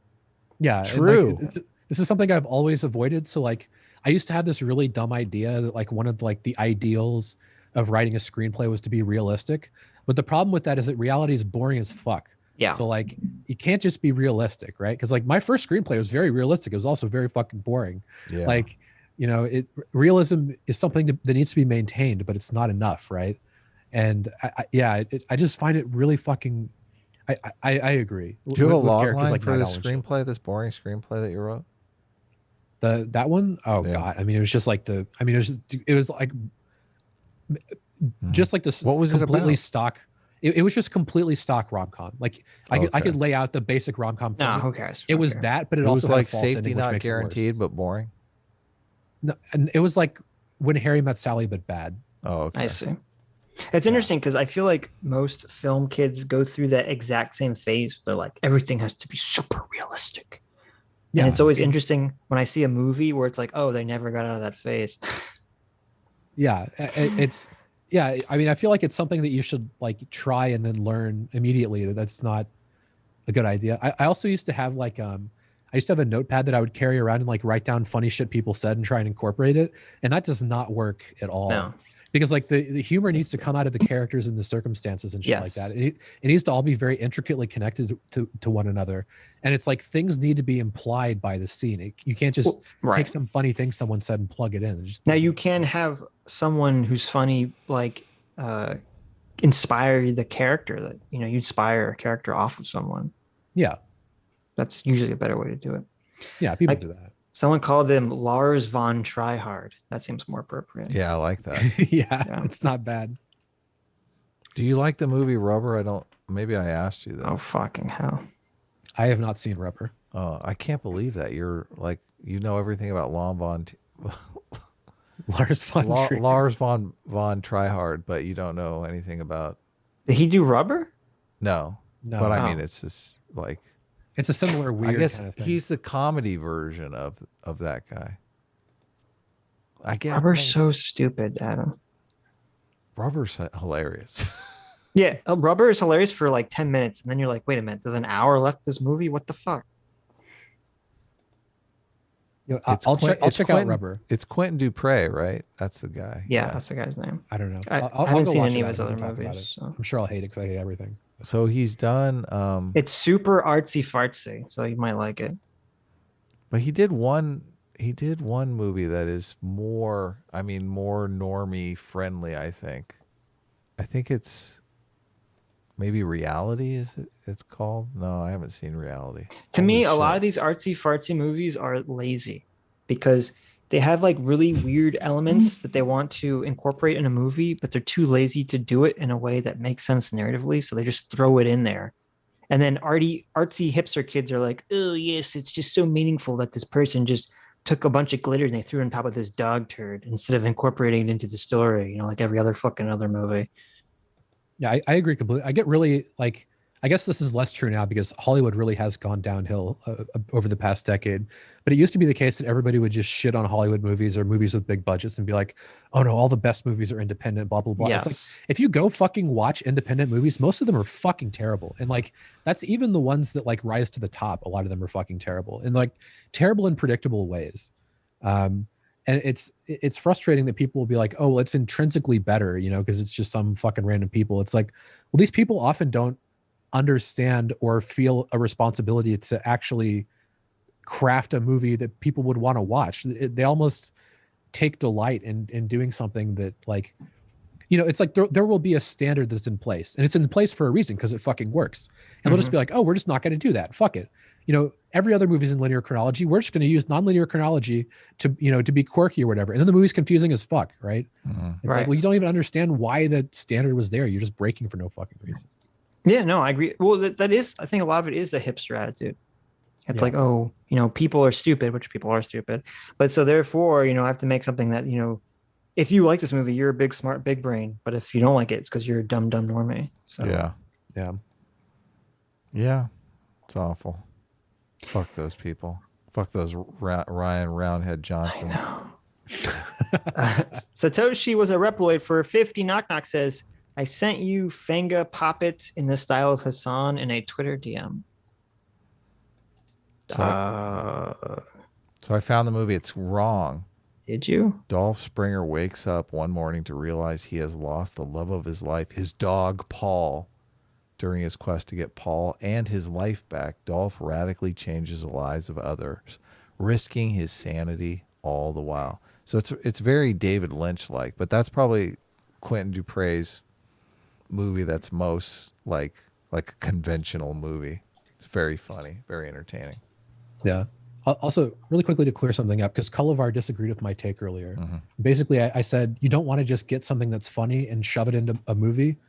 And he said you can. Look, even if you can, it's a bad idea. Like, I think of like writing as like, you want to be like adding electricity to an electrical circuit. And you want everything to like work together and imply each other, right? Like there should be very close connections between, like the characters should be designed to bring out the characters in each other. And like, the story should be designed to magnify everything else. Just because something is funny doesn't mean that it's necessarily appropriate. It doesn't mean that it brings out the characters. It doesn't mean that it advances the plot. It doesn't mean that it's, like it's almost inconceivable that just because something was funny, that it would be the best thing to go in that particular spot in the story. Right? Because there's all these things that you would be trying to do. So yeah, you could just go to a party and someone says something funny and work it into this fucking script. Because I've done that. Obviously you can do it. I'm just saying that's not the best way to write a story. The best way to write a story is you just make the shit up. That's the way you do it. Well, it depends what they say. If it's some generic, funny, like insult that you can just put in anywhere, steal that shit. Make it up. Right? Saltine salads. Make it up. So yeah, I sent you actually. Okay, they said Fanga puppet. That they're saying finger puppet in like a retard voice.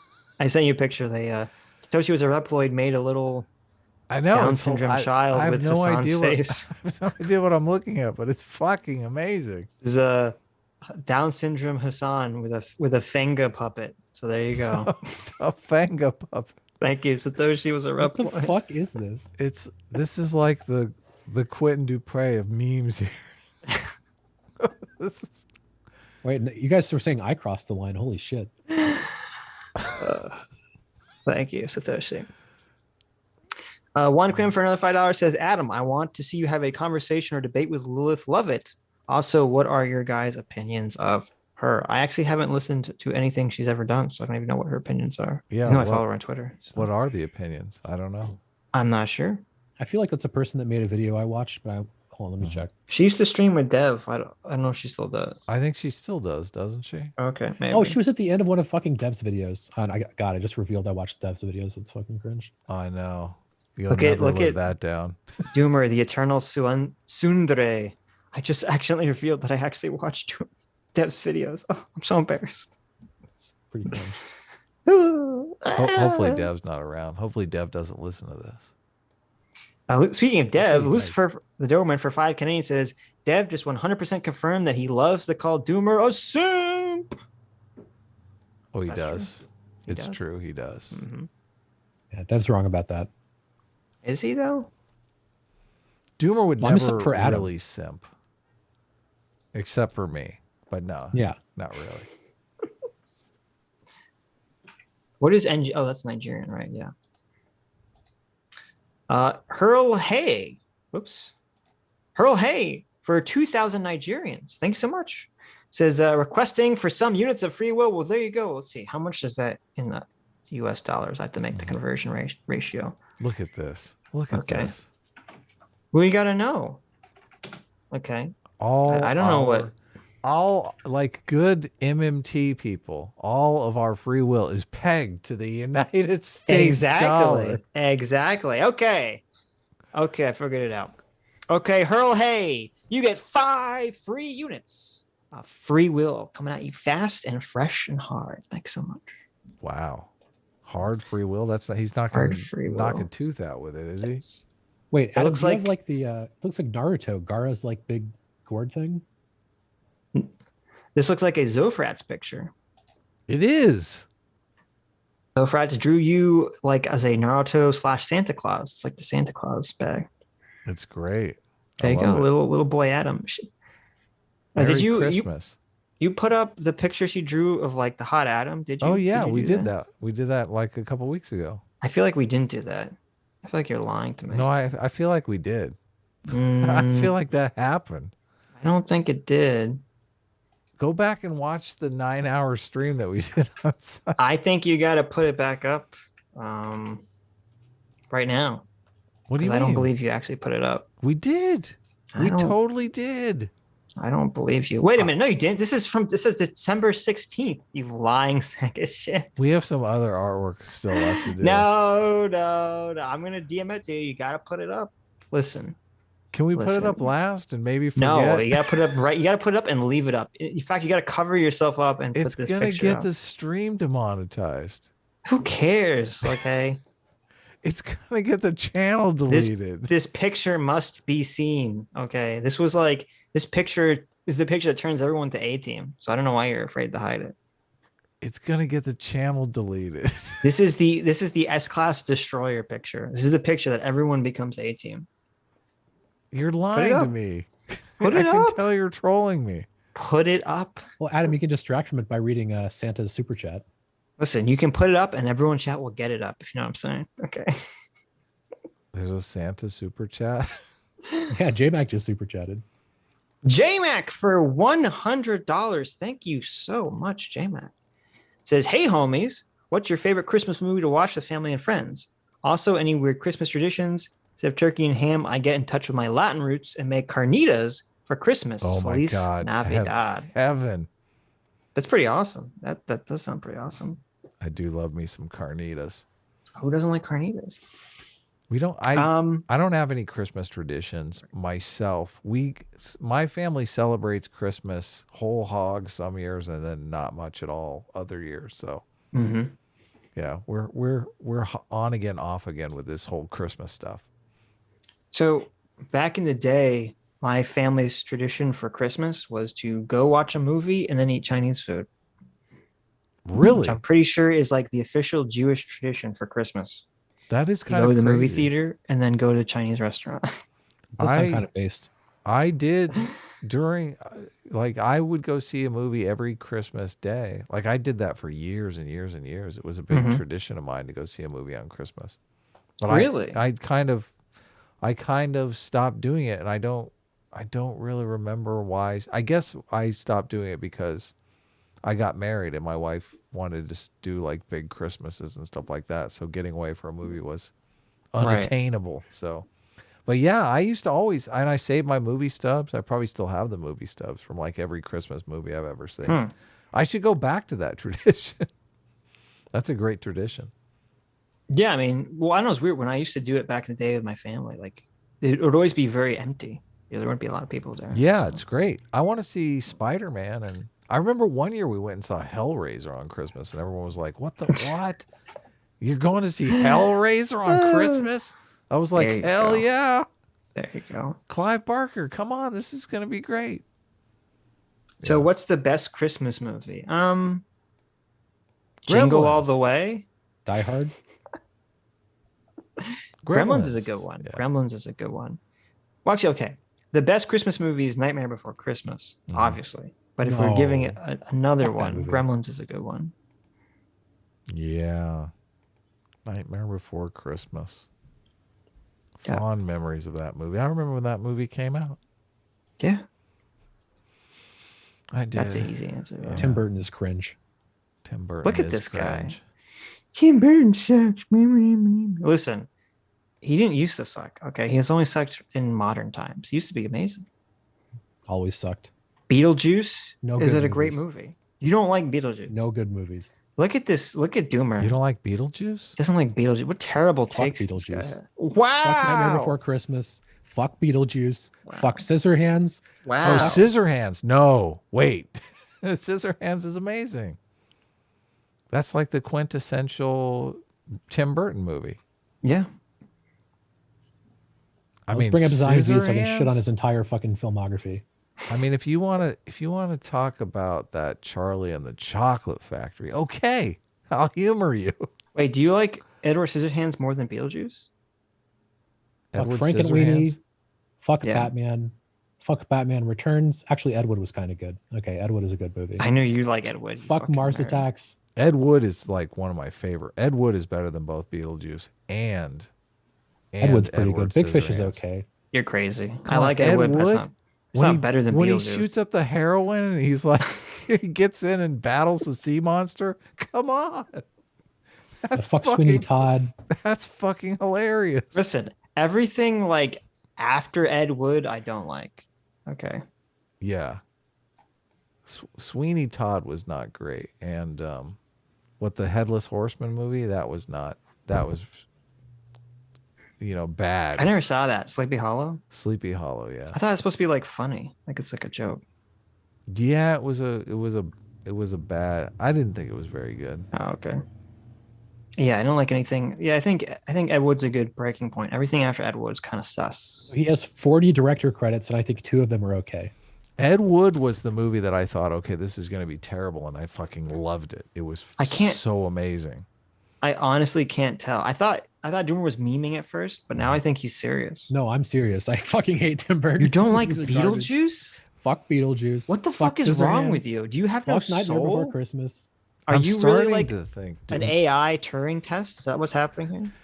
I'm starting to think Doomer, it may be a contrarian. Like even worse than both. Oh, I thought you say he may be a cunt. Well, a contrarian.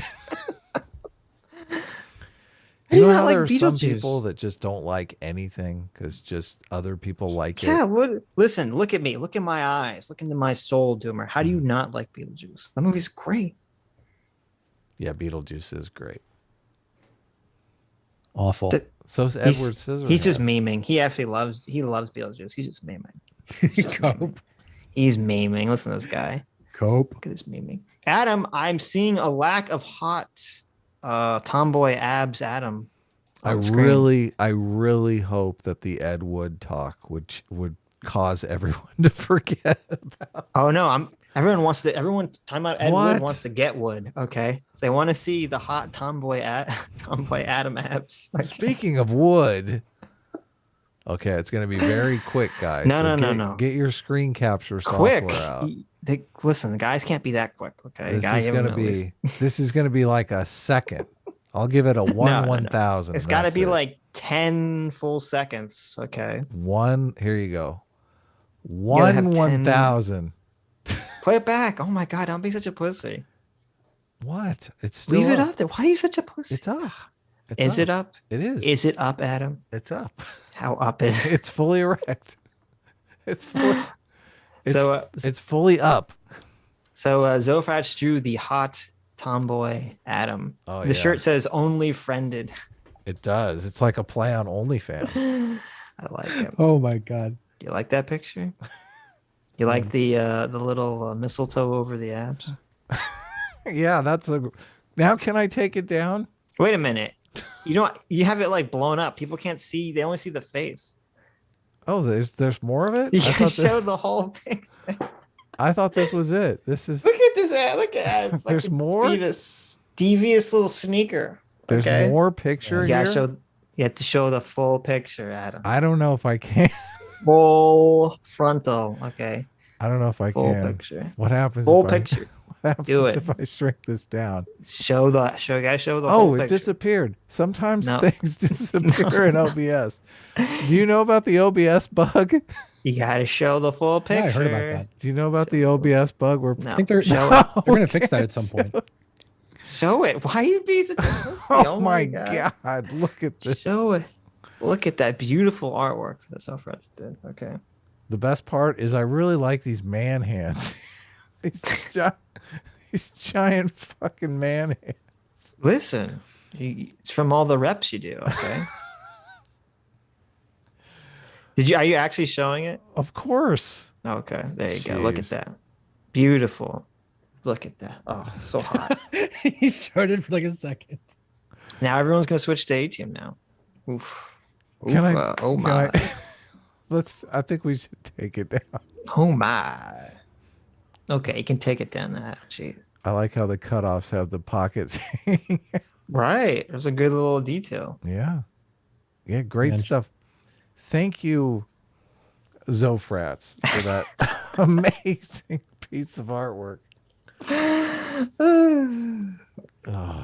Chat does not agree with me about Tim Burton. No, you're an insane person. Doomer is literally on a quest to alienate the Sitch and Adam audience. That's true. Someone asked in the chat. They said, "Do you like The Princess Bride?" Yeah, Princess Bride's pretty good. Oh, okay. I feel like you would not like it because you hate all things that are good. It's funny because it's like everything that I like is pretty popular. Like Tarantino is my favorite director, which is like a fucking very normie take. Oh yeah, totally normie. Yeah, you That's like good. normie shit, but you also hate normie shit. That's like weird. Yeah. You It haven't is explained why you hate Beetlejuice. I don't remember. I mean, I haven't seen it for maybe Oh, 20 that years, truth honestly. is revealed. And how does anyone hate Nightmare Before Christmas? Dude, I remember being a kid and everyone loved this fucking movie, and I'm just like, it fucking sucks. I hate it. I don't like anything about it. So bad. A I bet kid? You're going off of the intuitions of a child? Yeah. For a children's movie, yeah. I bet if he watched it today, he'd be like, "This movie's so great. I was a moron when I was a kid." Yeah. Pretty doubtful. Well, watch it. Prove us wrong. All right. I'll crank it up.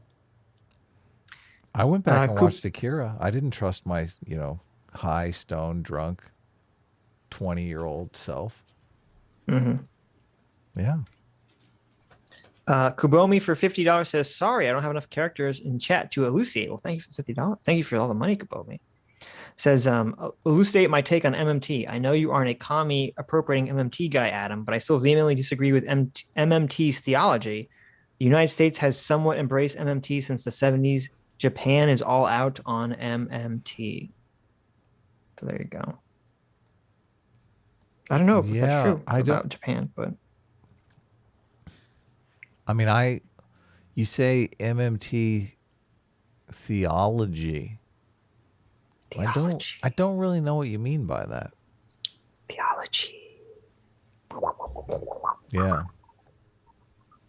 Yeah. I don't know what the resistance is to MMT. I really don't. It doesn't seem like I don't know why it triggers people so much. Why? Tell me why. Tell me why, Sitch. Why does it trigger people? Because people don't want the government spending money.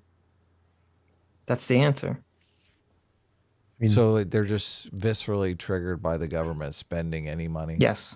Yes. They would rather like a private entity do the money, an unaccountable private entity. Well, it's funny because it's because they hate paying taxes, which I understand. Mm-hmm. And they don't like the idea of the government taking their money and doing stuff that they don't like, which is kind of interesting because MMT says, well, that doesn't really happen. The government's not really taking your money and spending it. The government's taking your money and burning it, which maybe that would trigger them even more. But well, also the money, the whole MMT explains that the government doesn't want your money. They want your time and production. Your time and production. Yeah, they want you to be a productive member of society. And I mean, how is it any different than a church, which wants you to be a productive member of society? A church comes out and says, don't cheat on your wife, fucking get married, have kids, be nice to your neighbors, like be a productive member of society, work hard, like Protestant work ethic. How's that any different? Oh, let's see. People hate MMT because they hate sports analogies. Interesting. Yeah. I hate it. Doesn't make any sense. Okay. People don't want government spending other people's money. True. I think it's the fact that it devalues people's work and destroys the myth of money. These all make sense. It triggers people because they work really hard to create worth and make dollars, and when dollars are created out of nowhere, it lessens the value of the work. Okay. Name one thing the government would do right. That's not necessarily true, though. Yeah, no. These are people. All these people's feelings on it, I think, are true in why people don't like MMT, even if the thought is maybe a little bit misunderstood. People don't like MMT because they're associated with justifying limitless government spending. That is also which is a straw man. Yeah. Right. But people do associate it with that. So yeah. Yeah, that straw man has worked. They've, the Republicans have branded universal health care as socialism, which makes people not like universal health care either. Right. Yeah. Lucifer the Dopeman for 5 Canadian says, Dev also says he's jealous that Doomer has been on the Sunday show more than him. Did Dev say that? Apparently. There you go, Doomer. Really? Doomer's not here. Oh. He snuck out. No, I'm here. Oh, okay. I was going to find a picture of Tim Burton to tweet about you, Sitch. Oh, okay. You got to rub this in Dev's face that you've been on the Sunday show more than he had. Oh, that's already on his mind all the time. You know, I don't even got to remind him. Dev has been on twice. Of course. I mean, yeah, Doomer's been on like a million times. Has he? I don't. Yes. It feels like only I think twice to me, but no. Doomer's been on it's at like least 5 4 or 5 times. Yeah. Yeah. 5 times? Really? Yeah. I think so. Yeah. Really? Doomer's probably been on the most after Sargon, and probably close. I think Aiden's probably been on 4 or 5 times too. So. Wow, that's interesting. I had no idea. And Dev's only been on twice. Dev's I think so. Been on like a dozen times. Well, no, but you're probably including when he's been on your stream on Thursday and stuff. No, of course not. I wouldn't include that. Yeah, no. Lord Tennyson's pipe for $5 says, quote, monks simping is another level of samsara, the Buddha.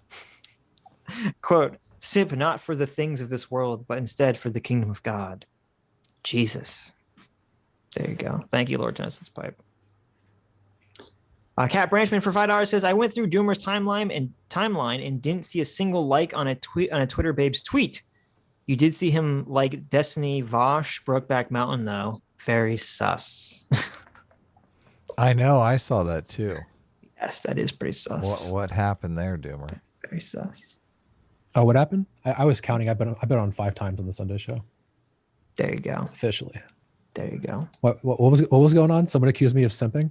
No. You were simping for Destiny Vosh, Brokeback Mountain. Yeah. That's a counterpoint. Brokeback Mountain was one of your favorite movies. True. I mean, it's okay. I don't like it that much. Okay. More pictures, Adam. You know what? You know who's never seen Brokeback Mountain? You? Me. Yeah. I had to watch it I actually took a class on gay films and we had to watch it. No way, you're kidding me. I'm not kidding. Did you watch Short Bus? Huh? Did you watch Short Bus? How did you get enrolled in a movie on gay film? You mean a class? He was trying to pick up guys. How did you get enrolled in a queer theory movie class? It was actually kind of interesting. It was yeah, I bet it was. It wasn't really, hold on. It wasn't like, this was pre-woke times. So there was none of that like neo-Marxist shit. Sure. Yeah. Well, at least that I could detect back then, obviously. Sure. But you weren't hip to the woke stuff, but I'm sure this class was just overflowing with it. The only thing I remember from it really was like, the part I thought was interesting was a lot of talk about like the weird anti-female gay undertones to like all these noir movies, because guys came back from the war and they're like, didn't know how they felt about women because they had been around guys for like an extended period of time, and sort of dealing with those emotions. I'm like, oh, it's kind of an interesting idea. But but yeah, Brokeback Mountain is so terrible and boring. I like literally, it's the only reason it got popular is because it was about gay shit. Like, there's no reason for them to ever like each other that's ever given. Well, that's lame. Yeah, no, but so I mean, like if it was a guy and a woman, it would be like the most forgettable movie of all time. So yeah, the romance part of it is easily the worst part of it. The romance doesn't make a lot of sense. Yeah. Oh, I can't quit you. I wouldn't know. There you go. Eli's the Aquanaut for $10 says there's an audio clip of LBJ talking to his tailor about how his inseam needs to be bigger. Look it up. Yeah. Oh my God, that's hilarious. Yeah, he's a big inseam, so his dick doesn't get rubbed up. No. Oh my God. Abdi Muhammad for 55 sexy sexes says, Sitch, are you into jubas?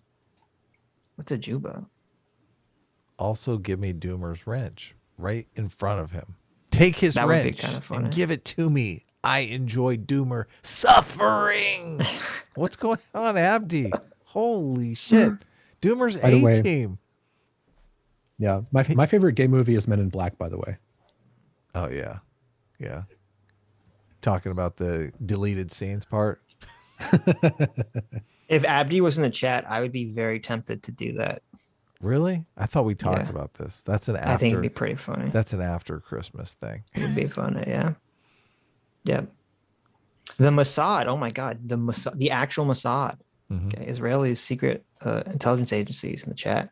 Says academic agent keeps a spreadsheet where he writes all sorts of stats about who has a guest on which show. Are you serious? Yeah, I'm on that You're on the spreadsheet because I spreadsheet, was. okay. Does he have a show. list? He's got a list. So Sitch is on the list? He's checking it twice. Sitch is never. Sitch is not invited on academic agent show. No. The list is not about who's on his show. It says who has a guest on which show. So he just keeps tabs on who's like on everyone's show. Like on our show too? No, I don't know. Come on. No, I it's don't on know. his show.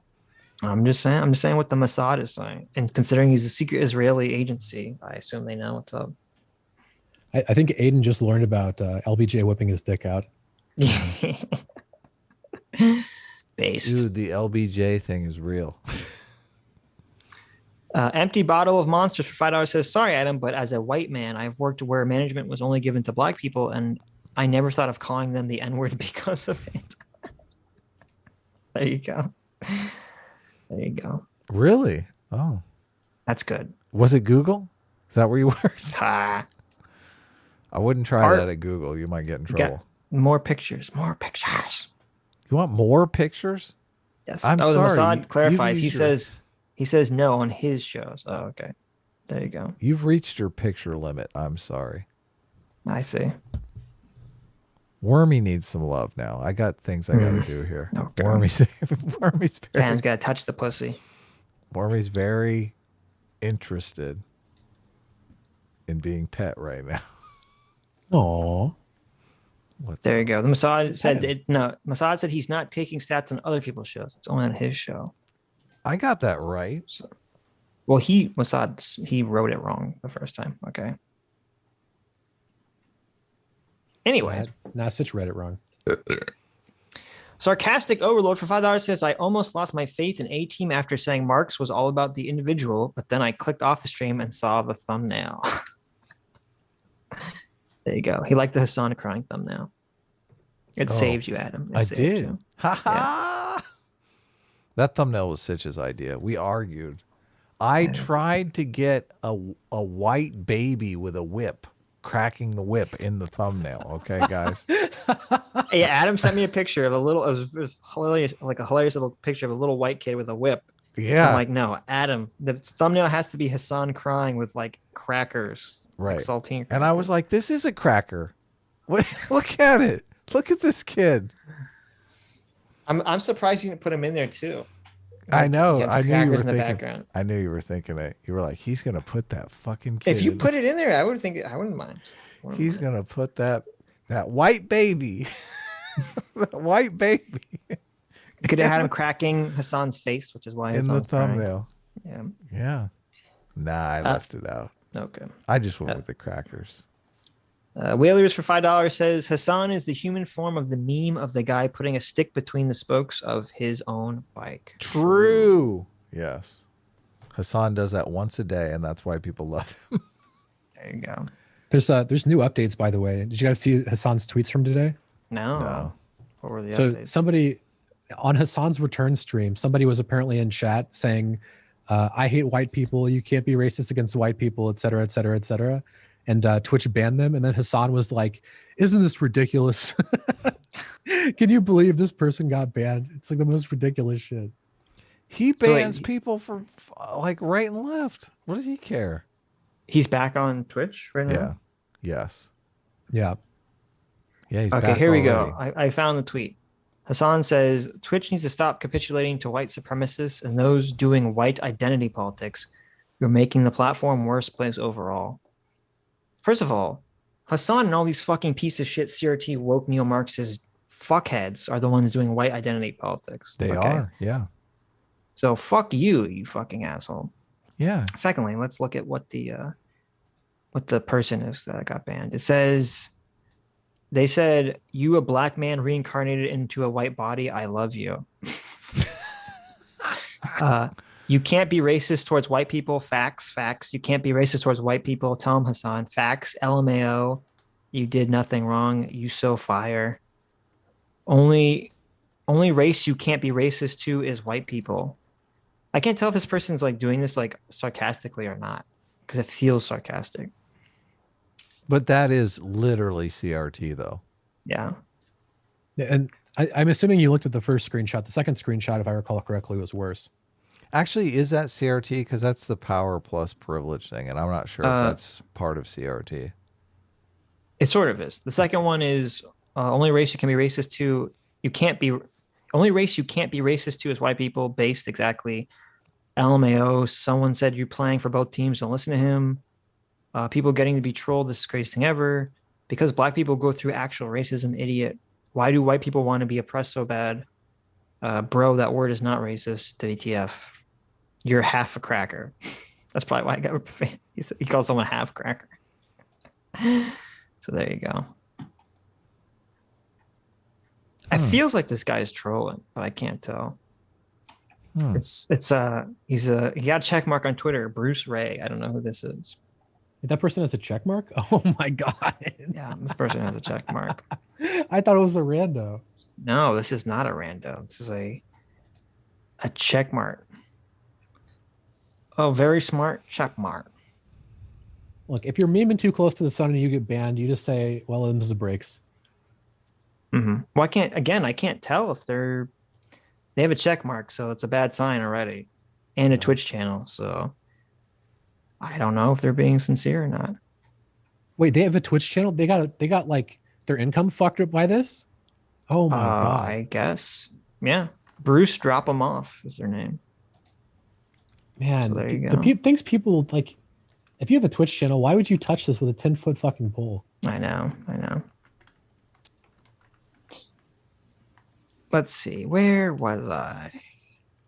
Whalers for $5 says, oh, I read the one. Aaron for $5 says, cracker is our word, but Hasan can say cracker. There you go. Old School for $2 says, take a shot when Hasan says something dumb. No, don't do that. You will die very, very quickly. Okay. Very, very quickly. Aaron for another $5 says, if Hasan was alive in the 1900s, he and the water buffalo would be doing questionable things to Anna Kasparian's ancestors. True. Unfortunate. Adam, where's the art? This is so weird. What? Stop arguing with people on the internet. Put up the rest of the artwork. The dialogue always, who was the guy you called dishonesty always, yeah. So he tweeted out, he's like, this is so dumb because he included me in on it. I'm going to sound like I'm policing, but as much as I disagree with a sane skeptic, let's hold off on the insults. He's at least willing to talk. Friended forever too, please. And then somebody responded. And I can't tell if they're responding about me or the other guy, which is why, like, come on. He says, sure, he spreads harmful disinformation, hosts neo-Nazis, and promotes Russian propaganda, but he sure is swell about it. Why do people hold civility in such high regard for those that don't deserve it? And I was going to respond, because I didn't know Jangles was a neo-Nazi. I would not have invited him on the show had I known Jangles was a neo-Nazi. What the fuck? What was the other guy's name? Insane skeptic. A sane skeptic. Evidently. Sane. Oh, it's the guy from. It's Brian. Oh, he finally used his name. It's Brian Edwards. He's the myth informed guy. Oh. Yeah. Okay. They're probably talking about him. Okay. Yeah. That's one of the biggest red flags to me in the world when someone says you're spreading Russian talking points or something like that. That's like an almost immediate disregard anything else you have to say. Right. They're just totally in the bubble. Like they're just they're watching CNN, drooling, taking their medication. Oh my God, white supremacy's everywhere. It's so funny that they call Republicans conspiracy theorists. Dude.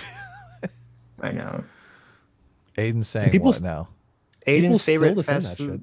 Oh. Aiden's favorite fast food joint is Burger King. Is this true, Aiden? I got to know. Burger King's good. They have vegan burgers. I had a hamburger at Wendy's the other day, and I was like, "Why am I eating at McDonald's? This Wendy's is good." Burger King used to be my favorite. Did they change their chicken tenders? I don't know what they did. There was some period like 15 years ago where they drastically changed their chicken tenders, and they always sucked after that point. They didn't suck, but they just were never as good. So we have I to think- finish in an hour, okay, guys? Just to let you know. I think Burger King's is that burgers possible? suck. Is that Wendy's is close way to better possible? than Burger King. I don't know if that's possible. It's possible if we fucking hurry, if you put up the rest of the fucking art, but Well, you're not even reading super chats. well, I'm talking about food. Is a number of art pieces that I put up related to the super chats? Let me look at these super chats. Is Burger King better than McDonald's? That's a tough question. I do see. I always liked Oh McDonald's. my god, there's 1,000 super chats. We're never gonna there's- fucking get through. Well, I didn't know we had a time limit, buddy. Burger King is better than McDonald's aside from the ice cream. McDonald's ice cream is pretty fucking tasty. Yeah. And also cause the thing is I liked about McDonald's was I always liked the $1 chicken sandwiches, the McChickens. Burger King doesn't have a $1 chicken sandwich. Burger King doesn't maybe have they a do cheap now, anything. but Burger King's expensive. yeah. So Burger Wendy's King's tastes better. expensive? well, more expensive than McDonald's. They By don't fast food standards, yeah. I didn't know. I had no well, idea. McDonald's has the fucking McGriddles. Oh, it's just so horribly unhealthy, but so delicious. So though Burger King has the best breakfast food of all fast food places. The croissant sandwich? Nope. What is it? Those French toast sticks. Oh my god. No, a croissant sandwich is better than French toast sticks. Have you had the French toast sticks? Listen, Sitch. That's what I thought. Listen, Okay. Sitch. I've eaten a lot of fast food. Okay. Oh, Don't those talk French to me toast about sticks. fucking French toast sticks. They're so like there was a good. chance that I Oh hadn't my fucking eaten them fucking 40 times. Okay. You I've had some haven't. French toast sticks You in my- haven't Yes, I had have. them. I No. absolutely have. You're wrong. I used to eat No. Burger King breakfast all the fucking time. Those French dog. toast sticks are so good. Yeah, but And their croissant hash sandwiches are even browns. better. A fucking double croissant sandwich. You can get 2 double No. croissant sandwiches for like fucking $6 or some shit. No, you're wrong. You You're fucking wrong. lit. And Wrong. Burger King's hash browns are better. I don't like McDonald's hash browns. So, but yeah, no, the Burger King's burgers actually does suck. I don't like them. I like them. They're just not worth the excess in money. Wendy's is better burgers, in my opinion, than either Burger King or McDonald's. Audacity for $5 says, "Man who is not mad goes on anger-fueled rant for hours on end." True, very true. Oh, Hasan. Empty bottle monster for $5 says, "Adam, the N-word is also associated with athleticism and a big penis. Racist would actually say, look at that N-word run. Slurs aren't only negative things." There you go. Did Adam run away? He couldn't handle how many super chats we had, and he just like literally melted. What he's doing, he's on the phone with his wife right now, like, "Honey, don't make me get off the stream, honey, please. I want to talk to Sitch." Let's see. I read that one. The Butter Anvil for $5 says, "Watching later, but hi, Doomer. You should get Mahler on again. A-Team is my elephant, and S-Class is my rider. I can't believe Spider-Man wasn't terrible." Well, there you go. That's good. I'm glad. Did you skip all these? What? Did you skip Aaron and Aaron?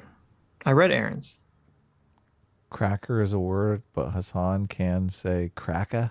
You were away or something when I read that. Really? Just now? Yeah. I read it like before. So you were, oh, okay.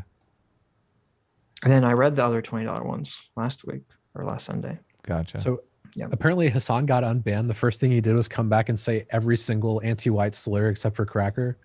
Oh my god. They should just ban him again immediately. They really should. That would be fucking based. Did he really, huh? What if Yeah, piece there's of a shit? clip. Someone just tagged us on Twitter. Elder Sasquatch tagged all of us. Mm-hmm. What a shithead. With the clip. Should we bring Yeah. the clip up? See this? Bring it up. Terribleness. Bring it up. And we'll do a 1, 2, 3. Let us know when you have it ready.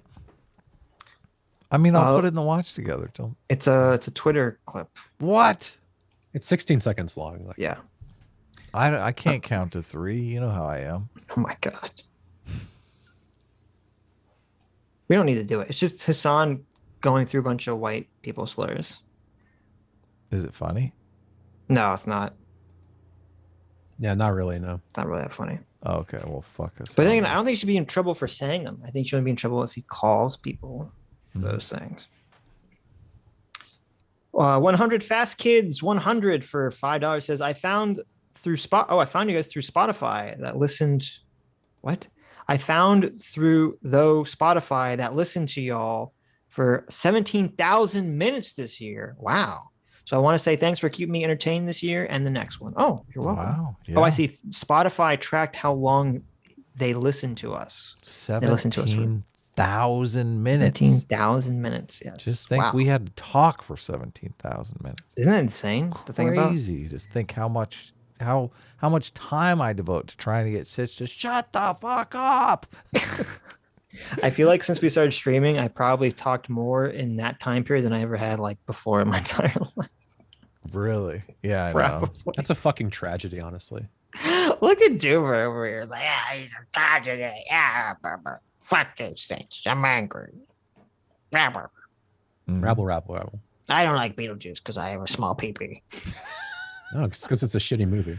That's so Superman. So mean. For $5 says a good anime to watch is Code Geass.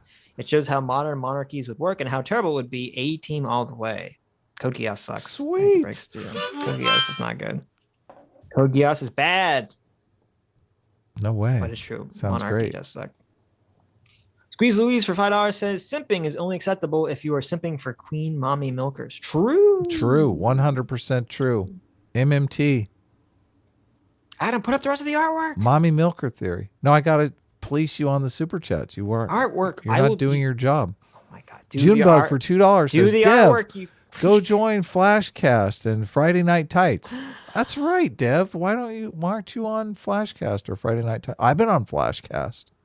There you go. Sitch hasn't been on Flashcast or Friday Night Tights. Nor do I care. I was supposed to go on Friday Night Tights, but you want to hear some internet drama, guys? I don't. I want you to put up the rest of the artwork. Okay. I can't tell you guys the internet drama. I got to put the artwork up. Okay. Thank you. You guys didn't want to hear the Friday Night Tights internet drama anyway, so. You're saying this like someone's going to be like, please, Adam, please. No one cares. No one wants to hear about this. I don't know. We'll see. We'll see. Okay. It's on S-Class if they do care, so. Okay. Contrast for $2. Aussie says, this is the live form of a leftist wall of text meme. True. Regarding Hasan's bullshit rationalization. Very true. Mm-hmm. Obviously. Squeeze Louise for $5 says, if we make AOC queen mommy milkers, we can simp for her with no negative repercussion. Ooh, that perfectly goes with the meme that I brought up. Look at this. Someone did an AOC meme with a crazy attractive chart and put AOC at the top of the crazy attractiveness. There you go. This is from Sklavko. The crazy attractive chart. There you go. I do agree. She is crazy attractive. I mean, she's looking pretty good in the top pic. She's got the nice milkers out and everything. That's a fake picture. Is it really? That's sad. I'm disappointed now. It's super sad. Wow. I almost moved to her district when I saw that picture. You got very excited. Yeah, you're like, you totally have permission to call her every day. You're my congresswoman. I have to talk to you. I do like if you type in AOC fake picture on Google, the first pictures that come up are the ones where she's crying at the gate where there's no one there. That's hilarious. That's pretty funny. That's hilarious. Pretty based. So, there's this one picture CT did of ornaments, cottage cheese, and baked beans ornament. Isn't that terrible? It's weird. It's like disgusting. Food and ornaments do not go together. It's like a bad. You know what else doesn't go together? Baked beans and cottage cheese. They go more together than baked beans, cottage cheese, and Christmas ornaments. God, that ornament makes me want to throw up in my mouth. Well, I'll take it off for you. I feel the same way about the Adam chant. So. Yeah, but the chat loves the Adam chant. I know they do. They're crazy for him. Metalworks Metalworks 411.90 for $2 says, I have no money, but so much to say and ask. Just ask. We gotta do a call-in stream. Ask away. Gotta do a call-in stream. Maybe we'll do one of next week. Maybe we should start doing that. Like if we get through super chats on Sunday, we'll do the call-ins on Tuesday or something. Maybe we should start doing that. Yeah, we should. But I can't do like a 10-hour stream on Tuesday. I was more thinking that these would be more like 3, 4, 5 hours tops. Right. Jadal Har for 1,000 yen says, I agree with Sitch's claim that this woke stuff will produce more white nationalists because that's what happens when you dunk on an entire group of people. They band together. It ain't rocket science. True. Hell yeah. Of course they're going to band together. Exactly. They're going to band together and they're going to point out your Turkish anti-Semite heritage. Zofrats, who is mad that I don't have time to play video games with her anymore. So she's now replacing me with her cat. Oh, really? This is a new PSA Sitch for Zofrats?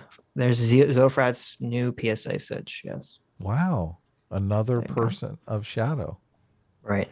Look at that. Kitty of Shadow, yes. Yeah. Cats are people. Come on. Okay. Don't throw cats under the bus like that.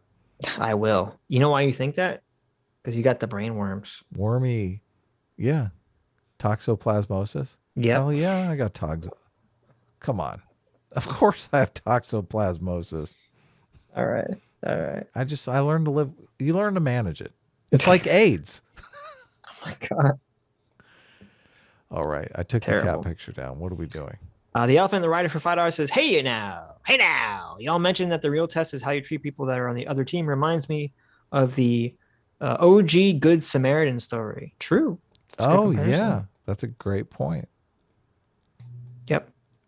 Junebug for $2. At least Doomer isn't Jack Murphy. What's the matter with Jack Murphy? He's a fucking loser. You don't like Jack Murphy? I fucking hate Jack Murphy. Really? I don't know who Jack Murphy is. I'll be honest. Yeah, you're going pretty strong at Jack Murphy. I have no clue who Jack Murphy is. Jack Murphy is a regular on Timcast IRL. I've seen him on there a few times. And Jack Murphy is the guy who was talking about how he had to get vaxxed so his kid didn't get kicked out of like Little League or something. And Tim was like, just buy a house in the country, you dumb fuck. I can't believe you gave up on your moral principles so your kid could play in team sports. Okay, Tim, go fuck yourself. That guy, the guy that almost went to blows with Tim on the show. Mm-hmm. Some of his takes were reminiscent of your takes. Disappointment in Tim. Like he was accusing Tim of some of the same stuff you accuse him of. Interesting. Yeah. Interesting. Which I did think was interesting. I'll have to go check him out now. Azrael for $5 says, just sending some weekly love to y'all. I'll catch the stream later. Thank you, Azrael. Thank you so much. Jacob Sanker for $5 says, it was my B-day and one of my presents was a harmonica. Does this mean I'm officially part of the A team? I think it does. Hell yeah. Welcome. Yep. Zara Richards for $5 says, God, this is so pathetic. Two rich bourgeois elites whining that they have to play by their own rules. Very true. Very true.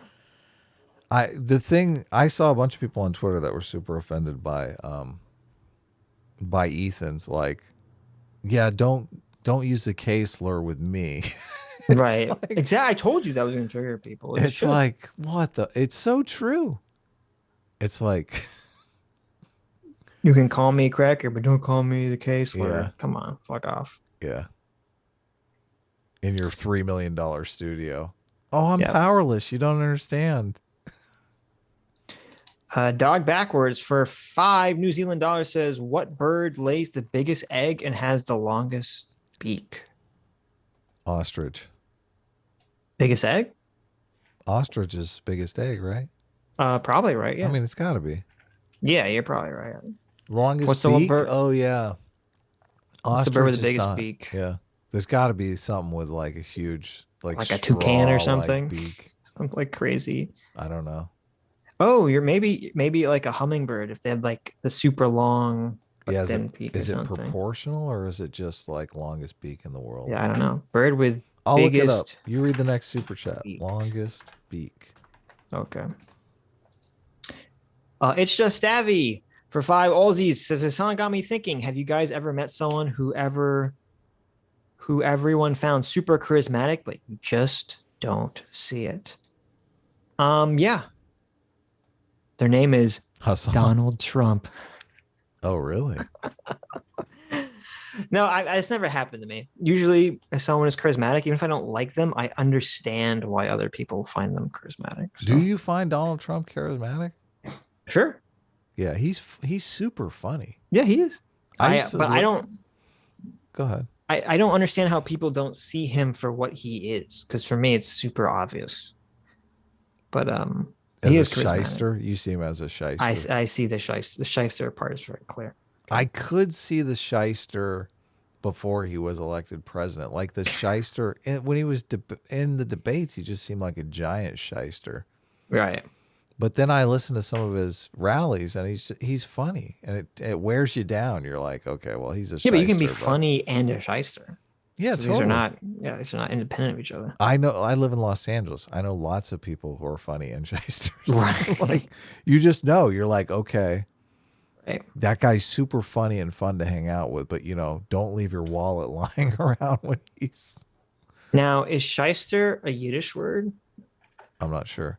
Australian pelican is technically the longest bill. So there you have it. Shyster is a Yiddish word. There you go. You said you didn't know any Yiddish, and there you go. Using the word shyster. I thought you used it first, didn't you? Oh, did I? Oh, maybe. I don't know. I don't remember. No, you did. I said, yeah, you used it first. I didn't know it was a Yiddish word, though. I know you didn't. Anyway, what was the answer for the verb with the longest beak? Australian pelican. There you go. I looked it up, though, which is technically cheating, but okay. Contrast for 5. Aussie says, people who don't like blue cheese are the same babies who didn't eat vegetables when they were younger and have tantrums when they didn't get their nuggies. That's true. Doomer all the way, of course. That is true, yeah. Little baby Doomer. Hennessy for $2 says, kimchi, aged steak, beer, breads, spreads, cheese. So it's foods that are fermented. Sounds like it. We were talking about that on the last stream. Right. More art, Adam. Chop, chop. Oh, I'm gonna have to do your job and my job now? No, you have to do your job. The reason I paused is because I have to go look at the stream again to see that there's no art that's been uploaded. That's why I'm pausing. You don't have it in a little other window? I only have I don't have 2 monitors, okay? I only have a fucking moron. I know. Buy another monitor, you weirdo. No, I need a bigger desk. That's the problem. I need a bigger desk first. Really? I have a giant desk. Look, right here. Oh, I got a giant desk, Sitch. I'm so privileged. Here's my. Oh my God! I can't even touch the edges of my desk here. Look at this fucking guy. Oh, I got this giant desk. I could sleep on my desk. It's so big. Oh, Sitch, I'm so privileged. Look at my desk privileges. Okay, this fucking guy. What are you talking about? It's not a privilege. Yeah, I had to get this desk in this room. Because what I have to do is have to get a bigger desk. Or actually, what would probably be smarter is I had to buy longer cables so that my computer could go on the floor as opposed to being next to my monitor. So. Oh yeah, my computer's in the other room. No, it's not. I'm just kidding. Look at this. Who did this meme? What is this? God. Oh, Abdi did this. Abdi. What? Abdi Muhammad did this. We're gonna get in trouble for this. What are you doing? Hacking into Jank's Snapchat account? No, he sent this. He sent this to Abdi. Oh, he did? Shank DM'd Abdi and sent this picture to him. I showed you my penis. Please respond. You sure he didn't message this to the agent at American Airlines? That's right. So after they kicked him off the plane, he DM'd them this. Yeah, he's gonna pull an LBJ here and establish his dominance. Maybe this was his thank you to the officer that escorted him off the plane. Thank you for escorting me out of the airport without shooting me because I'm a person of color. Here's a dick pic as a reward. The officer just looks at it. They just destroy their phone. They just throw the entire phone in the trash can. They can't even delete the picture. They just throw the phone into the garbage. Oh man. Man. That's hilarious. He's like, what happened? They never responded. I'm almost done. I'm almost done with the art. I'm so close. Gemini Semini for $2 says, beans and potatoes are as good as any meat, losers. Well, there you go. Gemini Semini coming out as pro-vegan. Beans and potatoes are good. Daniel the Bruce for $5 says, try blue cheese and dark chocolate together. It will change your life. Now that is a strange combination. I never might would've try thought something. about I that. like to try new things. I might try Yeah. something like that. That could be an interesting combo. It sounds interesting. I've never had that, but Have you seen that meme that's going around of the pizza being dipped in chocolate? That's a bit exotic, but I'm trying to think if I've ever had cheese and chocolate. cheese and I like it. chocolate, that's like a regular. Like cheese and With chocolate is what? like, well, whenever you do like hors d'oeuvres and there's cheese and chocolate. I mean, sooner Yeah, or but later. don't mix them together. I do sometimes. I mean, I don't why think I've not? ever put cheese on chocolate Oh, it's got to give it a or whirl. chocolate on cheese that I can think of. I mean, I've had like chocolate cheesecake, but I feel like that doesn't count. Yeah, I'm thinking it's a like little cheese, different. cheese, and like chocolate. This meme was by who did this meme? It is Hassan's stepsister. Hasan's The stepsister. mystery person. I don't believe Yes. you're really Hassan's stepsister, okay? I believe. Okay. I believe. S class believes. Okay, I tried to get CT to tell me who it was, and she wouldn't do it. Fucking. that's right. She ain't no snitch. What a bitch. Solfo says, Adam, you should pull an LBJ right now. An LBJ? Really? I don't want to get our stream demonetized. Assert your dominance on stream. Hey, Joe. Who's the host now, Sitch? Hey, Joe. Great to be here. Joe answers. That's crazy, bro. Ever try DMT? Nah, bro. That's crazy. Ever try MMT? Like how they throw MMT insults in here. My favorite is the people who are like, I don't know how MMT works, but if I did, I would totally school you on it. There you go. There you go. Okay, thanks. That's awesome. Lord Tennyson's pipe for $5 says best cheese ranked. This is so wrong. Feta is his first #1 cheese. No. Oh God. That is so incorrect. Feta is amazing. Okay. Feta sucks. Continue. White cheddar. White cheddar's good. Brie. Brie's pretty good. Brie is delicious. Camembert, which I don't even know what that is. I gotta try. Dubliner, no fucking clue. Parmigiano, That's no clue. Mozzarella, of course, is good. Manchego, no clue. Yeah, Hard cheeses are superior to soft cheeses. agree. Well, Look at in this some fucking- cases, I mean, Feta's not a hard cheese. I do. It's a crumbly cheese. I Right. do like. I do like fresh mozzarella, which is super soft and moist. Yeah. I love that cheese. I used to Fresh do. mozzarella. I used to do a grilled eggplant and red bell pepper and onion sandwich. Oh, I thought you were going to say you used to do a line of fresh mozzarella every day. yeah. I used to do a line of fresh. Mamma mia! It's been a Get while. that moist, wet mozzarella right in the brain. It's been a while since I snorted fresh mozzarella, but Nice.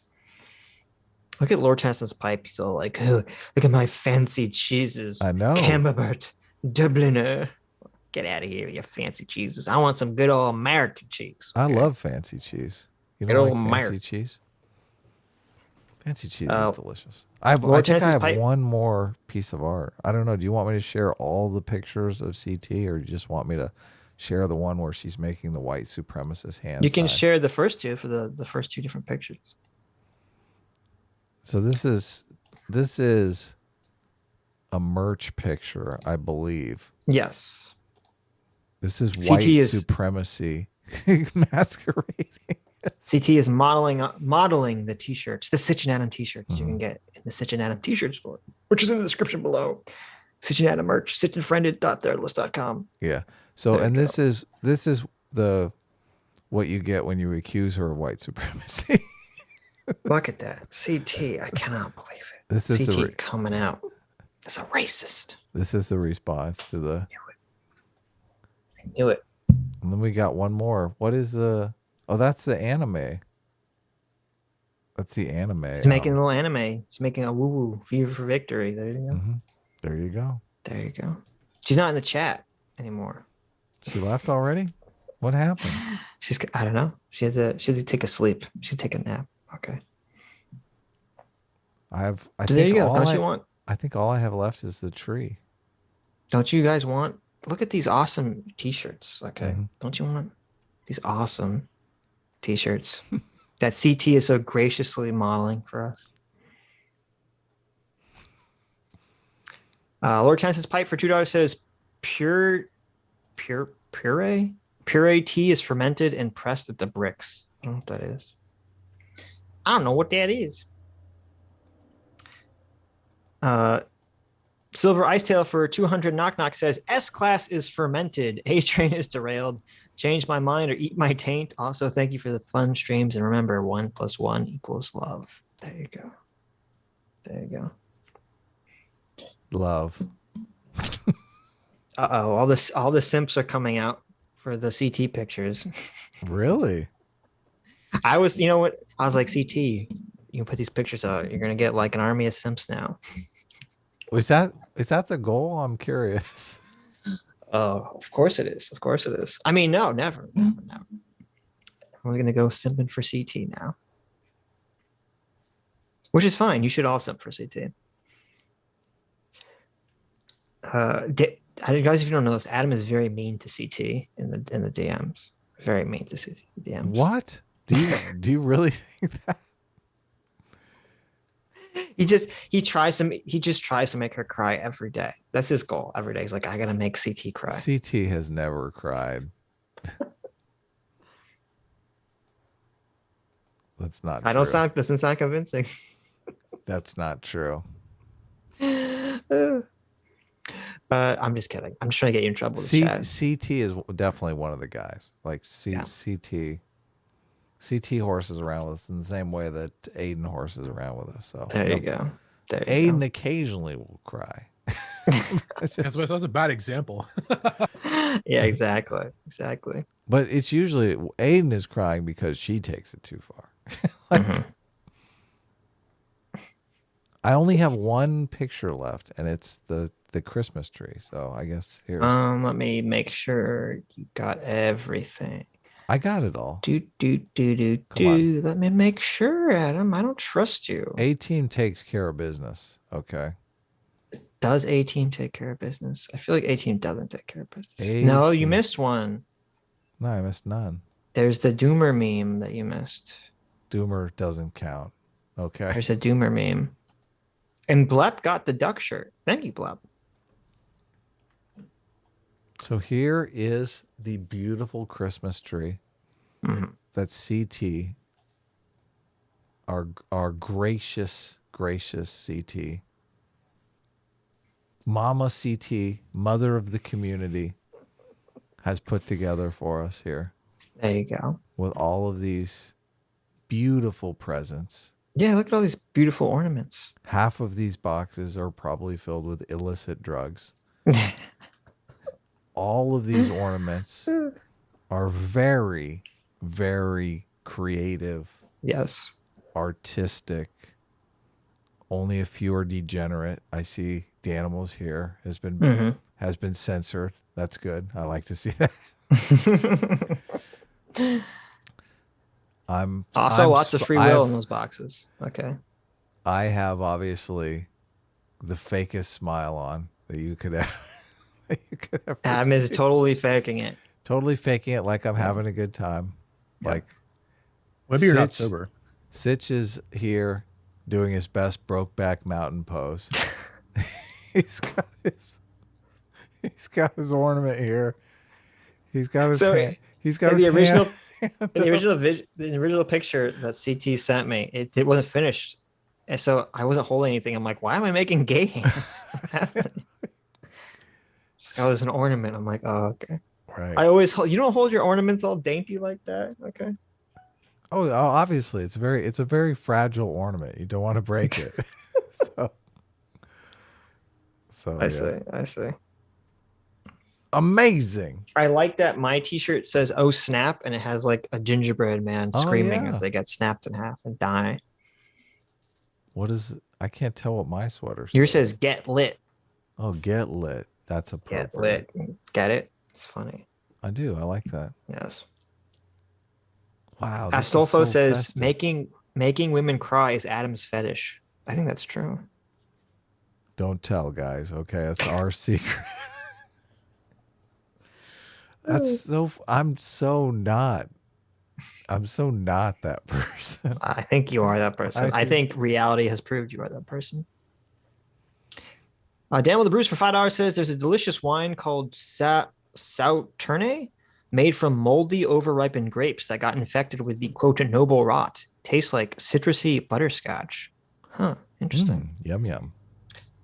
Contrast for $5, Aussie Buck says becomes vegan to not support factory farming, ends up having a diet worse than factory farmed animals. LMAO.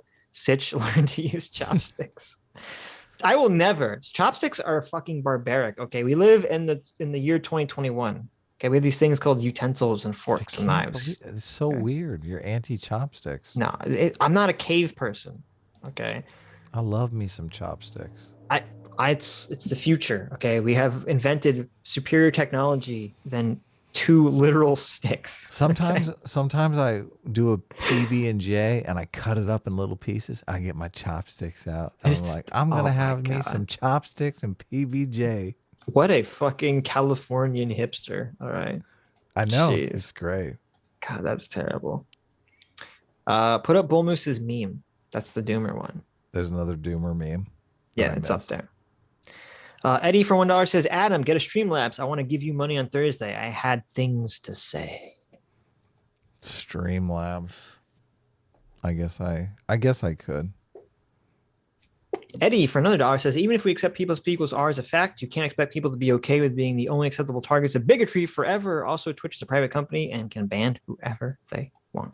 True. Yes. Dr. Diller for $2 says the old quote, is it racist test of replacing white with black gives the C word a perfect score. It's still racist. Who knew disparaging someone based on their race is ... racist? I know. What a shock. Mm-hmm.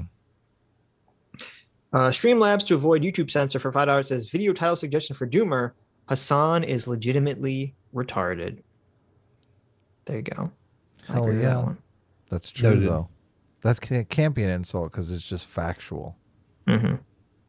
Yeah, well, the problem was, we discussed this earlier. It actually is ableist if the person is intellectually handicapped. You're right. That's the main problem with that title right now. It's a good point. I forgot the name. Censor shaking my head. For $1 says, for the record, when you get to super chats, I suggest Hasan is legitimately retarded even before Adam said he was probably actually dumb. So I still want royalties. There you go. Hasan Hiker. Oh, look at that. Hasan Hiker for $1 says, hello there. Hasan Hiker here. I just hiked all the way out of Death Valley so that I could cook my brains out in the heat and became a bigger class trader retard and double my Twitch income. Uh-oh. I am now S-Class 2. Saltine class is best class. Wow. Thank you, Hasan. Are you saying that Sitch is a saltine Sally? Listen. CT for $1 says, excuse me. No. Is no one going to point out Hasan's shirt? What is that Technicolor nightmare? It's awful. He should have been banned just for that. That's true. Was that in the Twitter? Oh yeah. The video we watched yesterday, he was wearing this crazy multicolor tie-dye t-shirt that looked awful. You notice he's wearing a Trump hat in this, is video? I didn't notice. Does it say Trump 2020? Cursing video. DOS 500 or possibly DA 500 with 500 for $500. Thank you so much. DA or DOS 500. It's incredibly generous. Mm-hmm. Dr. Diddler for $2, $4, $5, $6, $7 says, it's crazy that Kanye was able to determine the ins and outs of victimhood culture before any of these socialists did. Oh, interesting. There's also the basis for neurodivergent, which is actually just a dog whistle for a retarded teenager. The discussion has been way too reasonable and informative. I hope Dueler has a crappy Christmas. Why would anyone worship Dankula's dog? There you go. Have a crappy Christmas, Doomer. Dr. Dueler also says, you guys are doing the EFAP thing where you subconsciously realize you don't want to hear Hasan say unbelievably stupid shit, so you start these 30-minute long discussions instead. There you go. Probably true. Yes. Yeah, that was a little bit true, yeah. Cerebral Friction for $3 says, as a white man, I always find the term cracker endearing, kind of like how many people refer to themselves as rednecks with pride. Mayo Monkey has really started to grow on me as well. Dr. Diller for $2, $4, $6, $8, $9 says, Hasan got offended at the idea that he's an anti-white racist, and I shit you not. 5 seconds later, he says, it doesn't matter if he is. Hasan's not unique in his racism. A lot of these people seem to think that despite black people living all over the world, they all think the same. Same way with white people. There are people in the Balkans who have never seen a black person. Do you think Hasan qualifies for Harvard racism, given that he's approaching this topic from the position that he thinks he's owed the ability to be racist and common sense won't let him have it? Or is this ivory tower racism? Cracker Tower? I don't think we can say anything related to Hasan is ivory tower or Harvard, because he is literally a moronic right retard. It's just gut intuition. That's all it is. It's like, no, he's too I stupid. want to be racist and you can't prevent it because I'm being racist against the people who it's okay. Right. Society has chosen to universally condemn together. So let us get the pitchforks. We can say Hasan is trying to appropriate Harvard racism, because that is what he's doing. Yeah, inadvertently. I Yeah. don't think he knows that. Diddler continues saying, one of the major problems I have with the historical victim thing is that everyone in the world had the understanding of might being the ultimate deciding factor. See Millennium Dialogue. But some people weren't as good as fighting, so we should feel bad now. Well, that's kind of what makes our modern society so much better. This is why fuck your monarchies. Okay, is that it's the realization that might doesn't make right. Yeah, death to tyrants. Right. Also, I heard Doomer goes around kicking puppies and insulting blind people for being blind. Wow, really, Doomer? Only if those blind people like Edward Scissorhands. Yeah, in that case, fuck them. So you are blind for a reason. You are kicking puppies and insulting blind people. I mean, you would have to be blind to like Edward Scissorhands, honestly. So there you go. I guess that's kind of implied.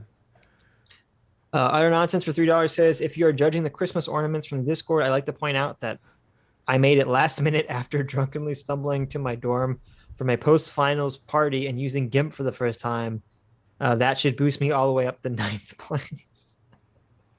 Is that for the ornament? The Utter Nonsense made the other baked beans ornament with the text on it. It did look a little Sunday show graphic design to me, but that's endearing to me. So there you go. I think that was the point. Okay, here's the I finally found it. What's going on here? Doomer has like some hot. This is the meme that Bull Moose made. The hot Doomer girlfriend saying, in the background there. Give me wrench. Wait, why is that weird? I'm just. Excuse saying me. I mean, it's like we're trying to be real here. And this is like it's a little fantasy. strange. This is Right. like. Oh, Is this the girl that was at the movie theater with the other guy? Ouch. How old is this picture? Ouchers. Ouchers. She came around to fix my plumbing, and I just chained her up. Bull Moose says he wants me to start calling you a snow ferret. There you go. I'm gonna start calling you Snow Ferret. So Snow Ferret is saying, give me wrench. Then I'm saying, you'll get your wrench when you fix this damn opinion. Mm-hmm. There you go. I don't know what that's referencing, so I don't get it. Why is but it's funny. What's the closer in here? What's that all about? Chappelle. Mm-hmm. You have to fix your opinion about the closer. Oh, about the closer. I got you. Right. I mean, maybe. Wait, they actually. That's interesting. So there's, basically they took the intro from the thing and they photoshopped in a line to try and match the thumbnail that I used. So they actually did work here. This isn't just a screen cap from the video. Mm-hmm. So good job. In the video, or is it? What do you mean? Oh, it's from Spider-Man 3. Oh, you're right. The title of the video is yes, Dave Chappelle went too far or crossed the line or something like that, and the thumbnail is like there's like a line Photoshop behind him, but it's different. So they photoshopped a line behind him here. This is actually the beginning of the video, but the line isn't there. I'm just saying they did some work. Right. This is the scene. I like remember the detail when Peter Parker's becoming evil and the landlord's like, "Give me money." He's like, "I'll give you your money when you fix this damn door or light or whatever was wrong. So Okay, gotcha. there you go. So that's Mary Jane in the background there. No, that's the landlord's, like the Eastern Ukrainian landlord's daughter. Oh, okay. You don't remember that part from Spider-Man 3? I don't. Okay. Did Peter Parker have sex with her? He brain like tries to repressed Spider-Man seduce her 3. at one point, but I don't think they ever do anything. Oh, Wait, really? Doesn't when he's evil, doesn't he like try to like hit on her or something? Based. Well, I like that part of the movie. I thought this was your favorite Spider-Man movie. No. It's my least favorite Spider-Man movie. I guess if I saw Amazing Spider-Man 2, I hear that's pretty bad. There you go. It's in the clip comments. Oren says that this was his joke and Bull Moose stole it from him. Well, listen, Bull Moose made it into actual reality, so you snooze, you lose, Oren. What can I say? Good job, Bull Moose. Once the meme hits the DMs, that's what we go with. Dr. Diddler for $5 says, Sitch, listen, Hasan has a lot of viewers. He's also systemically banned anyone with the balls and ability to tell him he's wrong when he says something stupid. All that's left are the most stupid people, I imagine, because they blindly agree with Hasan. No shit. That's true. Yeah, there's a little evolutionary process that's going on. Right. Yeah. Here's the thing. If you went back in time and explained the concept of race to Caesar, I'm sure he would have thought, oh, good, another reason to oppress the Gauls. That's just dandy. But to you, they'd both be mostly just white dudes. Yeah, that's true. It's a good point. Did you see there's like this whole thing where like D&D is trying to rewrite all their lore so there's no longer any evil races? Because that's not politically correct. That is so fucking lame. You mean like orcs and stuff? Yeah, orcs, dark elves, and all sorts of other things. This world is just I don't like. How are you going to be prepared when the badmins actually show up? When you just created a world where no badmins exist. And it's so stupid too, because like in D&D, like they use the term races, but they're not actually racist. They're species. Yes, they're different species Great entirely. Point. Right. Though I mean, I guess technically some of them can interbreed, so maybe they're not completely different species, but. We did a lot of interbreeding with the Neanderthals, and they were still in another species. Well, I mean, were they? Despite making up only 13% of the population, dark elves do commit over 50% of the violent crime. Oh my God. In Dungeons and Dragons, that's totally dark elves in make Dungeons up and Dragons. Yeah, dark elves make up statistic. 50% of all dark magic crimes. Yes. Yeah. Thank you. I'm sure there are some white wizards somewhere trying to make up an evil stereotype about them. Just based off of those stats? Mm-hmm. Justin Trudeau actually dressed up as a dark elf one time. There you go. I didn't know that. Did you like what was that movie with like the orc and Will Smith, or like a buddy cop? Oh God. What was that called? Oh, it was like the Bright. Netflix thing that bombed. Bright. Yeah. What the fuck? You didn't like that? I liked it. I didn't see it. Oh, I don't know. It was so you weird. Liked it? Yeah, everyone was I thought like, it was really bad. Like everyone shit on it, and it was so weird because I'm like, I don't know, like it's not the perfect movie. It's a really fun, interesting idea, like a modern world version of the Tolkien universe, and I think it's great. I mean, there's some problems with it, but I thought it was overall enjoyable. I don't know why people were shitting on it so much. So, well, I mean, if you like it, then it's probably dog shit. So I don't know why people were hating on it so much.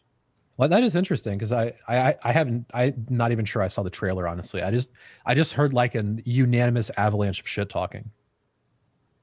I know that a lot of SJWs were mad because there's a part where like Will Smith kills a fairy and then he says fairy lives don't matter. And a lot of like woke people got very mad at that. So maybe that was part of it. He said fairy lives don't matter in the movie? Yes. Oh. Because like fairies are like pests in this world, so he like kills one with a broom, right, in front of his neighbors. And so, is he the evil character? No, he's the main character. Oh, so he's the good character, and he's a cop. Yeah. Oh, he's a Blue Lives Matter guy, huh? There you go. Yeah. Now I see what's going on here. Yeah, I mean, I thought it was good. I liked all the stuff with like orcs or like black people, sort of. It's kind of fun. Oh my god. Like all the orcs are like everyone's racist against the orcs because they rose up with the Dark Lord 1,000 years ago. So everyone's still racist against them for doing that, and they're all kind of like gangsta. This is I a know, I thought it TV was funny. series, right? It's No, like it was a movie. It was a it's a movie. movie. It's a Netflix movie. What's it called? Right. With Will Smith. The only thing Yeah. well, not the only thing. One of the few things I didn't like about it was people were still racist in that world, which made no sense to me. Because if there was a world with elves and orcs and like literally other species, I don't think humans would be racist. Because they'd have these humans, yeah. Yeah, because they have these other species to view as part of the outgroup, or far more than just like a black person. Yeah, to put their hate on. Right. Yeah. All of a sudden it's like blacks and whites, we gotta love one another. There's those fucking orcs. Right. They're the source of all our problems. Right. That's what we need. We need to just resurrect Neanderthal, man. And then we can all just hate on him, right? Come on. It's a perfect solution. Exactly. Vagabond for $1 says, Sitch, I worry that this is like anarchism. Anarchism doesn't work in practice because most conflicts happen at the level of the largest group. So people will band together in groups for power and safety that requires rulers, and so you get government. It concerns me that idealistically non-racist or non-ID poll people are just going to get crushed by people doing ID poll because the group in lockstep will be more powerful than the individuals, making racism, at least in one direction, inevitable. So I agree with you completely in terms of anarchism, and that is why anarchism will never, ever, ever, ever, ever, ever, ever, ever work. Mm-hmm. It's exactly that, because everyone else will not abide by the rules of anarchism. Now, I'm not necessarily worried about that, about ID poll necessarily taking over in America the way you're suggesting, because America still currently, now we'll see what happens with woke shit, but America still currently has ingrained in its history and its institutions a lot of anti-ID poll liberalism. And that's why liberalism is so amazing. Liberalism is anti-identity politics. It's individually based. It's individual. Right. Focus on the individual. And I do think that will survive. That will survive. Even if woke stuff gets worse, which I don't think it will, but even if it does get worse, I think liberalism will survive. So it's just I conceptualize the individualist thing and collectivism thing as at odds with one another. Individualism for me is very simple. It's putting the state apparatus serves the individual. The needs of the individual come before the needs of the state. And collectivism is the opposite. The needs of the state come before the needs of the individual. And that's why things like fascism are collectivism. And I don't know. I mean, I guess I see what you're saying. I wouldn't necessarily think of it in terms of the needs. I think liberalism more is like protecting the individual from the group. Right. Which I guess is kind of the same thing. But this is why I'm conflicted about Marxist philosophy versus Marxism in practice, because it really seems like Marxism still wants like the state to serve the individual when they're talking about programs and shit like that. But it wants the state to serve this class of individuals. Okay, the working class, the worker class.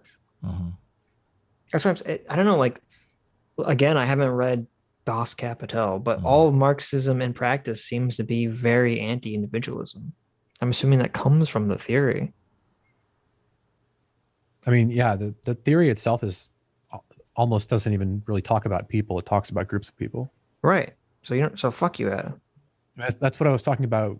We brought this up at one point for some reason, talking about Marx, but the Marx's morals are actually somewhat similar to what Vosh was saying at one point, just because like Marx doesn't really make moral prescriptions for people. It's more like Marx is sort of saying this is the inevitable tide of history. Like history works this way, and eventually this is just going to happen. And there isn't really any moral incumbents on any particular person to make it happen, because it'll happen anyway, which is pretty weird to me. But all of the tension in social systems revolves around whose rights come first, the group or the individual?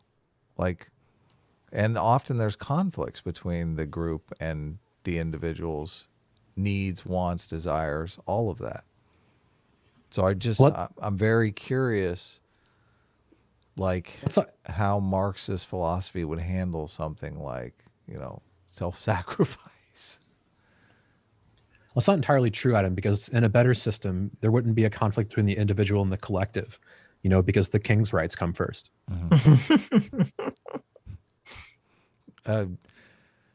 Jokes aside, I mean, that is the problem with when the king says, I am the state, they basically mean you are my cannon fodder. The king would never do anything wrong. Which does put the needs of the state above the needs. This is why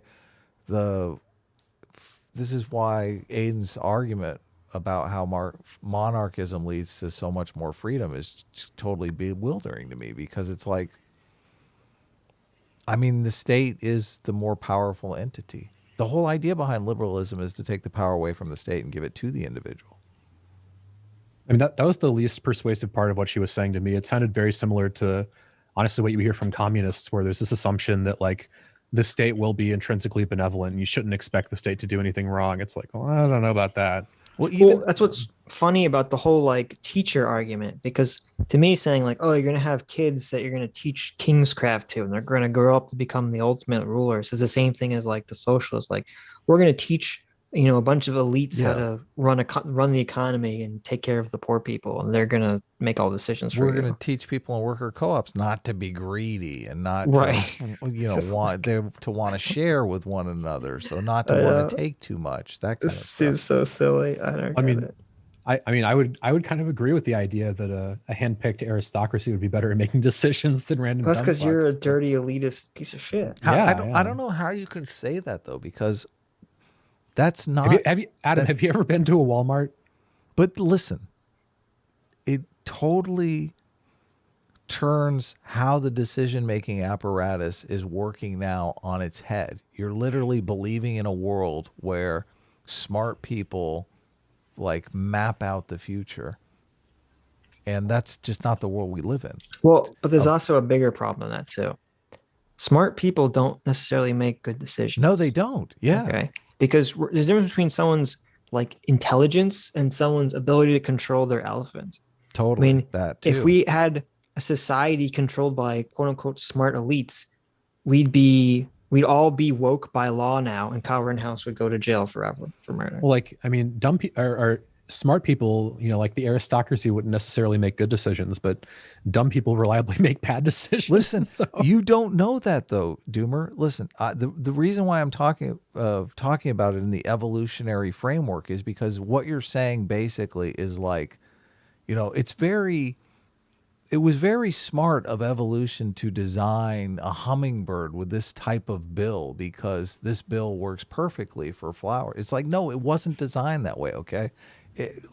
Policy prescriptions in nations are designed in the same exact way that the hummingbird's bill was designed. Trial and error. By God? Trial and error, okay? Trial and error. And this...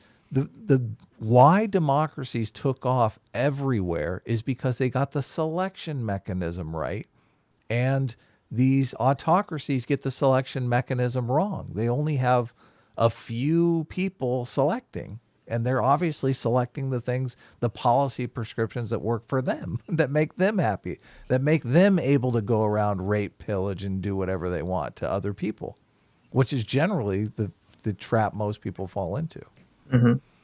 So when you talk about how I would like them making the decisions, well, let's say they do make good decisions, but you still don't have that selection mechanism there. Right. I'm not making a prescription that I'm in favor of monarchy or something like that. Yeah, I just think that on average, a group of the fucking JFK's best and brightest or some shit like that, I do think they are on average going to make much better decisions than the fucking, Yeah, but the question people you is see driving through a Taco Bell drive-through. the question that I have is, How do you know that they're good decisions if you aren't polling the populace to find out how those decisions affect them? I mean, I'm pretty skeptical of the idea that people are even able to. I don't think people even make decisions that way. I mean, is it in the interest of people who vote for Republicans to vote for Republicans? Is it actually in their financial best interest? It seems not to be a lot. There's of the other time. interests besides financial. Yeah, interests, though. they're acting on moral interest then. Right. So even if they're voting their moral interest over their financial interest, it's still their interest. And how are you going to get their interest without asking them?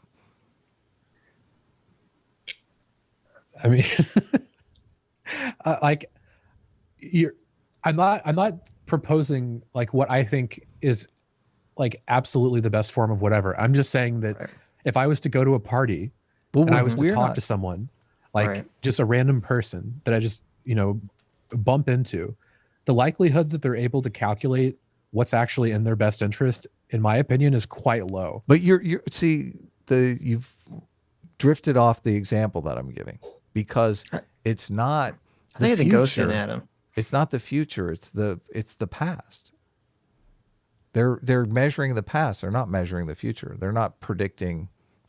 There is a bit of the voting for people who offer policy proposals that they think will work, but there's also the policy proposals that they implemented that didn't work, and that people get voted out of office for that.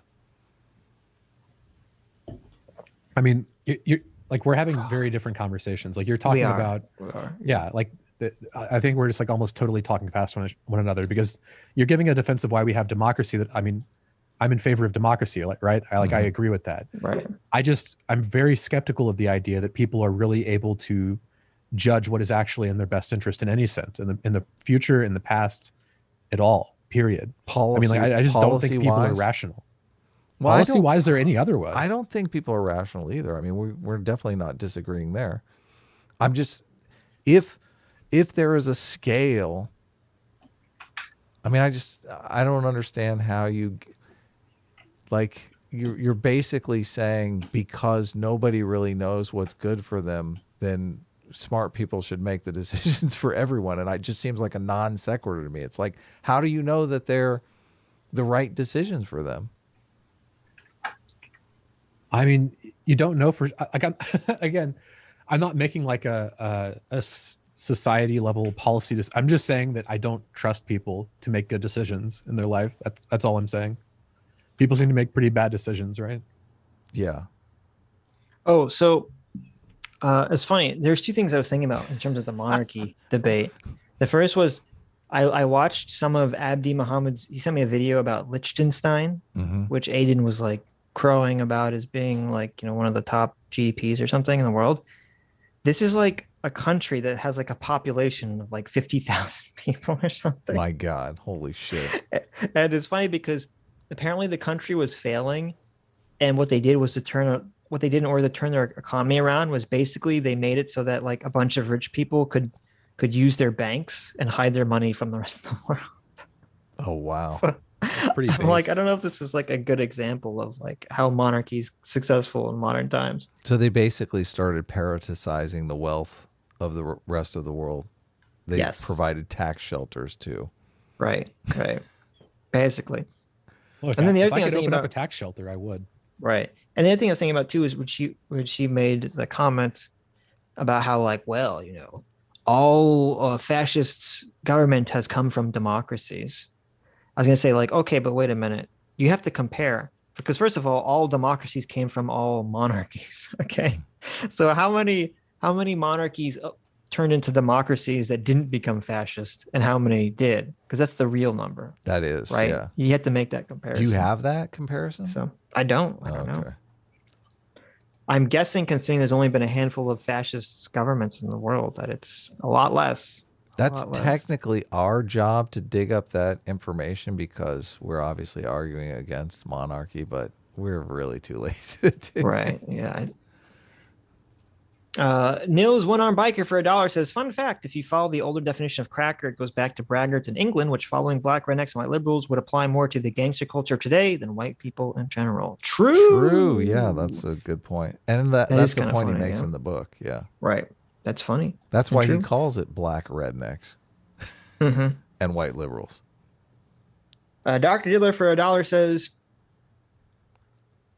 regarding the airport video, warrior of the working class, chunk yogurt. There you go. I like it. Chunk yogurt. Instead of chank.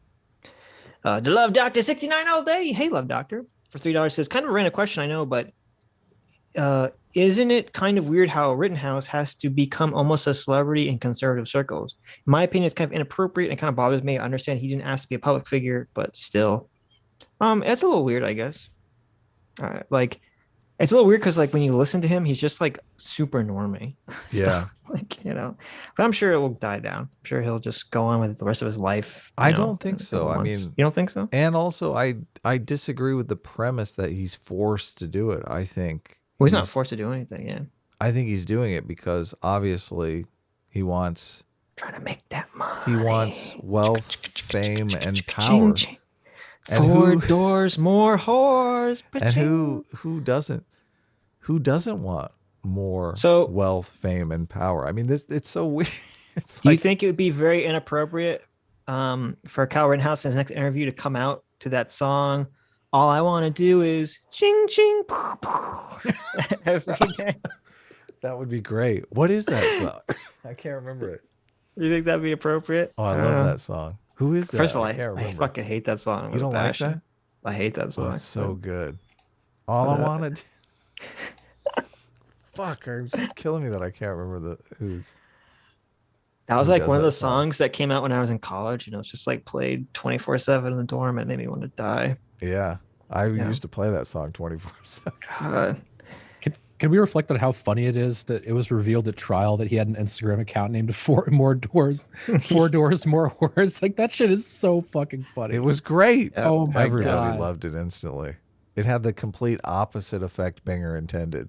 Yeah. Wait, Binger introduced that? Yes. Yeah, of course. What a dumb fuck. Are you serious? Because it wasn't just the username. He was saying his subtext was, all I'm trying to do is get famous. Right. So Banger was making the argument that like the reason he went there was he's trying to get famous by killing shooting people or something. Yeah. What a shitty argument. Oh Totally. my God. Right. That's the dumbest fucking thing. Holy shit. Yeah. Song is called Paper Airplanes by That's MIA. MIA, exactly. There you right. go. There you go, guys. If you want to get everyone real triggered, the left real triggered, you say Colin House official theme song, Paper Airplane. Isn't that song's about dealing drugs? Of course. Yeah. But it's funny because it perfectly fits in with the Colin House narrative. No, I know. On the left. I know exactly what you're talking about. Yeah, beautiful. That's so crazy. Dr. Diller for $3 says, I think Elden Ring is going to have a perfectly interesting story and just end where you think you're about 80% through. George R. R. Martin can't possibly finish. Yeah, I looked up recently. I was like, oh, when's the next Game of Thrones book going to come out? And it was like 2 years away from now. I'm like, fucking, it's been like 12 years. Does he keep moving it back? Yes. Oh, okay. It's been over 10 years since book 5 came out. Okay, it's fucking insane. Yeah, it's fucking insane. And so yeah, I think eventually Winds of Winter will come out. I am skeptical that the last Game of Thrones book will ever exist. I don't think it ever will come out ever. When you gonna send me your book, man? I think you can't. I'll send you my book when Martin on us here. When the last Game of Thrones book comes out, I'll send you my book. Okay, how about that? That's bullshit. How about that? I don't like it. There you go. I don't like it. When A Song of Summer comes out, I'll send you mine. Don't like it. The official S-Class, so I'm pretty sure it's not actually the official S-Class, for $2, says, my name is PSA Snitch, and I hate the masterpiece The Dark Knight by Nolan. I don't understand fine artwork and won't be giving Nolan a wrench, even if he needed it to change a car tire for charity. But by the way, I eat poo-poo and do lines of coke off Hasan's ass crack. There you go. Thank you. By the way, Chad, the idea that The Dark Knight is like somewhere between overrated and legitimately a bad movie is almost ubiquitous among people who talk about film. It's a very common opinion. Look at this elitist. I am an elitist. Among film aficionados, we all know that The Dark Knight is very overrated. Among the not dumb fucks, yeah. It's not new information. I think if you like The Dark Knight, you shouldn't be able to vote. That's how we'll determine it. I'll throw I need my I need lot in a with- CT. I need like a monocle on my stoat.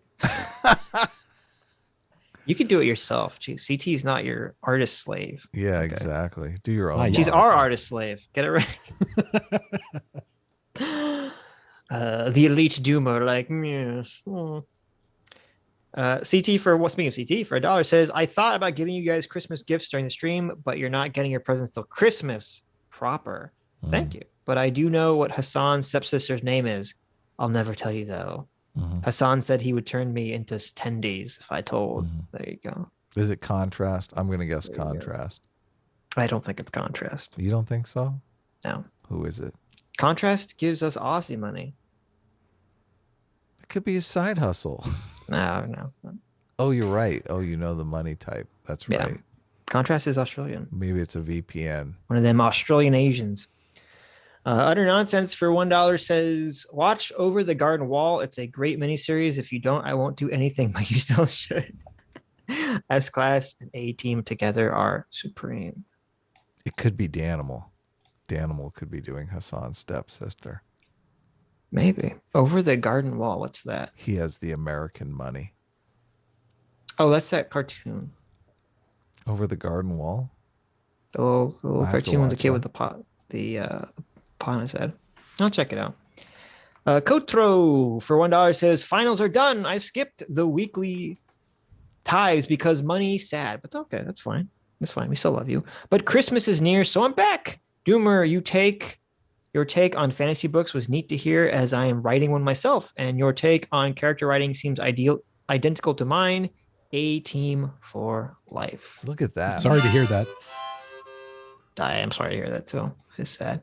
We should talk more about writing and stuff. We all have lots of experience with it. It's funny that we're doing politics reaction and stuff.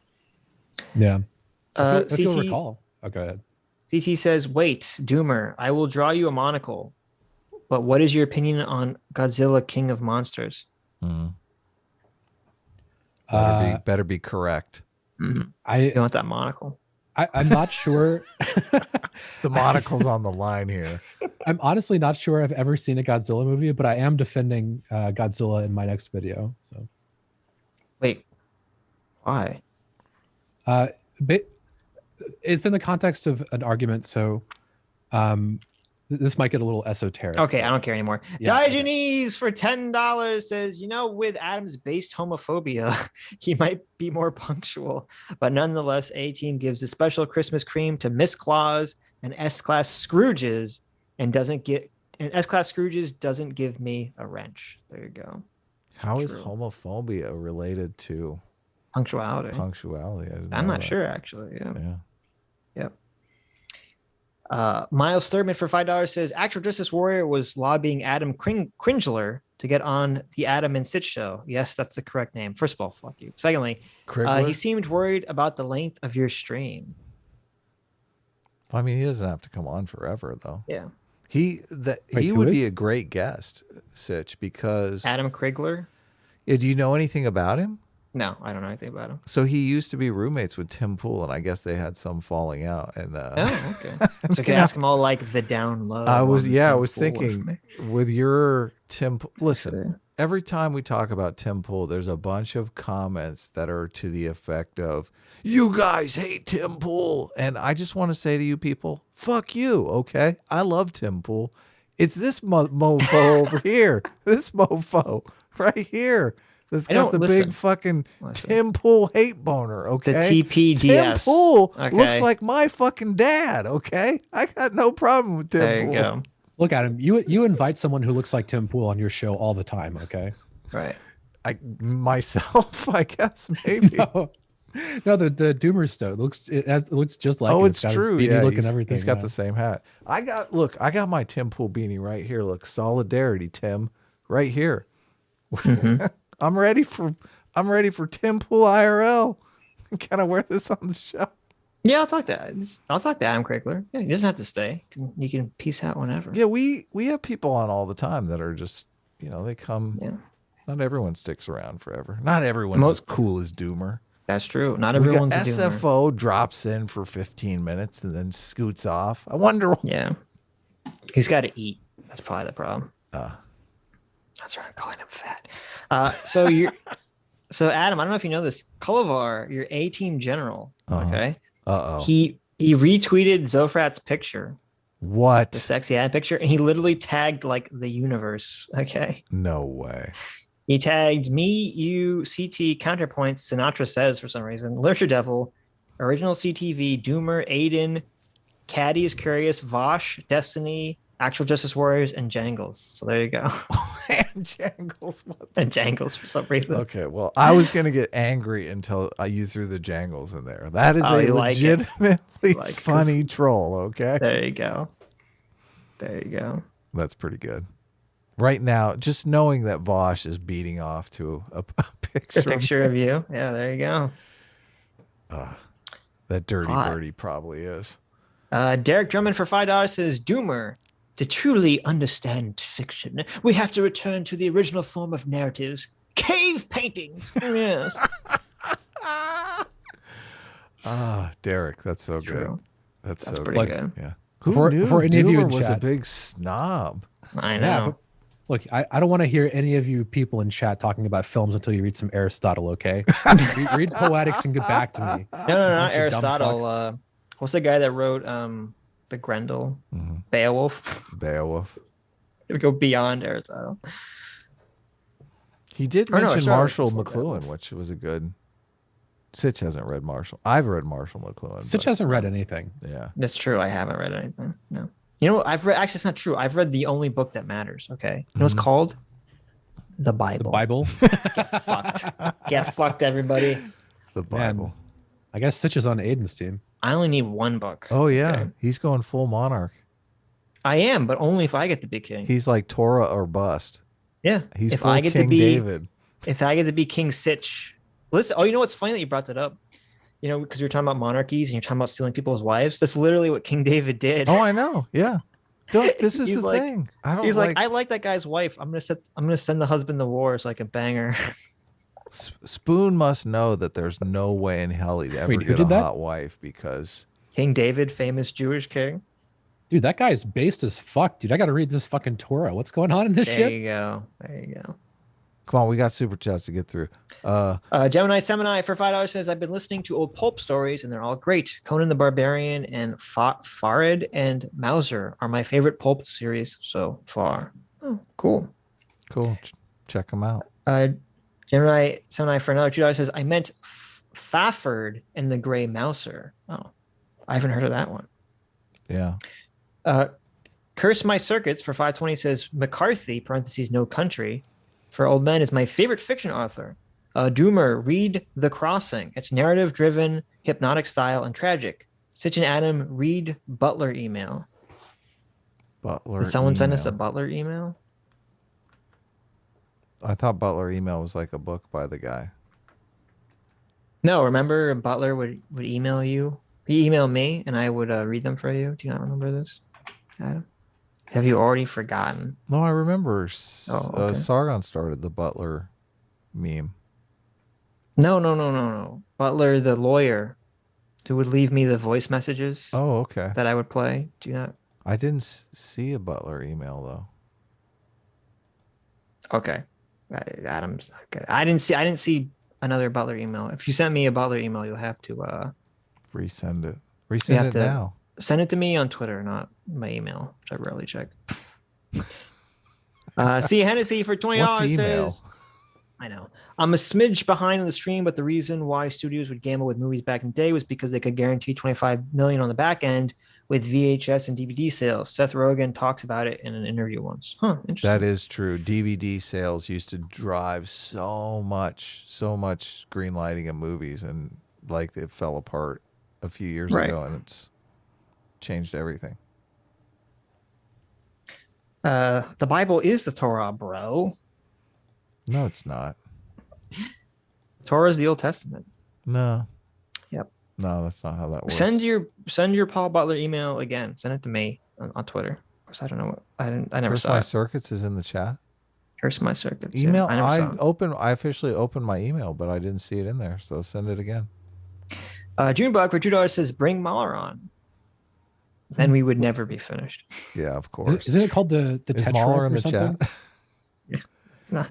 PSA Sitch for $2 Canadian dollars. Wait Sitch, a minute. when did That's you, not me. Sitch, when did you move to Canada? How does is this a curious person have thing. my screen name? What the fuck? Who is this person that's hacking my account? PSA Sitch for $2 says, Look at I'm this. a Doomer simp now. Doomer Patrol is Look in at this. control. Somebody hacked my account. I have my I don't goodness. like this. Holy I don't like cow. That is the I first didn't know time Sitch has said something intelligent. That Yeah, was I know. fantastic. to Look, see there's that. another one. PSA Sitch Really? for another $2. Mhm. Doom Patrol destroyed my butthole. True. So this is chat. This is a good lesson. This is why we have rehabilitative justice, okay? Because Okay. even someone as degenerate and repulsive as Sitch can always bring it back around, right? Mhm. Always redeem themselves. And butt is spelled B-U-T and hole is spelled W-H-O-L-E. So, okay. I don't know if There that you was go. to get around Look at the this fake. censors. Like I get the bottom. It's this person with this fake PSA Sitch account. You Probably didn't, got some of you those- didn't send that, Sitch? Probably I thought they this probably was, have like those bullshit like symbols that don't show up. And that's how they. I thought this sneaking. became Like like a Pentatude, nightly that's it. confessions No. stream for a second there. No. That wasn't you? No. I think CT gave you a monocle or something, Doomer. Oh, really?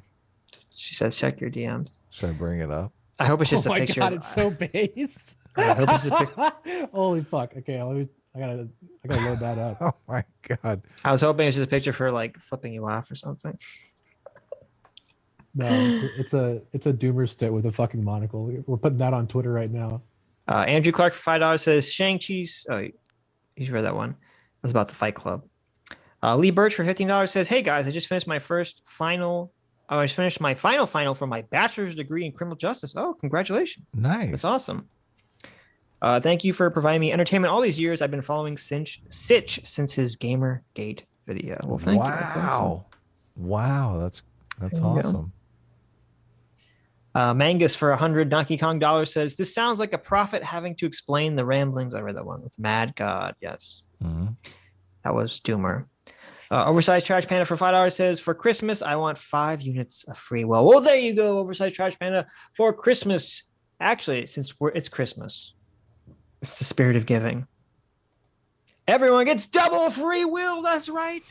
This week and this week only, Mhm. double free will for everyone. So you get 10 free units of free will, Mhm. Trash Panda. Of Okay. course. And on the Thursday stream, you get 10 times the free Okay, will. Listen, if you from me, you get like It's actual. full MMT free will on the Thursday. You get actual stream. free will. Okay. With Adam, you get like free will cut with crack cocaine or something. 10x. Oh God, if it was free will cut with Coke, it'd be way more expensive. Yeah. That's not a sustainable business model. I don't know if you know that or not. Lucifer the Doberman for 5 Canadian says, "Adam, is this cartoon to diss Canadians?" Yes, I hope so. Which cartoon? I don't know, but I hope so.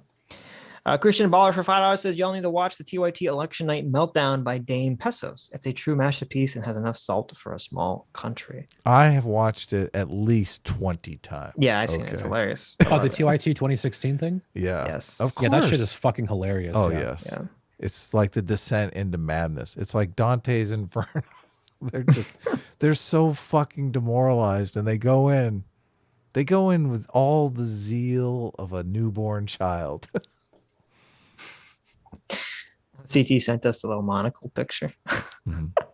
I think that has to be your new.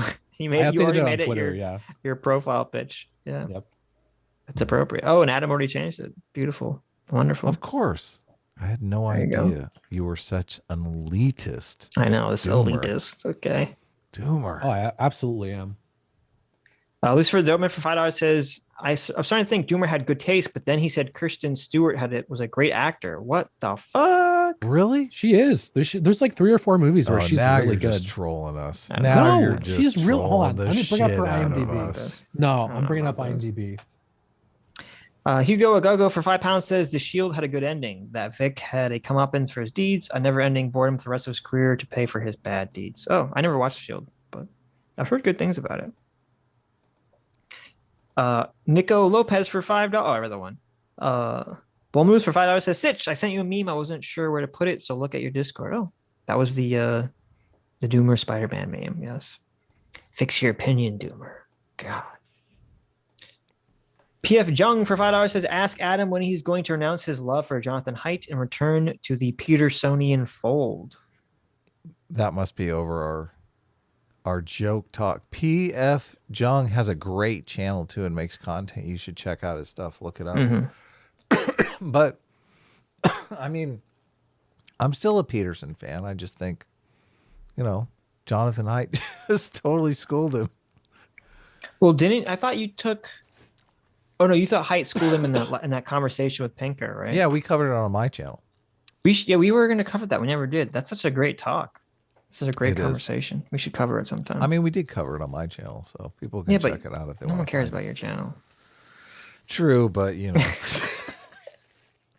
come on, I got the monarchy debate got like that's true 10,000 views, and that's true. Yeah, I think super chats were like over. That was only because I joined. It had no views until I joined. Then when I joined, everyone came in. Well, wait a second here. It had a ton of views, and you were begging to join, like you were texting me and stuff like that, and I was like, I wanted to come in and yell at Aiden. Okay, listen, I was getting a little triggered. I know. Everybody wants to come in and yell at Aiden. Yeah, but we got you in as soon as I finally woke up and saw the DMs and stuff. Anyway. Well, no, I didn't want to come in at first because it would have been. I was the only one to come in when I thought Dev wasn't coming on. Right. Because I didn't realize that Dev and Doomer were going to be like silent through 90% of the conversation. Yeah. So I didn't want it to be like 4 on 2. Yeah. Well, Dev was on her side anyway, so it was really 3 on 1. There you go. I also DM'd Adam and asked him not to let Sitch in. I mean, that's true. Doesn't respect my request, but yeah, that's true. Yeah, I had to let Sitch in. He can be a ball buster if you don't just give him his way. He cries like a little baby. Gora Serio for $5 says, "Hey Sitch, planning on moving? Come to Brazil." I think I'm going to stay in America, but thank you, Gora. Cool. Brazil's nice. I've never been there. I actually remember in preschool, my best friend was from Brazil, and I always wanted to go there because of that. Here, let me Google Brazilian women and see if you'd be interested. Nice. Oh, yeah, of course. CeeLo 101 for 2 Canadian says, Adam, you don't have a Hummer. You have an H2 or H3. Oh, yeah, that's obvious. That is a Hummer owner right there. There you go. Yeah. They don't make Hummer H1s anymore. They, I'm not sure, but Hummer owners usually call them H1 or H2 or H3. I do not have a Hummer. That was obviously my joke. But I think if I said, my H2, I don't think the joke would have worked as well. So always appealing to the joke. Nathan J. Robinson talked to John McWhorter. Holy shit. That's cool. Wait, I gotta check that out. I was just listening to John McWhorter on the Andrew Yang podcast before we started. I hate Nathan J. Robinson. He's a fucking woke neo-Marxist loser. Did you see Jonathan Haidt is debating someone? Who? I can't remember who it is. Here, I'm definitely going to add this to my... I think Jonathan Haidt's debating Demon Mama. Demon Mama? Yeah. Are you sure it wasn't Vivian Wolf? It's either Vivian Wolf or Demon Mama. I'm not sure. There you go. No, it's Robbie Sove. I don't know who that is. Yeah. I'll be debating the brilliant Jonathan Haidt on the resolution. The federal government should increase its efforts to reduce the harm caused by social media. Event on February 17th in New York City. Get tickets here. That sounds boring. Jonathan Haidt for the affirmative and Robbie Sove for the negative. That sounds like a boring topic. It's unfortunate. That's Jonathan Haidt's quest right now. He's on a side quest. Right. To rid us of our ability to meme on social media. Pretty unbased, if you ask me. Gemini Semini for $5 says, I hope you have a gay Christmas, Adam, and I'd love to make it even gayer. Christmas is going to be super gay, but not in the way that you're thinking. Okay. P.S. Happy Hanukkah, Shadow Person. Enjoy your dreidel spinning and fried food. Yeah. Sitch has been dreidel spinning this whole time.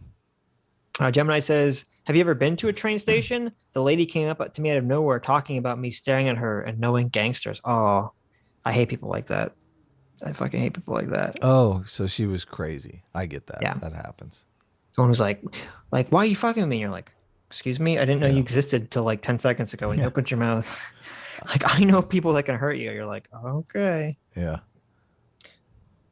Silo 101 for 2 Canadian says, I do Wim Hof to take bigger bong rips. True. There you go. Yes. I'm going to try it too.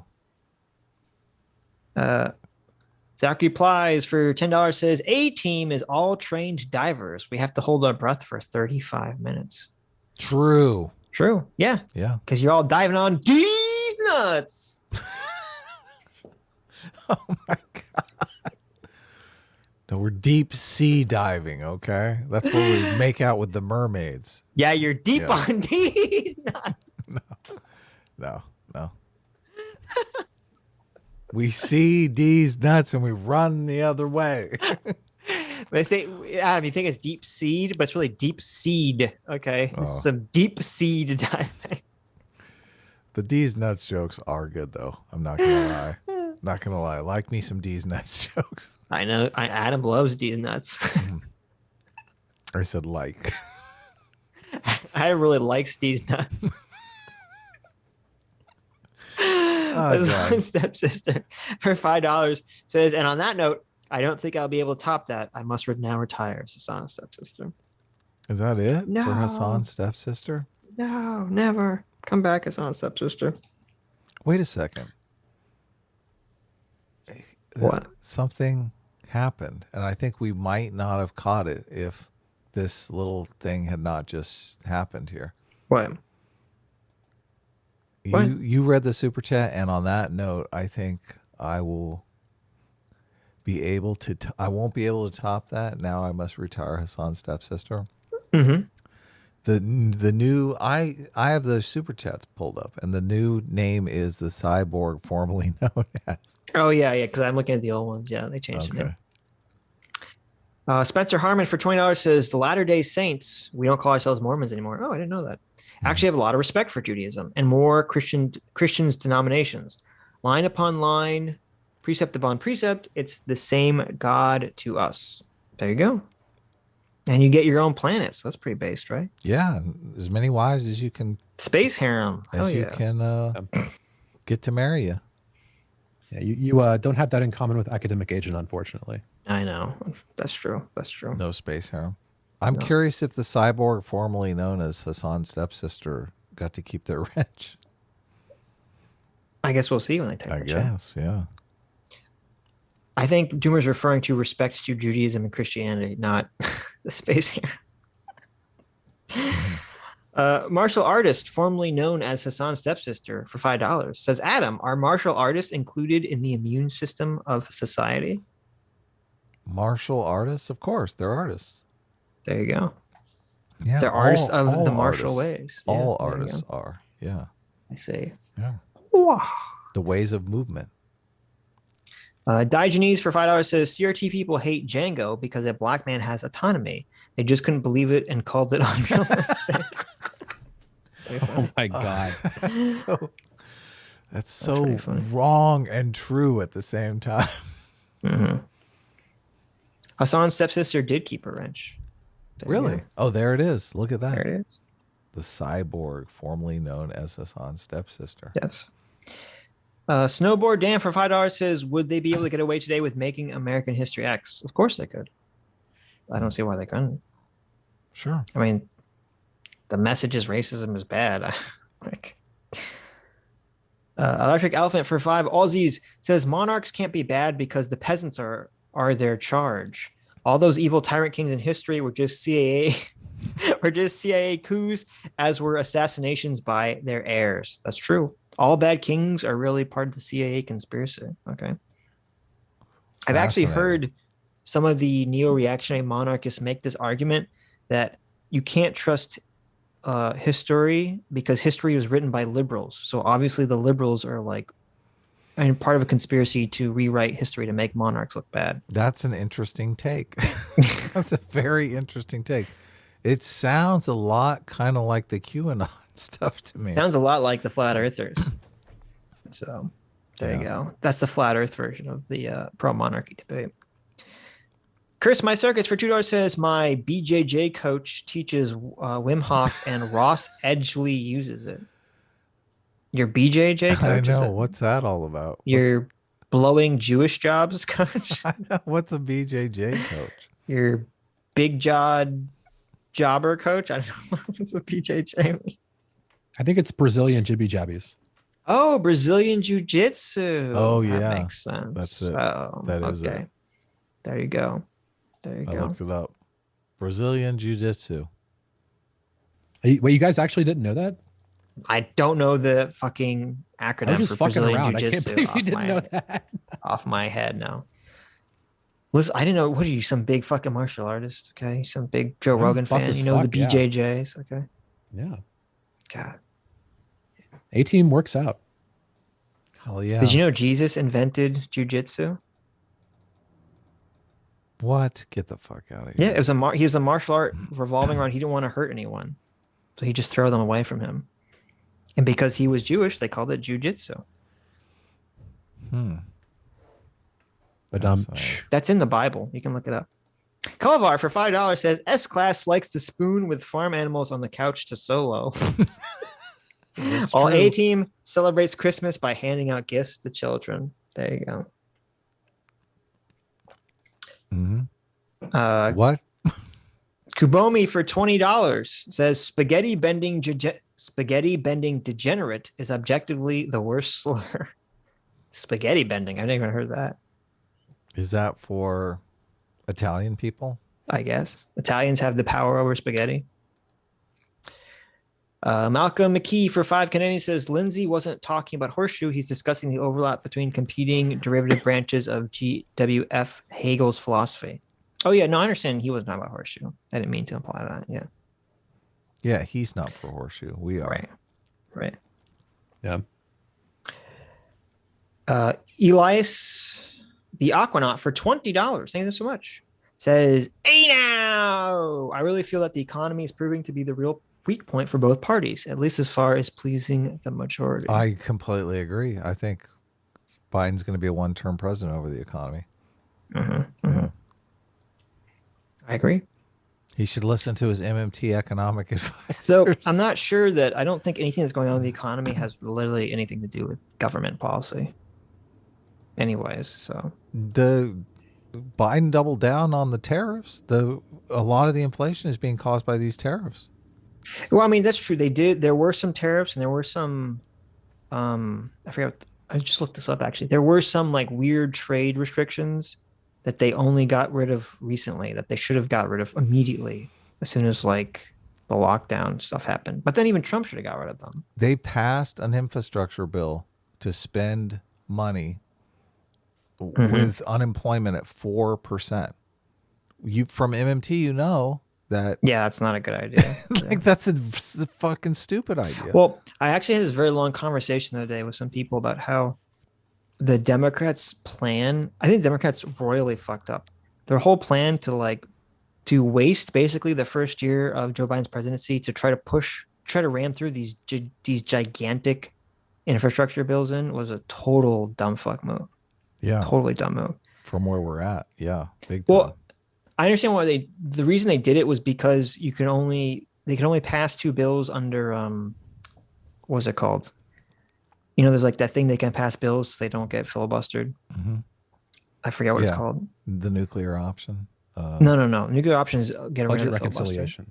Reconciliation. Thank you. Yeah. I think you can only do reconciliation like 2 times a year or something. That's why they were trying to shove everything together.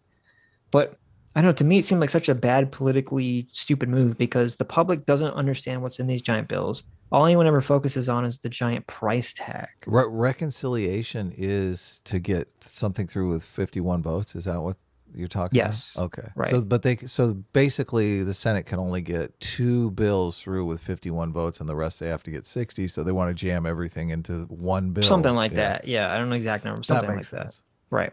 Because I was saying that from a political strategy perspective, it would have been way smarter, even I think way smarter, even if they didn't get stuff passed, is to just break off the little parts of the infrastructure bill that people like, that everyone would be on board with, and just try to pass those and keep trying to pass things and just keep showing that, like, if the Republicans aren't voting on stuff, or they're just filibustering, just show like, look at all these amazing things we're trying to do, and the Republicans are just completely blocking everything because they have no new ideas. They have nothing to stop. They have nothing to contribute. But instead, they're like, no, we're going to make this gigantic, $2 trillion infrastructure bill that no one's going to know what's in it. And everyone's going to focus on the fact that it's $2 trillion. We're going to try to ram this through. And then it's going to eventually, one of them passed, one of them failed. And it's just, I don't know. It just seems like the Democrats, from a political capital perspective, totally wasted the first year of the presidency. With unemployment at 4%, they're definitely going to cause inflation. That inflation is going to hit when Biden is running for re-election. Like, this is a perfect storm for inflation, and no one likes inflation. Biden is not running for re-election now. Well, whoever is running for re-election. Yeah, but even if that's, before you're saying it's true, that's inflation down the road. I don't think it's causing inflation now. When's the infrastructure spending going to happen? Those workers are going to be bid away from the private sector. Prices are going to go up on everything. How else are they going to get workers to do the infrastructure? Well, I don't even know what infrastructure actually passed and what didn't pass, because they split it up. Didn't they pass $1 trillion infrastructure bill that was they took the infrastructure out? No, I think that spending is going to happen right out of the gate, regardless of the projects, whether or not the projects get done. Well, we'll see. But again, that's not what I said anyway. The inflation is happening right now. It has nothing to do with the infrastructure bill that was passed a few months ago. The inflation that's happening now has to do with the tariffs that and the supply chain, mostly the supply chain fuck ups. Yeah. Right. Yes. I'm trying to remember what it was. There was we just talked about this on stream a couple of weeks ago. There was some regulation that was like really fucked. Like, they only got rid of recently. And I'm like, oh, they fucked up there. They should have got rid of this regulation like the second supply chain disruptions happened. But I don't remember what it was. Yeah, they don't know shit. I got to run to the bathroom real quick. I'll be back. Okay. Evan Samus for $5 says, Sitch's weed dorm AC story just turned me to A-team. Also, I got to be $100 in now. Wrench me, homies. What's a wrench? I don't know, Evan. I don't know. You just said you're A-team, Evan. That's not really a good endorsement for me. Want to wrench you? Yeah, Evan. I don't think you're gonna get it. I don't think you're gonna get it for being an A-team simp.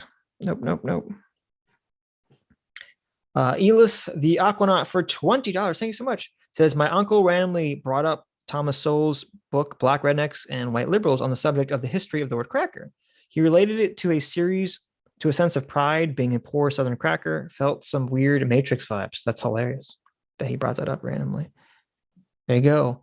Elis, listen, you're authoring your own reality. Okay. You just secreted the universe to your will. Boofit for $20 says, congratulations to Elon Musk for becoming Time Person of the Year. You know who else got to be Time Person of the Year? Hitler. That's right. Just another thing that Hitler and Elon Musk share in common. They're also both white males.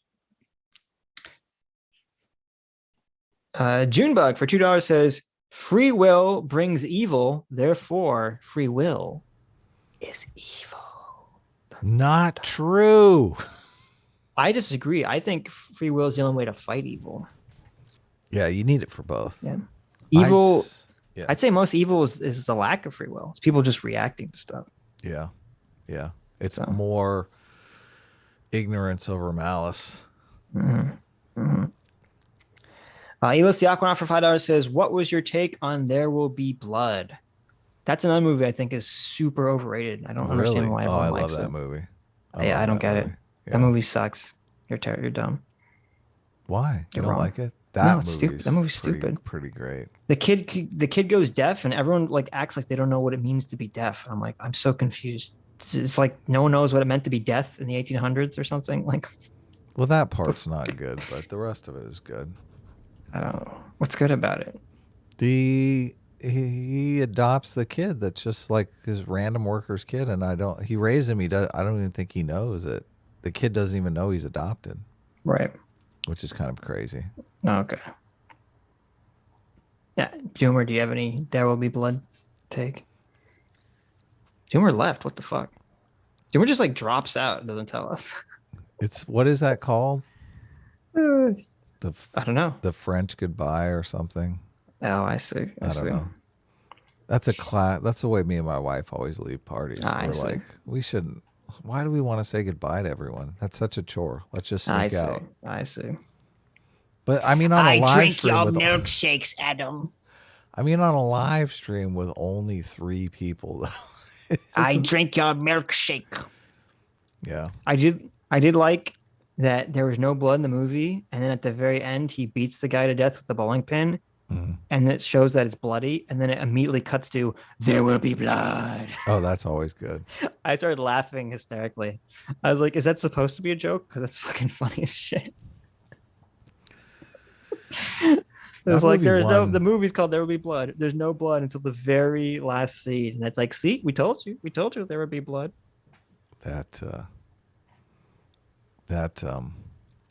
That's not a good sign when people are laughing in the movie theater at a serious movie. Well, that's why but it had like perfect comedic timing. It had to be on purpose. It had to be on purpose. Malcolm McKee for 2 Canadians says, please read my Power Plus Prejudice super chat. I did. Thank you, McKee. Yes, we did. Dr. Diller for Judo says, don't read his super chat. Don't read this guy's super chat. Dr. Diddler's fucking hilarious. That's true. Good. That's good. Don't read this guy's. I drink your free will. Is that the real Doomer Media? Doomer Media for $5. My name is PSA Sitch and Beetlejuice sucks. See, I think Doomer is really like the fake Sitch account, and he just forgot to change it. So. Oh, really? You think he was trying to pull a sneaky one on us? Yep. Did you guys see the tweet Ethan deleted? No. What did it say? Was it the one I retweeted? Did he delete it? I don't know. I retweeted a couple of his today. Mm-hmm. Let me go check. One he was complaining about, and I retweeted white fragility. You guys have no idea the pressure I've been under. I literally have no choice but to erase. I can't talk about it anymore. And I'm sorry to everyone who's mad, disappointed, and I just retweeted white fragility right here. Oh, he was referencing the tweet he did delete. Oh, okay. I don't know what it was. I don't know what the tweet was either, but I was like, fucking. Malcolm McKee for 5 Canadians says, Marx got collectivism from Hegel. He was a young Hegelian. Marx also got his self-sacrifice points from Kant's duty, but sieved through Hegel. Oh, interesting. There you go. Marx. Hegel. Marx stole all of his Hegel. Apparently. Collectivism. Yeah. Your pal Ashley for $20 says, happy early Festivus. Thank you. That's right. It's Festivus for the rest of us. Yeah. Thank you. I like that. Happy Festivus. From the show about nothing. He replied to Keemstar saying, white isn't a race. Oh, really? What does that even mean? That's hilarious. I don't even know what that means. Sure. I like it that you're saying they really mean European. That's exactly what they mean. Right. They're just trying to lump them all together. The same exact thing with the fucking racists in the South did. Blacks, they're all the same. Right. Like Africa has over 100 countries, okay? Jeez. Silo 101 for 5 Canadians says, if man is inherently racist, is it a bad idea to try and fix it rather than work with how we are wired? It seems to be something we can't get rid of. So we talked about this before. People are not inherently racist. People are inherently tribal. Yeah, because if you think about it, how could people evolve to be racist? It doesn't make sense because the evolutionary pressures required to create different races would require humans be separate from themselves, from these groups of people for so long that they could evolve these different physical attributes. That they didn't even know each other existed. Right. Yeah, so racism isn't inherent, but tribalism is. And the issue is that it's just very easy to map racism onto tribalism. So I agree. I don't think you can fix tribalism. You do have to work with it. And that's why we always talk about the way to fix it, the way to work with it, I guess, because you can't fix it, is to expand the in-group to encompass all the races, of all people. And that's why we're like, we want to expand the in-group to be American, not to be black or white. Yeah, exactly. And that's why the socialists and the neo-Marxists, they literally they don't understand the psychology. They don't understand racism at all. And they don't understand why their identity politics will never do anything but breed more, white nationalists. Or do they? Because maybe some of them do. They're playing the tribalist game. Right. And they're saying, listen, we tried tribalism with classism, and it failed miserably. We need something new to pen tribalism on. Because they're all for stoking the tribalism. That's what they want to do. They want to divide the world into good and evil. You could be right. I think there are some, especially in the academic space, who want the race Marxism to basically cause the collapse of the country so they can have their Marxist revolution. Yeah. But I don't think the average idiot woke leftist normie Twitter Hasan viewer has that thought in their head. Yeah. They're just stupid. Squeeze Louise for $5 says, Adam, the idea that voting is like a poll in the past is directly contradictory to having children vote. No, it's not. Okay. But anyway, I've changed my position. I now want the extra votes to go to the parents until the kid turns 18. Terrible. Which I think it'll be interesting because there will be kids that turn 16 and they'll be like, Mom, I think I'm old enough to cast my own vote. So there will be kids voting that are their parents think, okay, you're an adult, you can vote. You put the vote, you force the parents to teach the kids voting. I mean, I'm sure they're doing it anyway, but gives them an extra incentive to vote themselves too. Don't you think turnout would be higher if parents are like, oh, I get 2 votes? Maybe I will vote. This is a terrible idea. This is so stupid. This is the worst idea ever. Why? No. You're not even really Nope. You're not even really giving the idea of I'm not. shake. Like monarchy, I'm not giving the idea of fair shake. You're correct. But how does a super chat poll of the past how is it contradictory to children voting? Because I guess children haven't experienced the past, right? I assume that's what they're getting at. Well, I mean, if they've just been born, if they're newborns, but I'm not really advocating for newborns to vote. Well, I don't remember you ever saying poll in the past. I just remember you saying it's a poll on the way things are. So. Yeah, the way things are going. Exactly. Right. Yeah. Okay. Diogenes for $5. S-Class denies his simping. You mean Ligenes, because he's a big liar. No, Diogenes for $5. Says S-Class denies his simping for MSM lies and shilling for Biden. No, I will not clarify because I'm a liar. Ligenes. 18 whips out the big peen to show dominance. There you go. There we go. Of course. Do it on stream then. Dead M for do it on stream, pussy. $10. Whip it out, Adam. Don't be a pussy. Okay? Dead M for $10. Adam. Hey, Adam. Whip it out. Right on stream. Oh my God. Like my Beavis and Butthead impression. That was great. I'm waiting for you to pull your shirt over your head.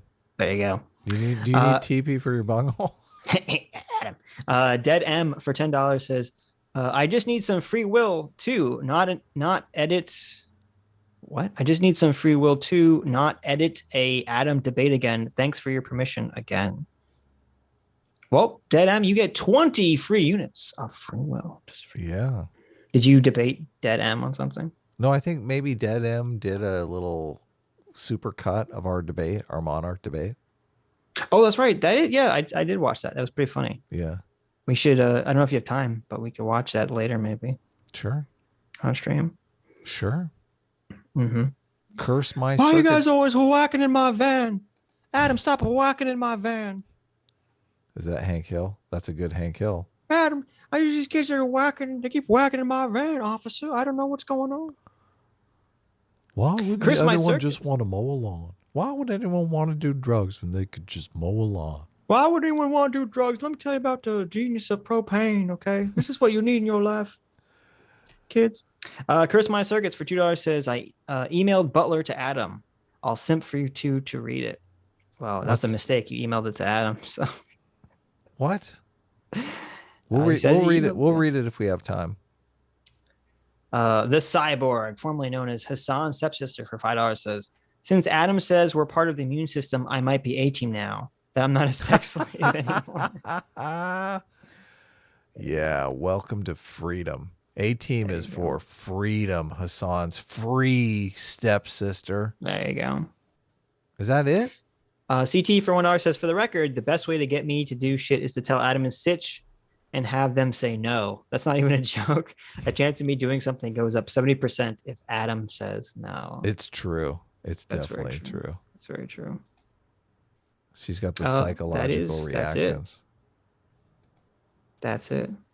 That's it? Okay. I did DM you the script if you want to pull it. Oh my God, it's so long. I know. That's why I'm like, are you read out? Well, I have to send this to Butler so that he can say it, right? It's Butler that reads it. I forgot. Right. So I guess we'll save this for next time. Sure. Hold on, what is this? The year is 20. Oh, it's like a whole back and forth conversation. Oh, it is? Can you send this to me and not this terrible Twitter format? It's not a back and forth. I mean, I can forward you the email. Yeah, forward me the email. Yeah, because it says normal voice, Butler voice. PSA. Stitch. Send. Wow, look at this fucking piece of shit. PSA Stitch. God. Oh, I have you in my phone as Stitch. Oh, you don't. I think it's hilarious. No, you don't, you fucking asshole. Every time you call, it comes up as Stitch. Oh my God, listen to this fucking guy. Jeez. It's a situation. He's a quilter. Sitch, you should watch Vosh's segment on Zero Suit Samus. Wow. I've never played a Metroid game in my entire life. Paul Fritz for $10 says, it's true that tribalism has to be shifted away from race, but applying tribalism to national pride only shifts potential bigotry to foreigners. That's right. Fuck those Canadians. Yeah, good. That's the point. Fuck the rest of the world. USA, USA, America, America. Yeah, what's wrong with that? We have to have people that we don't like, and Canadians are the perfect target. Yeah. There you go. They're drunk all the time. Playing their degenerate hockey. Eating their degenerate poutine fries. They play their stick game, beating up on one another. I know. The barbarians. They play these barbarous sports where they smack into each other with sticks. Oh. How terrible. God. Yes. Anyway, no, I'll ask Butler to read this email for you in the future. So. The Butler. Anyways, that's it. Oh my God, we made it finally. Anyways, I said I only had an hour, but I lied. But I only have like 7 minutes now, so we're good. That's fine because we're done by 8. Yeah. We're done. Anyways, Astolfo says he wants to play the stick game with you, Adam, with your stick. Wink, wink, nudge, nudge. I'm very good at hockey. I'll take your fucking head right off of that stick. Yeah, Adam will take your stick, Astolfo. You know what I mean? Yeah, exactly. Anyways, how do you feel about castration? Anyways, thank you all for coming. Thank you all for your incredibly generous super chats. Thank you for sticking with us and us reading super chats. Thank you for sitting through Doomer's insanely terrible film and anime takes. I know it was very, very difficult to get through. I hope you all have a wonderful, fantastic Christmas coming up. Are you streaming this Thursday? I am. I have the MMT stream. You should join in. Is Christmas Friday? Econo Boy is going to be. So is this a Christmas Eve stream? Is it really? No. I don't know. I'm asking you. True. Or is that Friday? I don't know. Listen. Anyway. Thursday is the 23rd. It's the day before Christmas Eve. Gotcha. So I think we are streaming this Sunday. I'm not sure what we're doing. Day after I don't Christmas. think it's going to be Boxing Day. Yeah, we're having our Boxing Day stream. I don't think it's gonna be anything magical special, Right. magical special Christmas stream, but it will be another Sitch and M stream. So I hope you have fantastic holidays. Oh, Wish you one all question. well. One question. Doomer left early, so do I still have to send him the $100 for that super chat? I don't. It's No, like it's up. you don't. It's up in the air now, right? I mean, Whenever he joined the Zoom call, there's a little thing that says disclaimer: leaving early voids you all. voids you all super chats owed. Yeah, I thought right. so. Okay. Okay. Sorry, Doomer. Sorry, Doomer. Anyways, no one sent him this. Anyways, hope you have a fantastic holidays, better holidays than Doomer will have, and take care. See you on Thursday and Sunday. Bye bye.